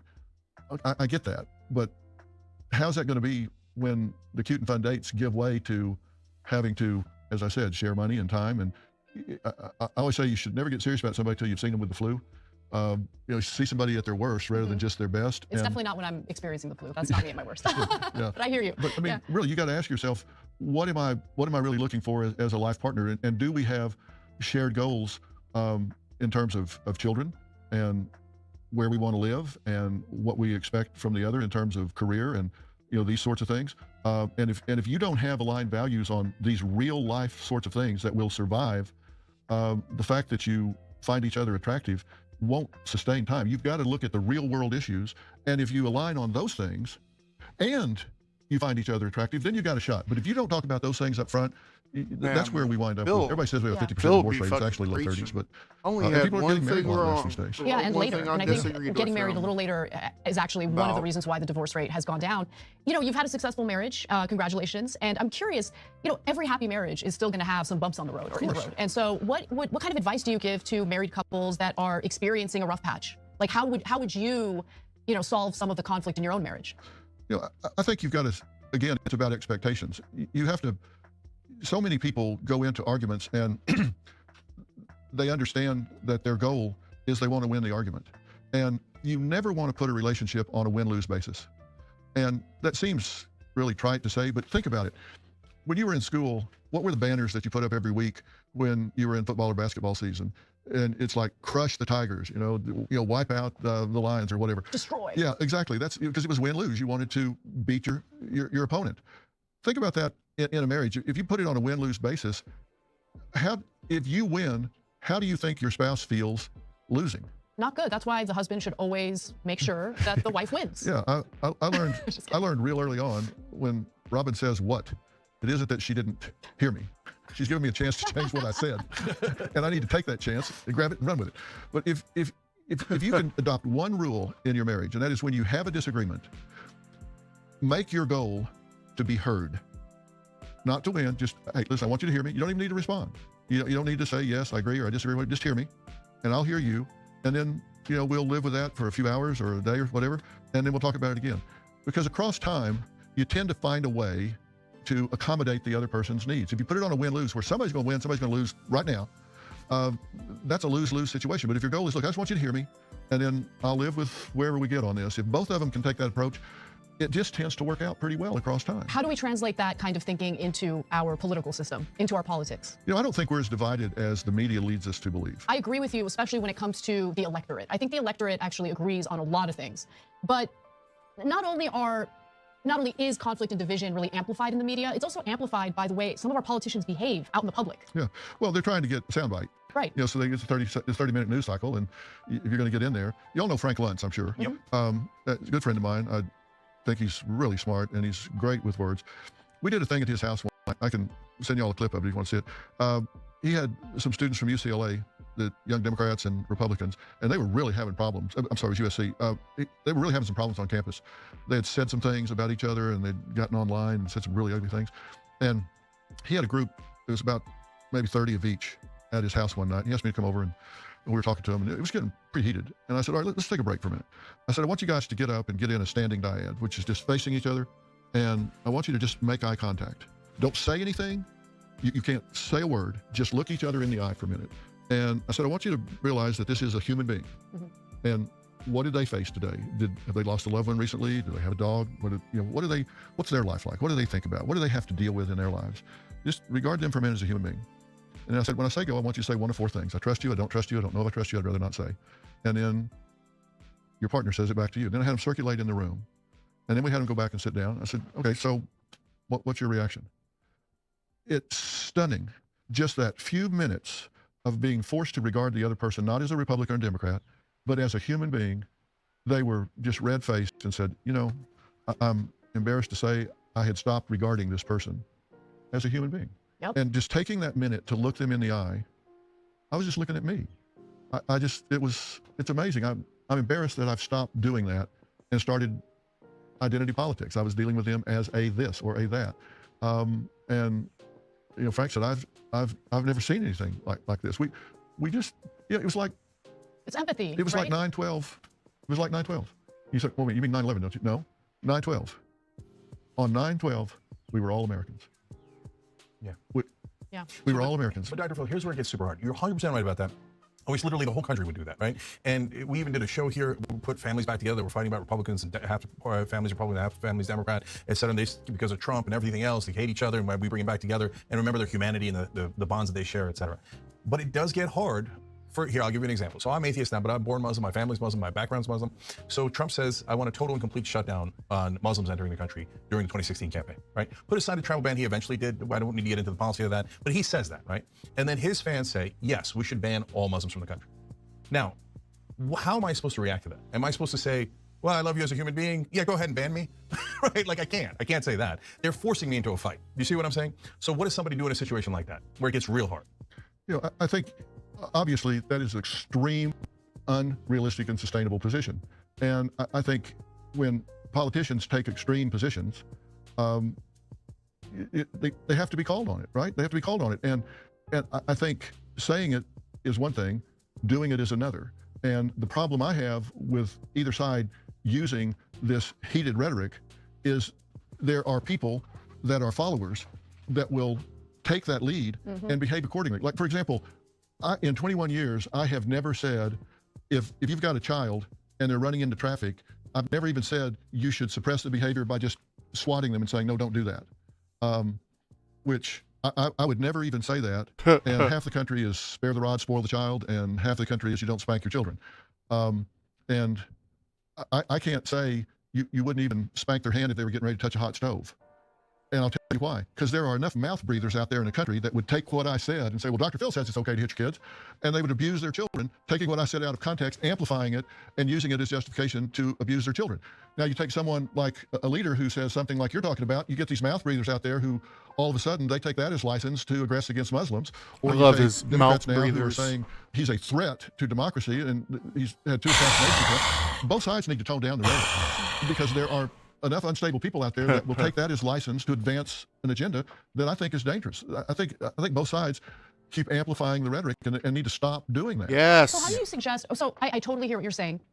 How do you suggest people like us do our jobs, right? So like when we talk about what happened in 2020 and 2021, when we talk about the fake elector scheme, January 6th, I mean, that was an attempt to assault our democracy. And I think it's important to report the truth without unnecessary language to rile people up. But right now, I think one of the problems I'm having is that people are trying to argue that simply discussing the reality of what happened following the 2020 election is literally putting Donald Trump's life at risk. And I don't believe that to be true. Well, I don't either. Yeah. I don't either, but there is heated rhetoric that I think could contribute to these unhooked people out there. Like calling Trump Hitler over and over again, Yeah, stuff like that. Yeah. Then you get somebody that takes that and acts on it. That's not the responsibility of the Democratic Party. That's the responsibility of the person that picked up the rifle and got on the roof and took the shots. That's not the responsibility. But we, as broadcasters and political leaders, need to recognize, hey, people, that's why I say don't spank your children. I recognize there are those out there that will overreact to that. We have to be responsible. If I'm reporting a show about suicide, I never show how they did it. I never show the memorial services because there are responsible ways to report those things so you don't have a contagion effect with some teen who says, oh, I wish they'd have that kind of thing for me.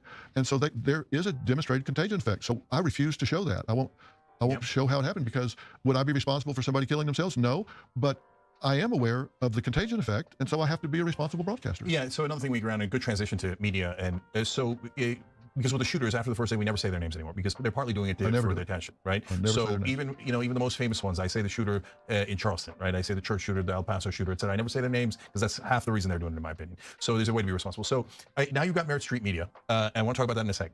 But in your TV career, I'm curious, and Dr. Phil Show, Legendary, etc. You had so many experiences. So is there one thing that you learned from all those experiences that's stuck with you more than others? Of course, you always learn 100 lessons, right? But having done all those episodes, you think I learned this from that I didn't expect. Yeah, the things that have stuck with me the most is the things I regret are the things usually that I didn't say.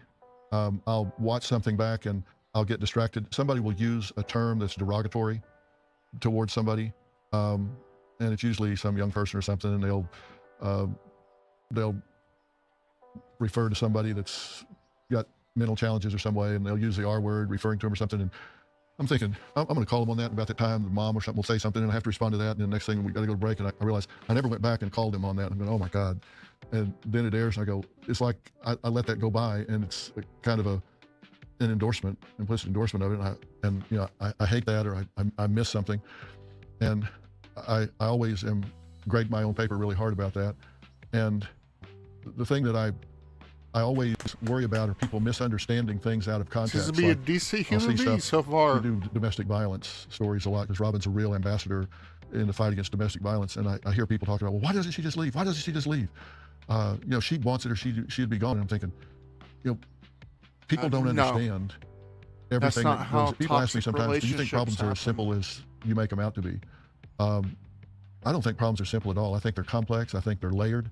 I think they have a lot of moving parts. Sometimes the solutions are very simple, but the problems are very complex. And I see people saying, why didn't she just leave? Well, you know what? There's two things you don't want to do. You don't ever want to confront an abuser, and you don't want to leave without a really good safety plan in place. Right. And because if you don't have that, you don't have a place to go, you don't have your documents, you don't have this, you don't then have you're that. Going right back. Close to 80% of serious injuries and murders happen when you leave your abuser.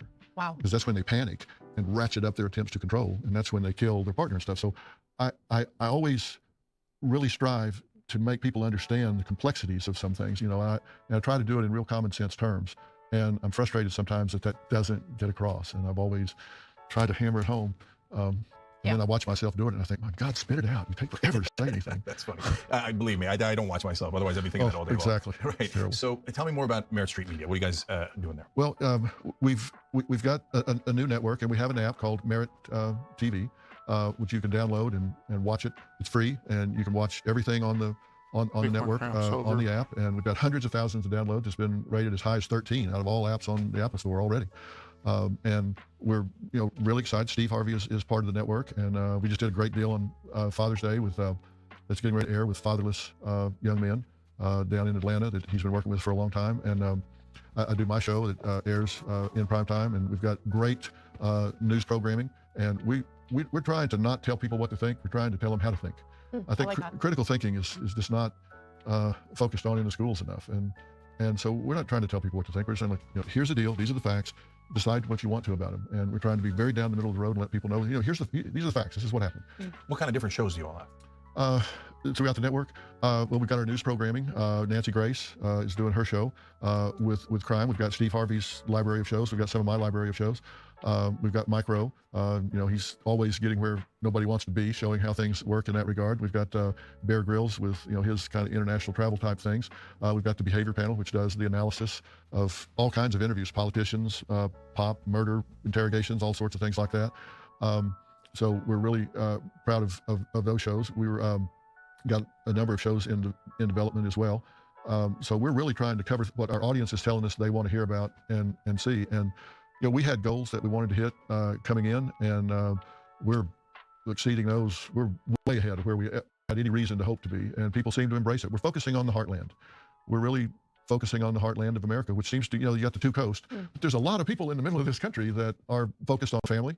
I think it's the backbone of America, and we're really trying to kind of focus on family and family values. So should we mainly get the app? Is that the best place to check it out? You can find it. You go to meritstreetmedia.com, and it pops up, and it says put in your zip code, and it'll tell you where you can watch it on television, because we're on every cable system in the country. You can get it on DirecTV and Samsung, everywhere you guys are.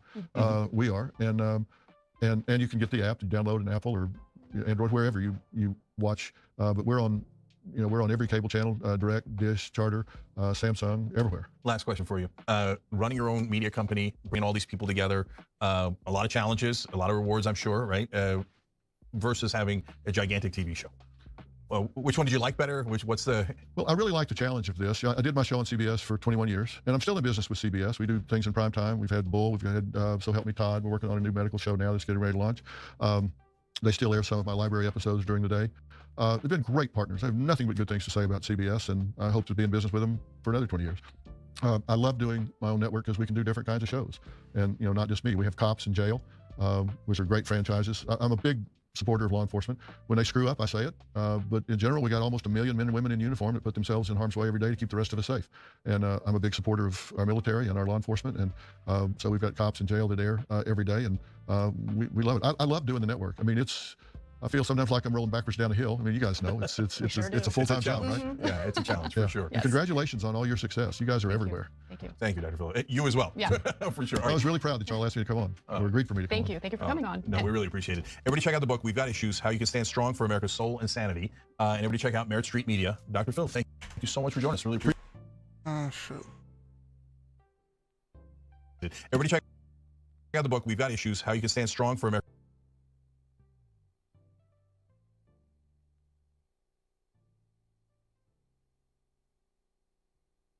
looking this book up.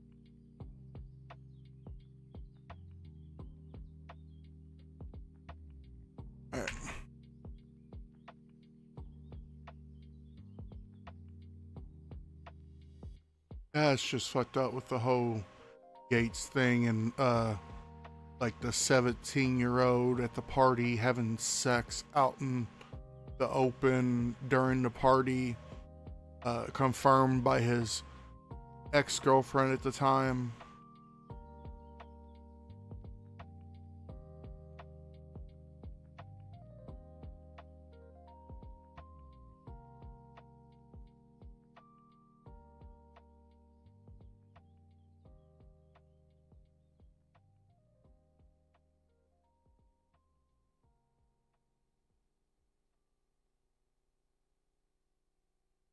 I love Ryan Grimm too. Intercept. Counterpoint.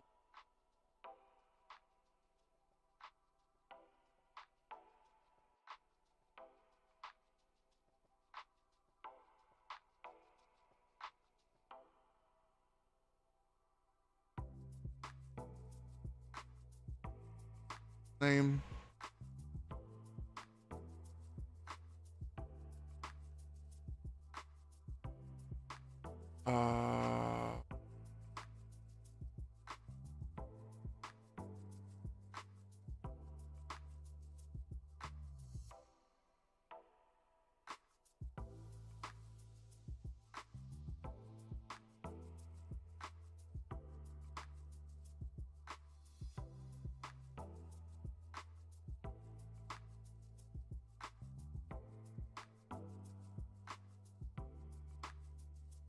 And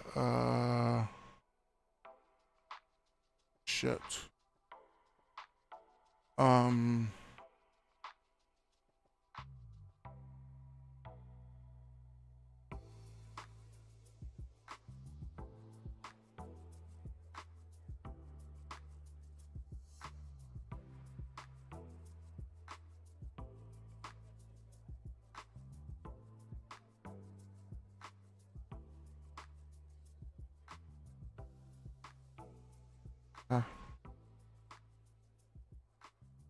Found it. We are joined now by Matt Walsh, who is out with a new movie called Am I Racist? That is in theaters around the country. Matt obviously hosts his eponymous show with the Daily Wire. Matt, thank you for joining us. Thanks for having me. Of course. Yeah, now the movie's doing pretty well. One of the, I don't know if it was a coincidence or fate, whatever it was, as it happened, when your movie was released last week, everyone was debating whether a very particular post on social media was racist. So we thought we would play a little game of Was It Racist? With Laura Loomer's infamous curry tweet. If Kamala Harris wins, the White House will smell like curry and White House speeches will be facilitated by a call center. The American people will only be able to convey their feedback through a customer satisfaction survey at the end of the call that nobody will understand. One of the interesting things about your movie, which I really enjoyed, Ryan might have something to add on that, we might disagree on it, I really enjoyed it, is getting to the bottom of the kind of the industrial complex that's been built up around race relations that often will advance this silly, incoherent, elite definition that used to be prolific in academia and then leaked out into the rest of the world.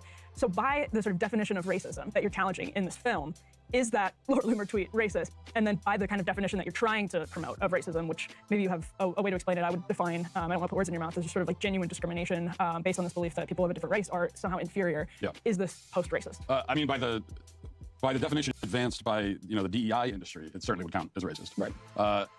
I wouldn't call it racist. I think it's just kind of a dumb joke. Not very helpful joke. And also, by the way, I like Indian food. So I think when things smell like curry, I'm a huge fan of curry personally. So I don't see that as an insult. But look, someone engaging in stereotypes, it might be insensitive, it might be unhelpful politically, but it's not necessarily racist. In fact, I would say it's often not racist because to me, what racism means is that you hate people of another race and or you think they're inferior to you in some way, inherently because of their immutable characteristics. So that's racism. And as long as you don't feel that way about another race of people, then you're not racist. You might have stereotypical views about another group of people. Everybody does. But it's not automatically racist if you don't also harbor that ill will towards them. And as far as whether or not, so the real answer is that with the Laura Loomer tweet, I wouldn't say that it's racist. The only person who can answer whether it's racist is her. We'd have to ask her, well, do you hate people of Indian descent? Do you think that they're inferior to you in some way? If the answer is yes, then yeah, that's racist. But she'd probably say no. And if she said no, then I'll have to take her word for it. She's the only one who can speak to her own, what's going on in her own mind and her own heart. Although she's a Trump supporter, she wants Kamala to lose. Presumably she's making the point in a negative way, Well, right? Like this is a bad thing. that's Like kind call of- center and like she's saying these are all bad things. This is an interesting point about That would, stereotyping. by your definition, make it. Because stereotyping is often leveraged to say that there's something negative that is Yeah. generally attributed to someone of a different race. Right, it's great. It's negative. She means it in a negative way. Because we can assume that she thinks things smelling like curry is a bad thing. I guess not a fan of Indian food. But you can believe or engage in or repeat negative stereotypes and not be racist. You might just happen to think. So for example, I'll give another example. Somebody might say, Asians are bad drivers. I don't know if that's actually true statistically. I'm not sure. But if you happen to believe that it's true, does that mean you hate Asians? No, it just means that you think that Asians by and large are bad drivers. It doesn't mean you hate them. It doesn't mean that you're racist against them. Although it could mean that you think there's like an intellectual inferiority, or it can mean you think there's a cultural reason that they're bad at driving in Western countries. Yeah, it could be. I mean, and no one thinks that Asians are intellectually inferior. I think everybody understands that they're. That's one of the other, because stereotypes can be positive too. And the stereotypes that they're very good at math and science and that sort of thing. So there are generalizations you can make about groups of people that that can be largely true. And I'm not sure I've ever heard a stereotype where I thought to myself, well, that bears no resemblance to reality. I don't know. That's one you can think. I've never heard a stereotype where I said, I don't even know where that comes from. That's just falling out of the sky. Usually stereotypes arise because, society has observed things about groups of people, and they can be negative, they can be positive, but I don't see them as inherently racist. Now, we have a clip from the film that we want to roll here. Let's go ahead and play this. This is from the dinner scene. Matt, you've probably seen this 100 times by now, but let's take a watch. I used to be a white woman, an unsuccessful one, for many decades, and it was a miserable experience. And really, the hatred of yourselves and each other is like the not seeing your power, the being afraid. Like, all you do is talk shit about each other, talk shit about yourself. Oh my God, I'm so fat. That's all they do. I'm telling you, these white women. But that's it. I'm so fat, I'm so stupid, I'm blah, blah, blah. Sorry. Your kids are watching you. And they're watching you talking shit about each other, raging against the machine or being silent or whatever the hell it is that you're doing or not doing. And they know that you're not doing shit for them. That's so important. That is so important what you just said. It's really important. That's all. You may have to add you to our team. Oh, I would love to take a seat and join you. No, you're not allowed to. How'd you get the cameras in there, by the way? Like, set that up for us? Yeah, they're not hidden cameras. Obviously, they're like cinematic level. Yeah, absolutely. Everybody knew everybody's mic'd up. Everybody's mic'd. Everybody knew they're being filmed. And they thought they were being filmed for a documentary about anti-racism, which they were, because that is what we made. So that's what we told people. We're making a documentary on anti-racism. Did they know you were involved in it? Probably not. Probably not. So this waiter, like they didn't know that the waiter was part of the film. No, they didn't. But they knew you had to be mic'd up because everybody in the kitchen and everywhere else had signed the thing. Is that how that worked? I don't think they knew that I had a mic on. And I wanted to sit at the table at the racist dinner and be a part of the conversation, but we were told that they only accept women to be at the table, which I thought was interesting because then our next question is, well, what is a woman? Which kind of harkens back to our first film. And you later do sit down in that scene. Yeah, well, I kind of invited I earned my seat at the table. I invited myself to be a part of the dinner, and I felt as a man does. It's painful. Did a little mansplaining to the women, and they seemed to really enjoy it. It's weird to me because they famously, I guess it's not so famous, but they back in, this was years ago, I think this was pre-COVID, there was a podcast called Femsplainers that Danielle from Crittenden From and Christina Hoff Sommers hosted, where they had a similar experience with Syra Rao over the race to dinner stuff. And you'd think they would be way more careful, but it seems as though maybe they let their guard down. I don't know. Yeah, that is, of course, I get this question all the time, is like, how did they not recognize me, or how did they not ask more questions? And I guess I don't know the answer to that question, but I do think that the answer I generally give, I think is correct, is that a lot of these people live in kind of a bubble.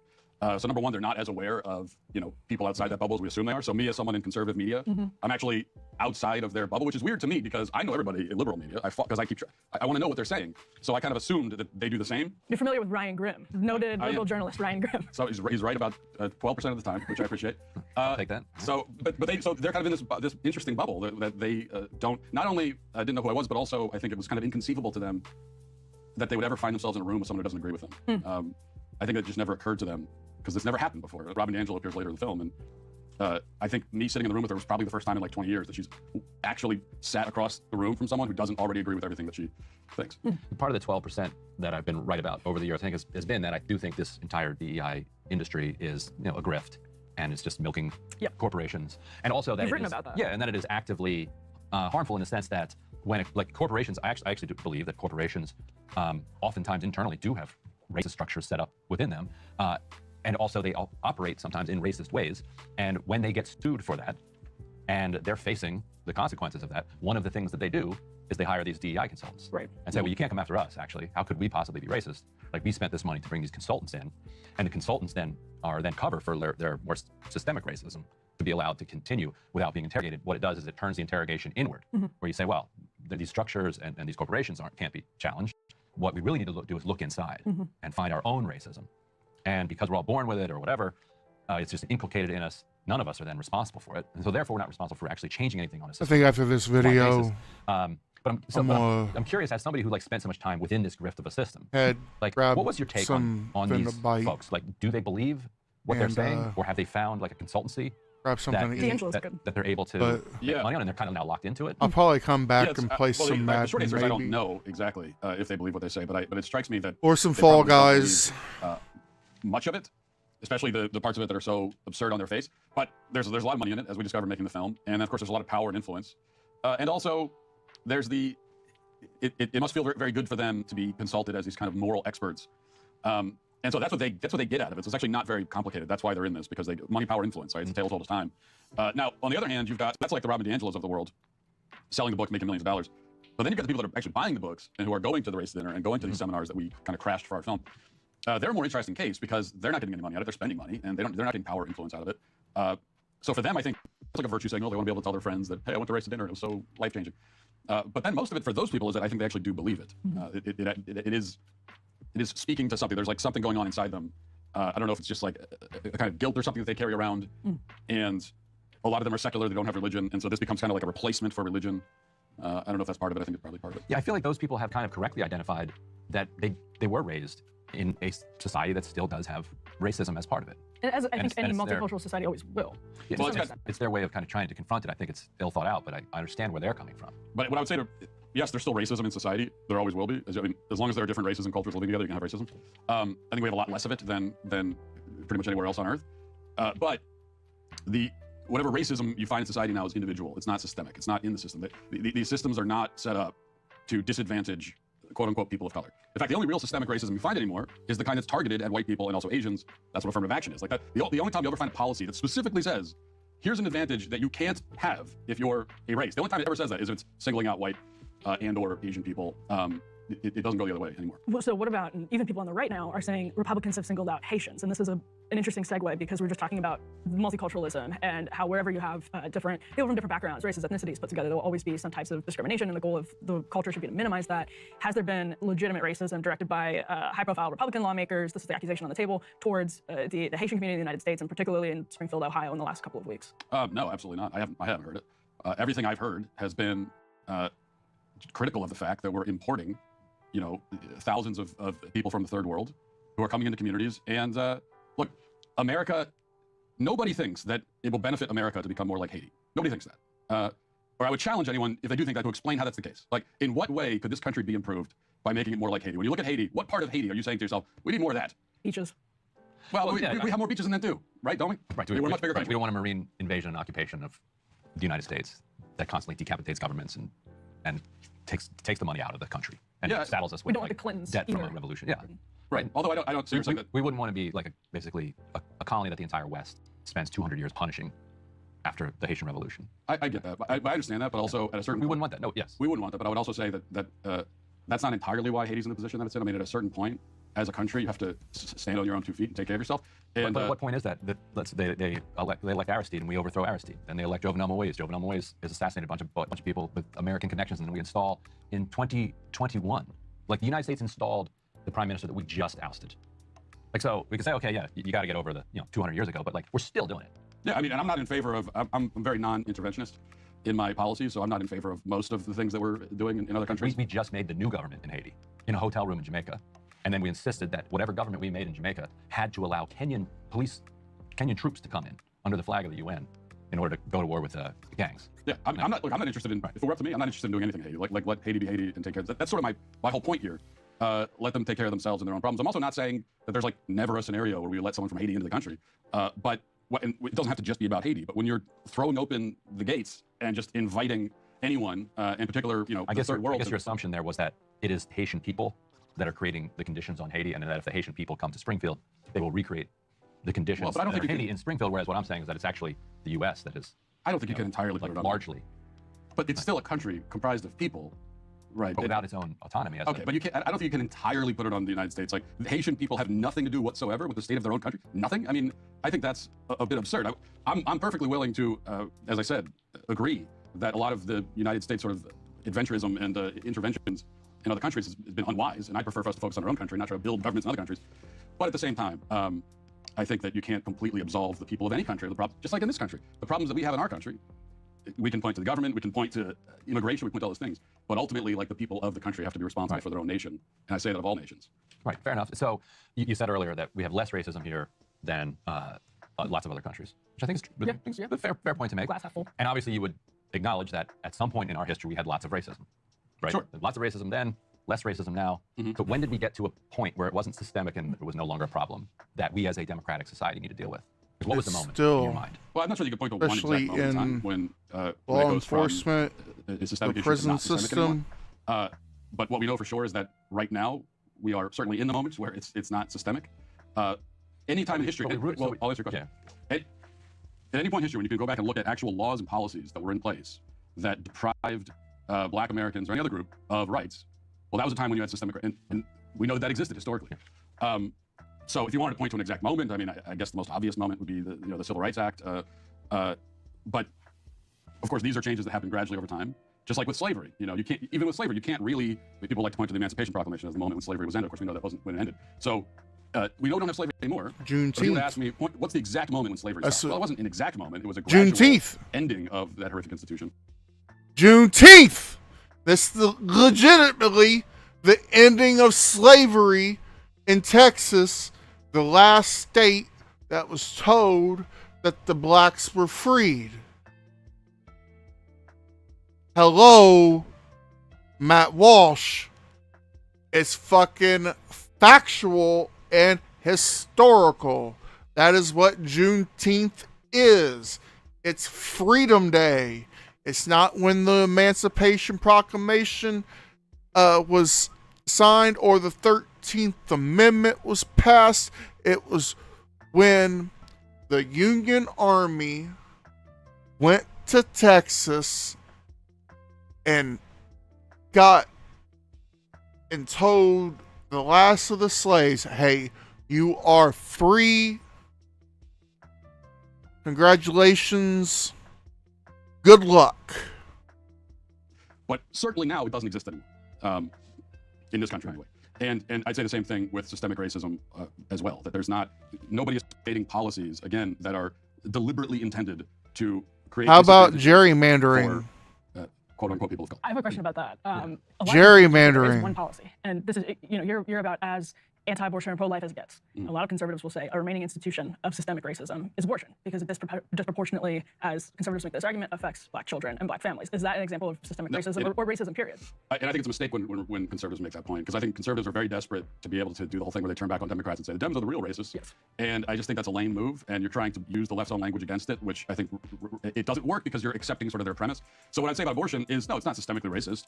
It does disproportionately impact the black community, no question about it. But does it exist for that? Like, is Planned Parenthood, is that why they exist right now? Because they want to kill black babies? No, Planned Parenthood exists because they want to kill babies. And they don't care what color the baby is. They just want the money that comes from it.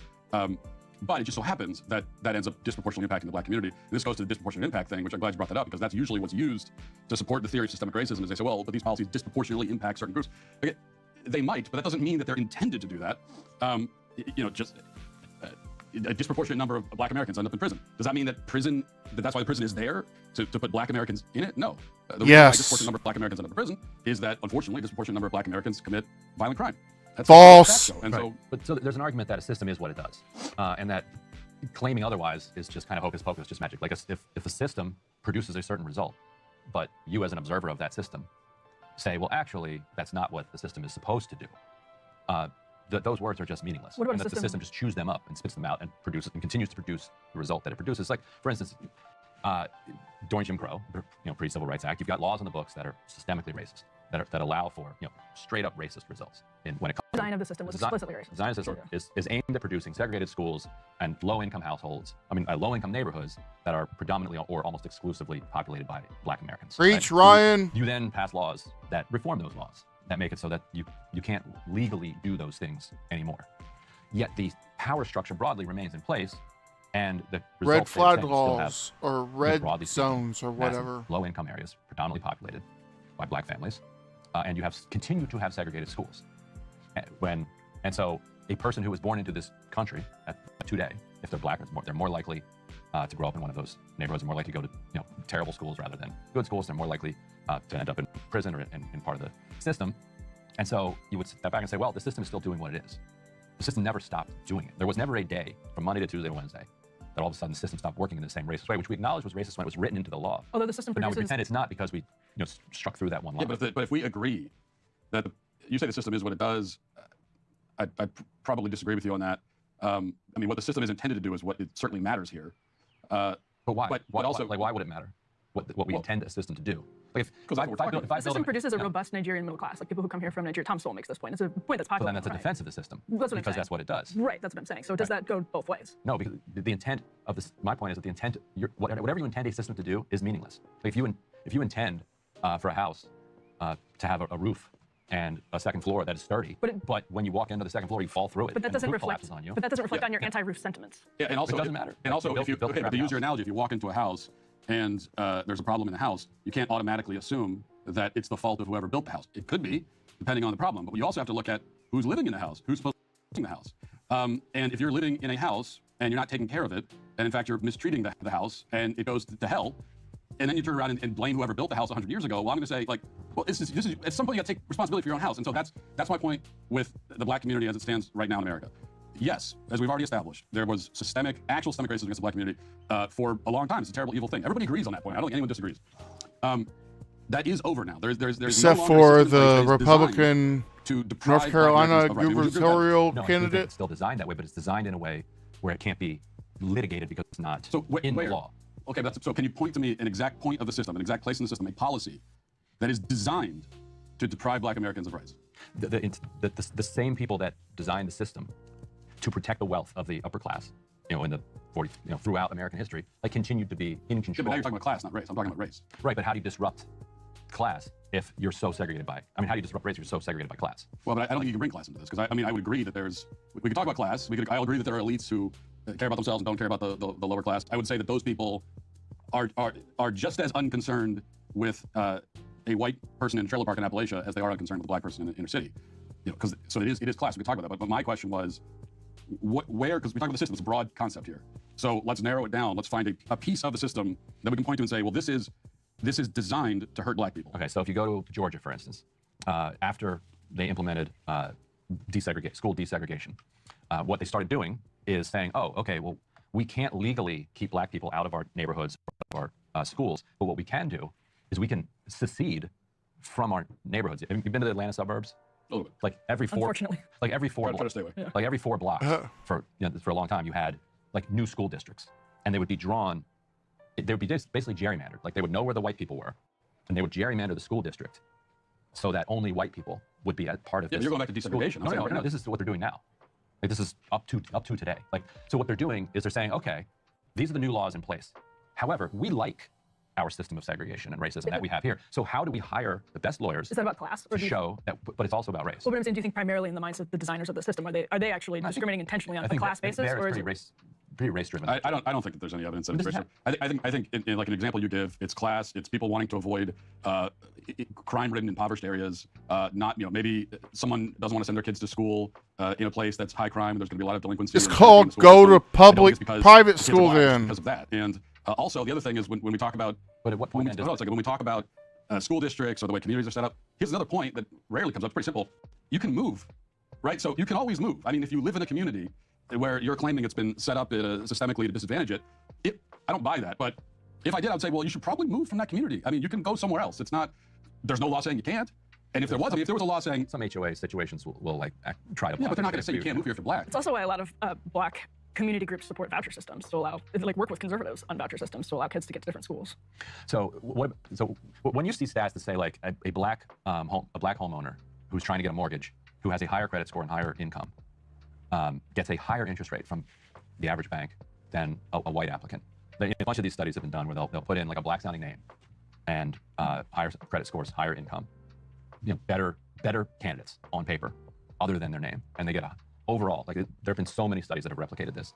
They get a higher interest rate, which means their cost of borrowing is higher, which means the mortgage is higher, which means you have to have that much more money to move into the neighborhood that you're talking about. So systemically, it doesn't say, well, if you're black, you can't live here, but systemically what it does is it makes it easier for white people to move into these wealthier neighborhoods, harder for black people to move into those neighborhoods. And that's before you even get to the wealth effect. Jim Crow only ended recently, which means that if you look at the kind of savings rates and the inheritance rates for the average black family, it's close to nil, especially after the subprime mortgage wipeout of 2008, compared to white families, which can go to mom and dad and grandpa and say, can you help put my kids in private school? Can you pay the down payment? 20% is an awful lot for this mortgage. Generational wealth, yeah. Right. So you combine the fact that they have to pay higher interest rates with the fact that there's lack of generational wealth. That to me is systemic. But I'm curious specifically on the interest rate question. What's going on there? And should that be a problem that we as a democratic society should address? Like, why are black loan applicants paying higher mortgage interest rates across the board? And again, that is replicated across the economy. Okay, I'd have to look at the studies you're talking about. You say that they've been replicated time and time again. There's no issues with the studies, and there's no issues methodology. I'm sure people could pick some of the studies apart, but it's pretty well accepted. Yeah, I'd have to know who's is accepted by. So for the sake of argument, let's say that those studies are totally legit. I would still go back to a class issue on that, and the reason is that look, banks. But the white. Well, can we explain? Like banks care about the money. That's all they care about. They don't care about these banks are not being run by people who are saying, we got to keep black people poor. They don't care about that. I don't think they care about anybody. They care about the money. And so if that's happening, they're making stereotypical assumptions, class-based assumptions that I believe they would probably also make if somehow they had the impression that this was, say, a white, quote-unquote, white trash, as they're often called, from the trailer park. If I think the banks would have the same sort of skeptical, discriminatory attitude in that case as they would. I think you're giving them too much benefit of the doubt, right, Matt. So the other word for that would be implicit bias. So let's say the banks. We have to wrap, by the way. We have a hard time. Oh, but let's say we got to wrap in a second. But let's say the banks only do care about money. That's a reasonable thing to say. So then, what could explain why they would treat the two differently? It would have to be like you're saying. So what you're saying is there might be some implicit bias toward if they could identify some poor white guy, which goes to the point though of how it's easier for poor whites, which I used to be one of, but it was easier for me to migrate out. Mine is Ryan Gray. I don't think you can't even tell that I was white trash. Right. I mean, you can if you know me pretty well, but you can't tell on a resume or an application. You see his arrest record. Yes. You're wearing a tie and everything. I wouldn't say there you go. Could have fooled me. Yeah. Look, but I wouldn't even call it implicit bias. I think it's just like banks. They are biased against people they don't think will pay their mortgage, basically. Right. And so why don't they think a person with a black name will pay their mortgage? Because I think in that case, despite a high credit score and high income. If that is true, then they're making class-based assumptions. This is a lower income person coming from a low income neighborhood, even if their current income is the same. That's the background, and so sounds like those people face a systemic problem. Well, class-based, but that's what I'm talking about. Yeah, we're getting told. We're getting in the ear. Matt, thank you so much for the fascinating conversation. I really enjoyed the movie. Ryan, what'd you think? It's funny. I'll acknowledge this. The movie's funny. These guys are clowns. On the poster. Yeah. These guys are total clowns. Matt Walsh, thank you so much for joining us. Thank you. Appreciate it. Thanks a lot. Hey, if you liked that video, don't forget to hit the like button and subscribe. That was a good little talk. I did like the Dr. Phil interview a lot more and better. I mean, it was a lot longer, but like I said earlier, I'm gonna grab some food. It's just after 10 o'clock here, so like I said, I'll go grab some food. I might come back and jump back on after midnight, maybe, because I know I'm coming up on a hard 12 hours for YouTube live streaming. All right, I'll see you probably in a couple hours. You guys, thanks for hanging out. It's been a real joy. If you talked to me, that's great. If you didn't, that's even great. If you liked the video, if you subscribe or follow or dono or whatever, it's much appreciated. You guys have a good one. I'll probably see you in a little bit so I can rage on some Madden later. Deuces.